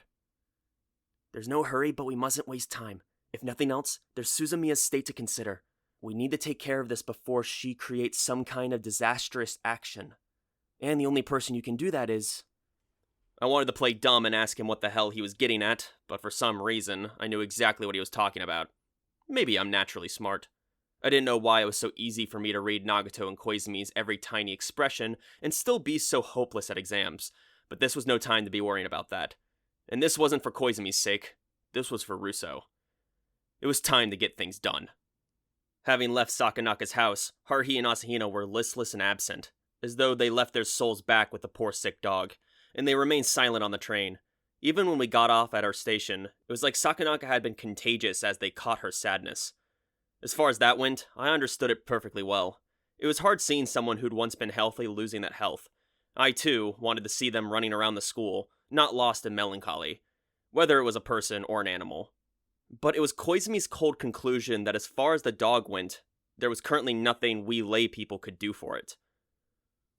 All we can do is watch and wait, but the animal hospital is not powerless. I expect even now they're working on a treatment. I just hoped it was a sickness that could be researched and understood.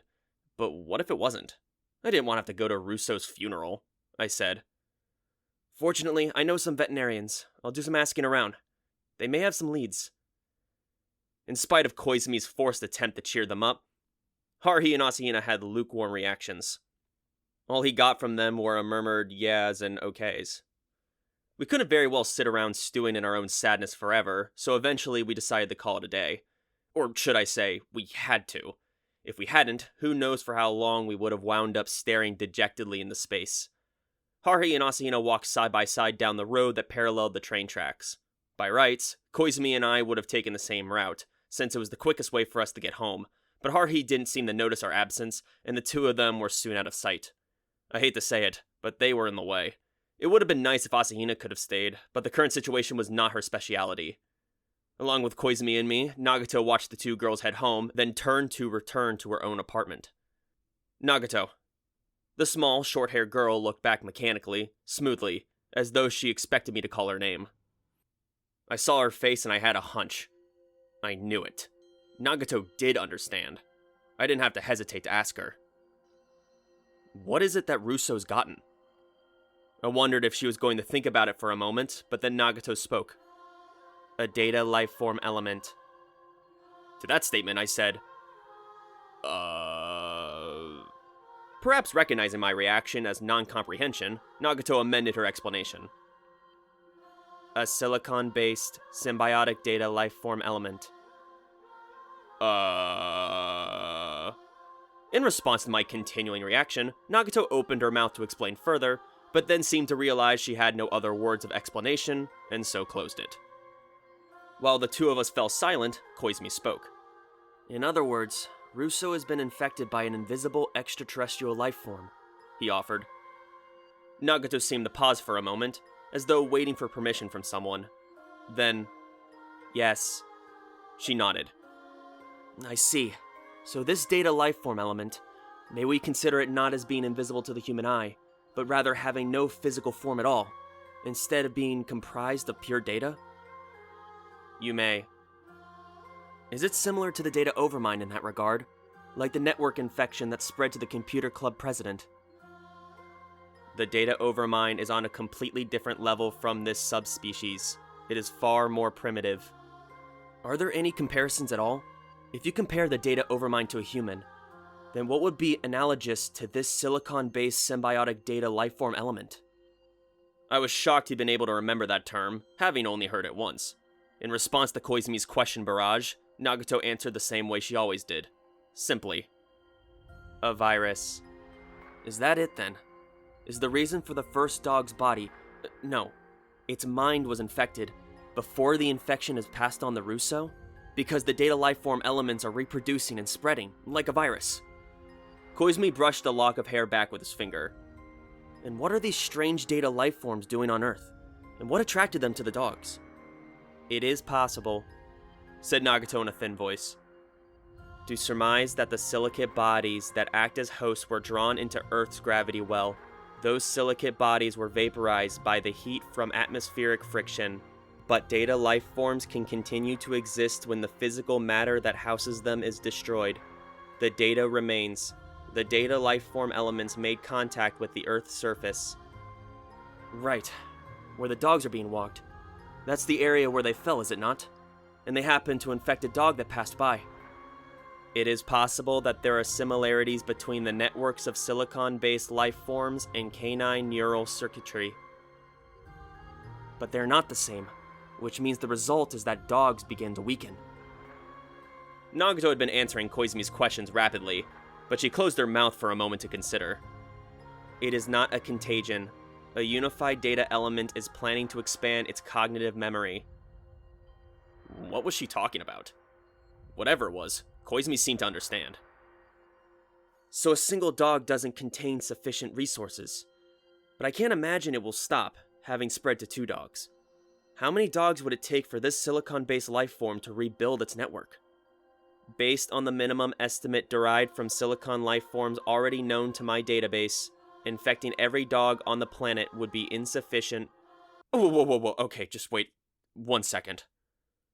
I interrupted, deeply disturbed. I understand that Russo and one other dog have gotten some kind of space virus, and I kinda get that it got here on a meteorite. But what? In space, there are like, how did you put it? Nagato organic life forms, but there's also other life forms, ones not made out of organic matter? Nagato considered her answer for a moment. The answer to that question depends on how you define the concept of life. She looked at me with eyes so clear I thought I might fall into them. If you are referring to entities whose consciousnesses are contained within silicate constructions, such entities exist. She said it like it was no big deal, but hearing something so intense at this particular moment put me in a bad place. She should have told the Project Cyclops extraterrestrial investigators when they were putting together SETI. They would have all done a happy dance and run off to get funding, I bet. And by the way, I said, even though it was a little late to ask, what's this silicon you keep talking about? Unfortunately, I'd never been overly fond of either chemistry class or its teacher. It's the chemical element, silicone, said Koizumi. It's an excellent semiconductor. He directed an interested smile at Nagato. What Nagato is talking about is essentially machine consciousness. It's a level of technology we humans have not yet achieved. She's saying that elsewhere in the universe, there are inorganic, machine entities that have gained consciousness on their own. Or perhaps in all of space, such entities are the norm, and we humans are the exception. Nagato ignored Koizumi and kept looking at me, as though she were entrusting me with the answer to everything. I thought back to the first book I borrowed from Nagato. Guided by the note left on the bookmark in it, I had gone to her house for the first time, where she told me something. Because it was previously assumed that organic life forms, which possess absolute limits on their data accumulation and transmission capabilities, could never develop intelligence. Koizumi unconsciously stroked his chin. Is it possible that these silicone compositions are merely raw matter, and only gain consciousness upon being inhabited by the data elements? Nagato looked up, seeming again as though she were asking someone for permission, then looked back down. Intelligence, she said after a short pause, is determined by the entity's ability to collect data, then independently process that stored data. Nagato was very talkative. No, more talkative than she'd been since the conversation in which she revealed her true nature to me. Maybe the fact that our problem was in her area of expertise made her chattier. The data lifeform element parasites its silicone lifeforms, augmenting their cognitive abilities. Originally, the data lifeform was no more than an isolated clump of information. In order to harvest and process more data, it required physical network circuitry. Each entity benefits the other. But what were these silicone-based lifeforms? Were they so astoundingly lazy and disconnected that they just let themselves fall into Earth's gravity well and burn up in the atmosphere? I asked. Their activities as lifeforms are limited to cognition, said Nagato. They do nothing other than cogitate. Space is vast. The possibility that they will fall into a gravity well is near zero. Thus, they have no will to live, nor self-preservation concepts. What did they think about, just floating around in space? I asked. It is impossible to explain their cognitive framework to an organic life form. Their logical foundations are too different. So communication was impossible, huh? I guess we didn't have to alert NASA then. Making first contact would only end in frustration. Jeez. We'd gone from Sakanaka talking about ghosts to the far reaches of the universe. A leap too far, if you asked me. And given that I could barely understand any of Nagato's hard SF novels, all this talk of intelligence and cognitive capability was totally beyond me. It was hard to know whether it fell into the purview of chemistry, philosophy, or religion. Invisible data life forms and the intelligent balls of silicone that house them. It would have been a lot more understandable just to call them ghosts and be done with it. Wait, I said as something weird occurred to me. That's right. Sakanaka had come to us talking about ghosts. And the ghost was just a soul, right? Do souls exist? This formless data life element, or whatever it was the source of extraterrestrial intelligence. Its former physical body had been destroyed, and its incorporeal part had fallen to Earth. Didn't that make it kind of a ghost? What about humans? We have brains that think, which means there's a consciousness in there somewhere. Are you saying that even though our body is destroyed, our spirit remains? This was a fairly important question. No, there was no fairly about it. Depending on the answer, it can completely change the path of a human life. Nagato did not answer, a queer look passing across her face. I mean, her standard lack of expression was the same as ever, but something about her aura was different, I could tell. Even if nobody else noticed, I could tell. I would soon have known her for an entire year. That was plenty of time to develop a certain amount of insight, and there had been several incidents where it would have been impossible not to learn something about her. Trust me, I'd know. Nagato, she was silent. She was blank. And yet I felt like there was some kind of a look to her. And so long as my perception wasn't indicating zero, it was like she was trying to avoid smiling at her own joke. Then, finally, Nagato's answer came. It was short and sweet. That is classified. There was a loud, exaggerated sigh. I was the source. Classified, huh? Someday I wanted to be able to use that word when somebody asked me a question I didn't want to answer. Maybe I'd try it in class next time a teacher puts me on the spot. I was struck by the deep question of whether Nagato had just cracked the first joke she ever made in her entire life, But that wasn't important. Right now, Russo was the top priority. The problem was what to do about that space virus thing. Okay, we have to do something. Nagato, is it possible? It is possible, said Nagato. You could always count on her. We must gain control of the relevant data lifeform elements and compress them into an archive, halting its activity. However, we will need a biological network to contain the archive data. I didn't really understand, but it sounded like a pain. Couldn't we just wipe it out? I asked. Deletion is not possible. Why not? Permission has not been given. From her boss? Yes. Had they been designated an endangered species in the galaxy or something? It is a beneficial thing. I suppose they were something like lactobacilli or E. coli to us humans then. I'd let Koizumi take over. He seemed amused at something. Can't we stick this thing in some silicone and send it back to space in a rocket or something? Couldn't your agency handle something like that? Koizumi shrugged lightly.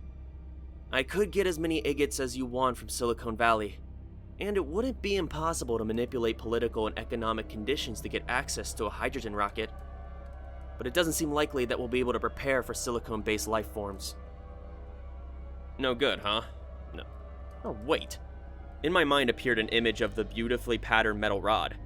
It was a Genroku-era relic that had been excavated from Tsudia's mountain, which the family had put in storage. Had it been prepared for the eventuality we now faced? Was this out-of-place artifact a gift from the past? No, it's not. According to what Tsudiya had said, the metal rod in the picture was composed of a titanium-cesium alloy. If news of it reached the academic world, they'd have something crazier to debate than the location of the Yamatai Kingdom, but it was unrelated to some bone-dry fossilized silicone life form. It was part of some other machine, or was something that had to be sealed away for eternity, or had been left by some time traveler in the future. I never wanted to see it again, if I could avoid it, even if I had been the reason it had been discovered. I was lost in my own musing when Koizumi's voice brought me back around. Fortunately, it does not seem as though haste is necessary. There were several days between the first dog's health failing and Russo's being affected. If we can do something about it today or tomorrow, we should be able to avoid having any other victims. There was a huge difference in the timescales here on Earth compared with the cosmos. I suppose I should be grateful that this virus thing seemed to have stayed on its cosmic time. We'll visit Sakanaka again tomorrow. There's no school, but we should think hard about the reason for our visit. It may not be strange to check in on the dog's health 2 days running, but we're actually going to treat it. And we'll need to do the same thing with Higuchi's dog too. I was only half listening to Koizumi. I didn't care if he couldn't think of a pretext. Nagato was going to be the one doing the actual treatment. Tomorrow then. Sorry, Nagato. We're going to be counting on you. Not unlike the way Haruhi and Asahina had left their hearts at Sakanaka's house, I couldn't stop my own heart from flying out into the cosmos. I was totally spaced out, and as I went to leave, something slowed my exiting body. What the? I looked behind me. Nagato had grabbed my belt and stopped me. I didn't really mind, but she should have raised her voice, or at least tugged on my sleeve or something. Come to think of it, I would have preferred the latter. Her face blank, Nagato moved her lips and spoke. There is something we need. What? A cat. I was totally taken aback. Nagato spoke as if choosing her words carefully. The cat at your house would be ideal. A little while after Koizumi, Nagato, and I had finished strategizing, I made a phone call as I walked home. Haruhi? Yeah, it's me. I want to talk about Russo. She was talking about this on the way back, but it turns out that Nagato once read a book that had a dog with a sickness a lot like Russo's. Yeah, the treatment was in there too. I can't say for sure it'll go well, but... Yeah, I know. It's worth trying, right? Nagato knows how to do it. So tomorrow we're gonna go back to Sakanaka's place and... What? Can't do it. There's stuff to get ready, so we'll meet tomorrow. Just don't rush things. According to Nagato, it's not something that's going to get worse. Yeah. Why don't you go ahead and tell Sakanaka? Oh, and there's another dog, right? Higuchi's dog, Mike or something? We'll need to bring him over too to Sakanaka's place. I'll tell Asahina. Okay, see you tomorrow. Yep, 9 o'clock. Okay. Usual station, got it. The next day, at the station that would any day now turn into a famous sightseeing destination, I arrived 20 minutes early only to discover the rest of the brigade waiting for me. However, only Koizumi and Nagato looked anything like their usual selves. Asahina stood there, unease on her face, while Haruhi looked like someone who'd put all her money into the lottery was now waiting for the numbers to be announced. "You're late." She glared at me with a complicated expression. That day, for once, I wasn't made to treat the rest of the brigade at the cafe as a tardiness punishment. Haruhi just grabbed my arm and started walking towards the ticket machines. "I heard more about it from Koizumi," she said as she bought tickets for all of us. "That Nagato's gonna try some kind of folk remedy for something called Suncat?" Suncat? What was that supposed to be? It sounded like a new kind of fairy from Polynesia or something. "It's the illness we believe Russo has contracted." Having gotten his ticket, Koizumi reached out of the automatic turnstile. He quickly continued, perhaps to stop me from contradicting the story he'd come up with. "When an otherwise active dog suddenly loses all of its energy and acts like a cat sleeping in sunbeam, it indicates a case of this disease. It's an extremely rare affliction, and is not in any veterinary manuals. There's a possibility that it's some sort of neurosis," he said, winking at me. "Or so Nagato has explained it to me. Evidently she learned about it in some old book. Isn't that right?" Nagato, the only one of us still wearing her school uniform, nodded plainly enough to everyone to see. The nod was so awkward that it was painfully obvious they discussed this ahead of time. She looked at the paper supermarket bag that Koizumi held, then regarded the pet carrier I was holding. "Meow," said Shamisen, as if to greet Nagato, scratching at the holes of the box he was in. Haruhi thwacked the cat carrier. "It's so weird you need a cat to treat a disease. Yuki, are you sure this is okay? Can we trust that book?" It was a lot closer to an exorcism than a treatment, but we very couldn't well say that to Haruhi. I was glad for Nagato's policy of silence. She nodded, then, turning her head to regard me, held out both hands. Just when I was wondering what she wanted, since all I had was the cat in the plastic box, she spoke. "The cat," said Nagato, her voice flat. "Give it to me."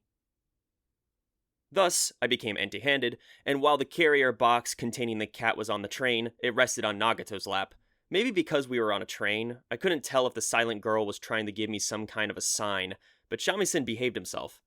Haruhi and Asahina sat on either side of Nagato, and in contrast to their interest in the cat-filled box, I was much more interested in the contents of Koizumi's bag. "Don't worry, I brought suitable tools."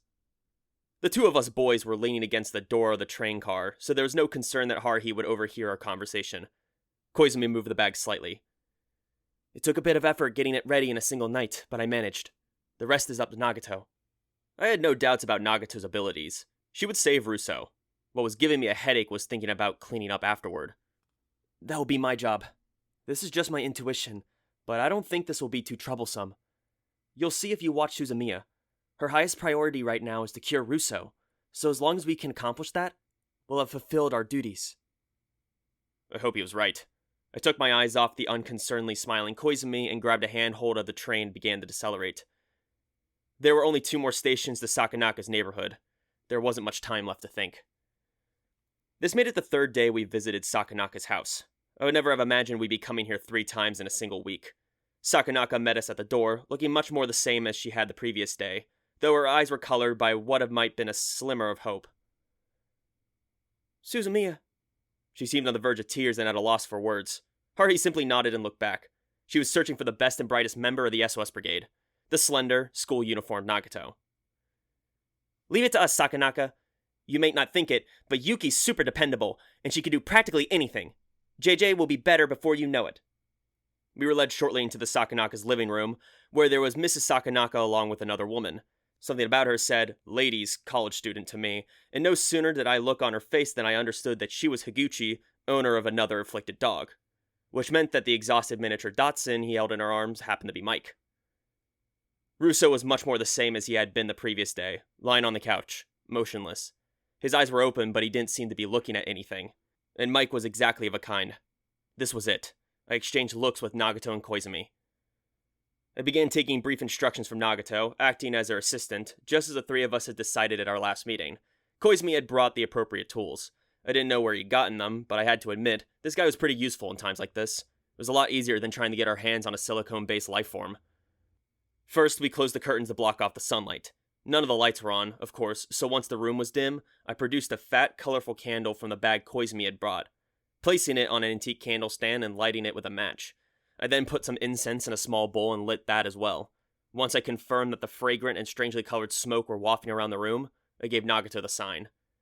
Shamisen hated to be held that way, but somehow the usually grouchy cat offered no resistance as Nagato picked him up. I coughed. "Can I ask you to put your dog next to Russo?"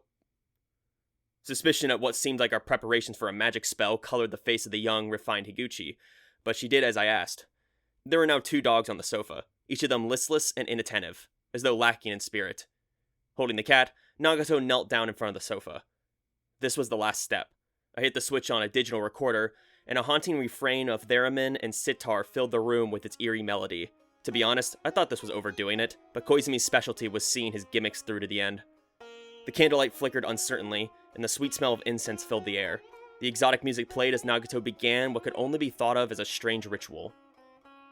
In the dim room, her pale face seemed freeze-dried in its lack of effect. Her hands, just as pale as her face, moved. She placed one hand on Russo's head, petting him, then put the same hand on Shamisen's head. Despite being in an unfamiliar house, and directly facing 2 strange dogs, Shamisen sat impressively still and let her do it. Nagato brought Shamisen face to face with Russo, their noses almost touching. Russo's black eyes moved sluggishly to meet the eyes of the calico cat opposite him. Nagato moved her hands back and forth as if transferring something from Russo to Shamisen, then performed the same process with Mike. Nagato's lips were moving slightly, forming words I couldn't quite make out, but only Koizumi and I seemed to notice this. Finally, Nagato touched Shamisen's small forehead to each dog nose, then stood. Saying nothing, she put Shamisen back in the carrier, then brought it over to me and looked up. "It is finished." Naturally, everyone was dumbfounded. I certainly was, standing there holding the carrier, but Haruhi and Asahina, and especially Sakanaka and Higuchi, were all more stunned. Haruhi's mouth hung open. "What do you mean, it's all finished? That's all? I mean, what was that?" Nagato merely tilted her head and directed her gaze to the 2 dogs, as if to say, "That's what you should be looking at." And there were 2 dogs, unsteady but clear-eyed as they adorably looked out for their owners. Russo! Mike! Sakanaka and Higuchi ran over, arms outstretched. The dogs whined weakly but wagged their tails as they licked their owners' cheeks. A few minutes after the moving scene, which had caused Asahina to start crying out of sheer sympathy, the dingy spellcasting space had been returned to its natural living room state. Russo and Mike were in the kitchen getting a meal from Mrs. Sakanaka, while the 5 of us, along with Sakanaka and Higuchi, sat on a sofa that encircled an expensive-looking table. What Nagato performed was a form of animal therapy. Koizumi's explanation was almost painful to listen to, but between his cheerful smile and pleasant tone, everyone seemed to be buying it. The candle and the incense both had aromatics in them, which dogs are even more sensitive to than humans, thanks to their excellent noses. We chose the music for its relaxing qualities. There had to be a limit to such nonsense, but I suppose all was well, since Russo and Mike had actually recovered. Sakanaka and Higuchi's happiness was total, and Mrs. Sakanaka was very grateful that both her dogs and her daughter's health had been restored, and she baked a mountain of choux à la crème Haruhi loved so much. Sakanaka was even happier than her mother. "This is incredible, Nagato! You knew stuff from even veterinarians didn't know!" "That's our Yuki. She's the SOS Brigade's #1 all-rounder," bragged Haruhi. Nagato was busy devouring the snack. "She's read like a million books, knows all sorts of kind of things, plays the guitar, and she's a great cook too. She's even national level at sports." "Well, it's a good thing that folk cure was in an old book Nagato read," said Sakanaka. Koizumi elegantly sipped his tea, then followed that up. "There are treatments in Chinese medicine whose effectiveness science can't explain. It seems that one can't dismiss folk remedies out of hand," he said. I couldn't help but to think he was laying it on pretty thick. Having served their purpose, the incense and the candles were back in the bag. Shamisen, who'd likewise been used as a tool for this treatment, was in his carrier. I wanted to let him out to wander around a bit, but if he decided to sharpen his claws on any of the house's fine furniture, a simple scolding wasn't going to fix things, so I left him where he was. Ever since Nagato had stepped away, he'd been rattling around in the carrier meowing, but if I left him alone, I figured he'd give up to go to sleep. The truth was that Shamisen was the one who deserved a medal. The other tools had been mere window dressing, though only Nagato, Koizumi, and I knew that little fact. All Nagato had needed to do was freeze the data lifeform element. That was all. She could have frozen it within the first 2 dogs that had contracted the disease. It was the simplest and most direct method, but could also cause problems. Higuchi's little Mike, or Sakanaka's beloved Russo, might reach the end of its natural life, but after he passed away, the frozen dated life form would remain. We couldn't ignore the possibility that it would then escape from its Zen state and go and cause more trouble. So, we decided it would be better to place it in a form we could continuously monitor. Any organic life form would suffice as a host, even Haruhi or me, but Nagato identified shamisen as the one least likely to experience problems. This was a male calico that once in a while gained the ability to speak a human language. I didn't think storing a frozen cosmic life form or two inside him was going to cause him any difficulty, and if there were any problems, I would notice immediately. So that was the plan. As an alternative to the sigh I wanted to heave, I popped a snack into my mouth. While Sakanaka had certainly suffered misfortune, the source of that misfortune had now been transferred into my cat. I wonder if anyone would bother feeling sorry for me. Nagato's apartment did allow pets, so I could leave shamisen there with her, but convincing my sister to agree that it would take no small amount of effort, and I had grown fond of the cat myself. You go right ahead, shamisen. Live long enough to turn into a ghost cat yourself. By the time we were leaving Sakanaka's house, Russo and Mike had gotten so much of their energy back it was unbelievable. This delighted both Asahina and Haruhi, and they each hugged both of the dogs in turn, smiling hugely. Before we left, Mrs. Sakanaka made us take all sorts of goodies. The bag thrust into Nagato's hands was especially large, and it was a good feeling to see the person who deserved the most thanks be treated so well. In the course of chatting, Higuchi, who did attend a ladies' college, also expressed a desire to thank us materially, but Haruhi shut her down. It's fine. We took this case on for free from the beginning. Just getting the whole Mikey here is plenty. My SOS Brigade isn't a for-profit establishment anyway, and we won't need the money or goods to get along. The feeling we get seeing JJ and Mikey healthy is more than enough compensation. Right, Yuki? Nagato said nothing, but nodded minutely. Always maintaining his cool, Koizumi spoke to Sakanaka. If any other dogs fall ill in a similar manner to Russo, please notify us. It is unlikely, but just in case. I will. I'll ask around next time I take Russo on a walk. Sakanaka nodded firmly. We parted ways with our classmate, saying we meet again at school. Haruhi started walking, her spirits high. Behind her, something occurred to me. If Haruhi and Sakanaka happened to be in the same class next year, that would be an extremely good thing. Both on the way to the station and onto the train itself, Haruhi seemed to have forgotten a certain something as she happily talked about the dogs with Asahina. It would make things a lot easier for me if she didn't remember, so I was careful not to say anything foolish. We ended up gradually going our separate ways before arriving at the station where we usually met up. Haruhi, Nagato, and Asahina all got off one stop before there, since it was closer to their homes. And though it was barely afternoon, I was already stuffed with creme, and I also had the cat with me, so I took a pass on going into a restaurant. So the SOS Brigade's day came to an end. Koizumi got off at the same station as me, walking through the same turnstile. He matched my stride, walking alongside me as I headed home. So he lived in this area all along, huh? Now that the boisterous, outgoing ladies of the SOS Brigade had gone their separate ways, I walked alone with the Esper, and the quiet was unnerving. Good work today, said Koizumi. I couldn't help hearing that was a mere pleasantry, I said. Well, the source of the problem was extremely problematic. We had to even enlist Shamisen's help. Still, Nagato certainly has been useful, hasn't she? As I recall, there was a similar problem last year. Kimidori came for us to help, and we had to save the computer club president from the data life form. Doesn't it seem that the clients who have approached us are all connected to Nagato? What are you trying to say? Nagato's membership in the SOS Brigade has become a total necessity. Though that's merely my opinion. I'd venture that you're the one who has more things he wants to say. I wasn't really doing that much thinking. My only thought was to wonder why all these things, the cave cricket, the guy we just dealt with, keep being attracted to Earth, like a magnet attracting iron. What explained that? Come to think of it, Nagato was the same way. But Nagato was only here to watch Haruhi. I stopped dead in my tracks. Haruhi. Was that the answer? Haruhi had created the data explosion that caused the data overmind to send Nagato here, but that had been an active, deliberate response. But the thing that had happened with the computer club's president room, and this weird virus thing falling into the earth in a silicone lump, surely their aim wasn't Haruhi as well. The former had come to Earth millions of years ago, for one thing. If Haruhi were unconsciously reaching back in time and manipulating things, then that meant things had well and truly gotten out of hand. But if Asahina, if time travelers had come to this time period, then that meant I was trying to think about it seriously when Koizumi butted in, his timing so perfect that he must have either heard me muttering to myself or wanted to deliberately interrupt my train of thought. "Do you think it's a coincidence?"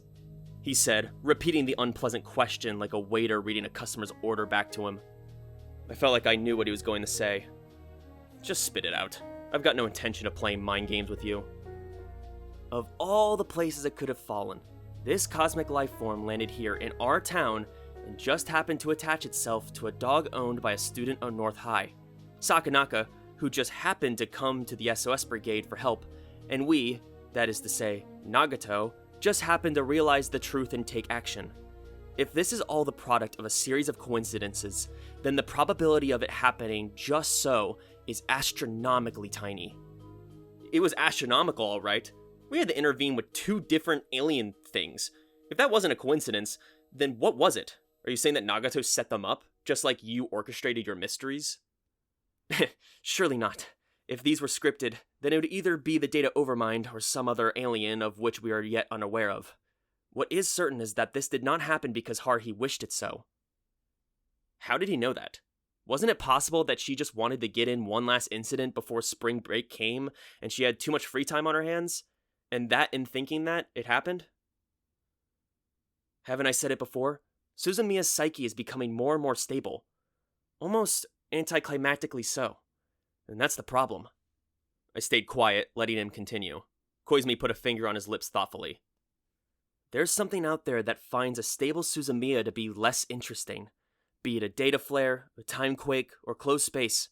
Whatever the form, there's something out there that wants to provoke Suzumiya's inexplicable power into action.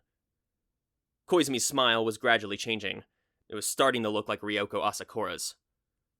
This incident may be only an omen of something else. Like what?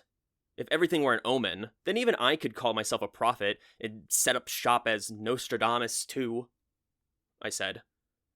Koizumi smiled cynically. The timing of these extraterrestrial visits cannot be explained by coincidence. You must know, these aliens, these intelligences that hide among us, they are not limited to humanoid interfaces to the Data Overmind. I didn't want to do anything dramatic, but I sneered and clicked my tongue. Koizumi sometimes seemed like he wanted to cast things in the worst possible light, but I wasn't having it. If he wanted to call Nagato a humanoid interface, fine. It was the truth. I'm more worried about these other aliens you're hinting at. The agency has a variety of information sources, which keeps me aware of a variety of things. I can't say everything, but, well, yes. Koizumi's smile finally returned to normal mode. I'll leave the other aliens to Nagato. My role is to work against the agency's rival organization. I'll have a feeling they'll be trying something again soon. Likewise, I'll let Asahina do something about the other faction of time travelers. From Koizumi's expression, I could tell that he wasn't serious about that last part, but I was. The only difference was that I wasn't thinking of our Asahina. I was thinking of the other one. No worrying was necessary in the case of Nagato. I was entirely confident that there wasn't a being anywhere whose willpower was greater than hers. And you, Koizumi, if it comes down to it, you'll be running around with me.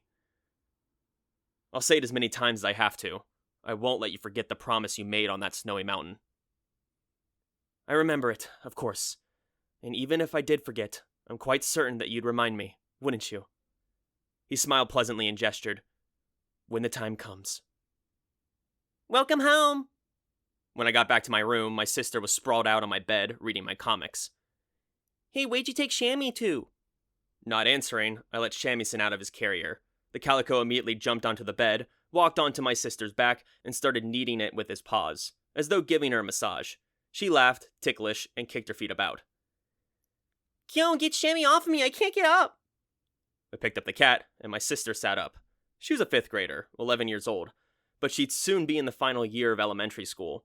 She tossed the comic book aside and started petting Shamisen like crazy, as he curled up on the bed. She sniffed at him. He kind of smells sweet, what is it? I gave her the chocolate la creme Mrs. Sakanaka had given us. Keeping an eye on my sister as she delightedly devoured them, I picked up a hardcover book that was lying on my desk. It had been about a week earlier. I borrowed it from Nagato's bookshelf as a way to cool down as final exams were wrapping up. Got any good books that might fit my mood? I asked Nagato, and after standing stiffly in front of her bookshelf for about 5 minutes, she slowly thrust this at me. I only gotten halfway through it, but it was just a story of a romance between a boy and a girl as they go to high school to college, with no science fiction or any mystery or fantasy elements. Just an ordinary world, and in many ways, both then and now, it suited me just fine. When she grew up, Nagato shouldn't go into arithmotherapy or fortune-telling or veterinary work. She should be a librarian. I flopped down on the bed and started reading as my sister went to the kitchen to look for something to drink. I wonder how much time passed. I had been absorbed in the book, and when I came to, Shamisen was scratching at the door, which was his way of telling me he wanted me to open it and let him out. I normally leave it half open so he can come and go as he pleases, but my sister has closed it when she left. Sticking a bookmark in the book, I opened the door for the cat. Shamisen slunk out into the hallway, pausing to turn and meow at me by way of thanks. But then he kept looking, staring at something behind me. I followed his gaze and looked back. It was the corner of the ceiling. There was nothing. Nothing was there. Shamisen's wide-eyed gaze at the ceiling's corner began, slowly, to move. The object of his stare was now at the exterior wall. It was as though something invisible had been on the ceiling, but had slid across and down the wall. Hey. But Shamisen was only thus occupied for a few seconds.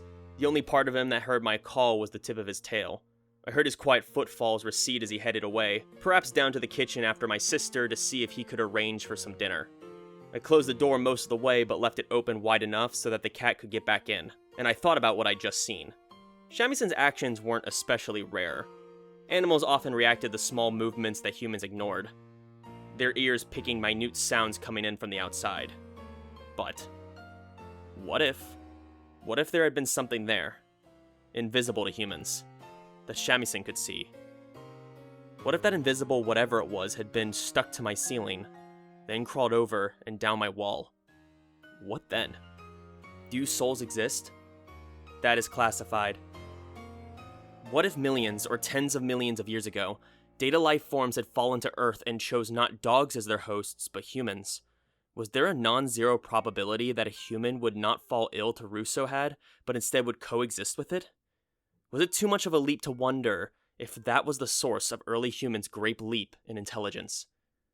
If that were so, then perhaps the organic life forms that so intrigued Nagato's boss could begin to amass knowledge, not on their own, but with the unwitting help of extraterrestrials. It would have been very strange if I'd figured something out that the data overmind had overlooked, but just as the mitochondria had once been independent organisms, what if these spiritual symbiotes had improved the mental capacity of ancient apes, and had passed down to the present day?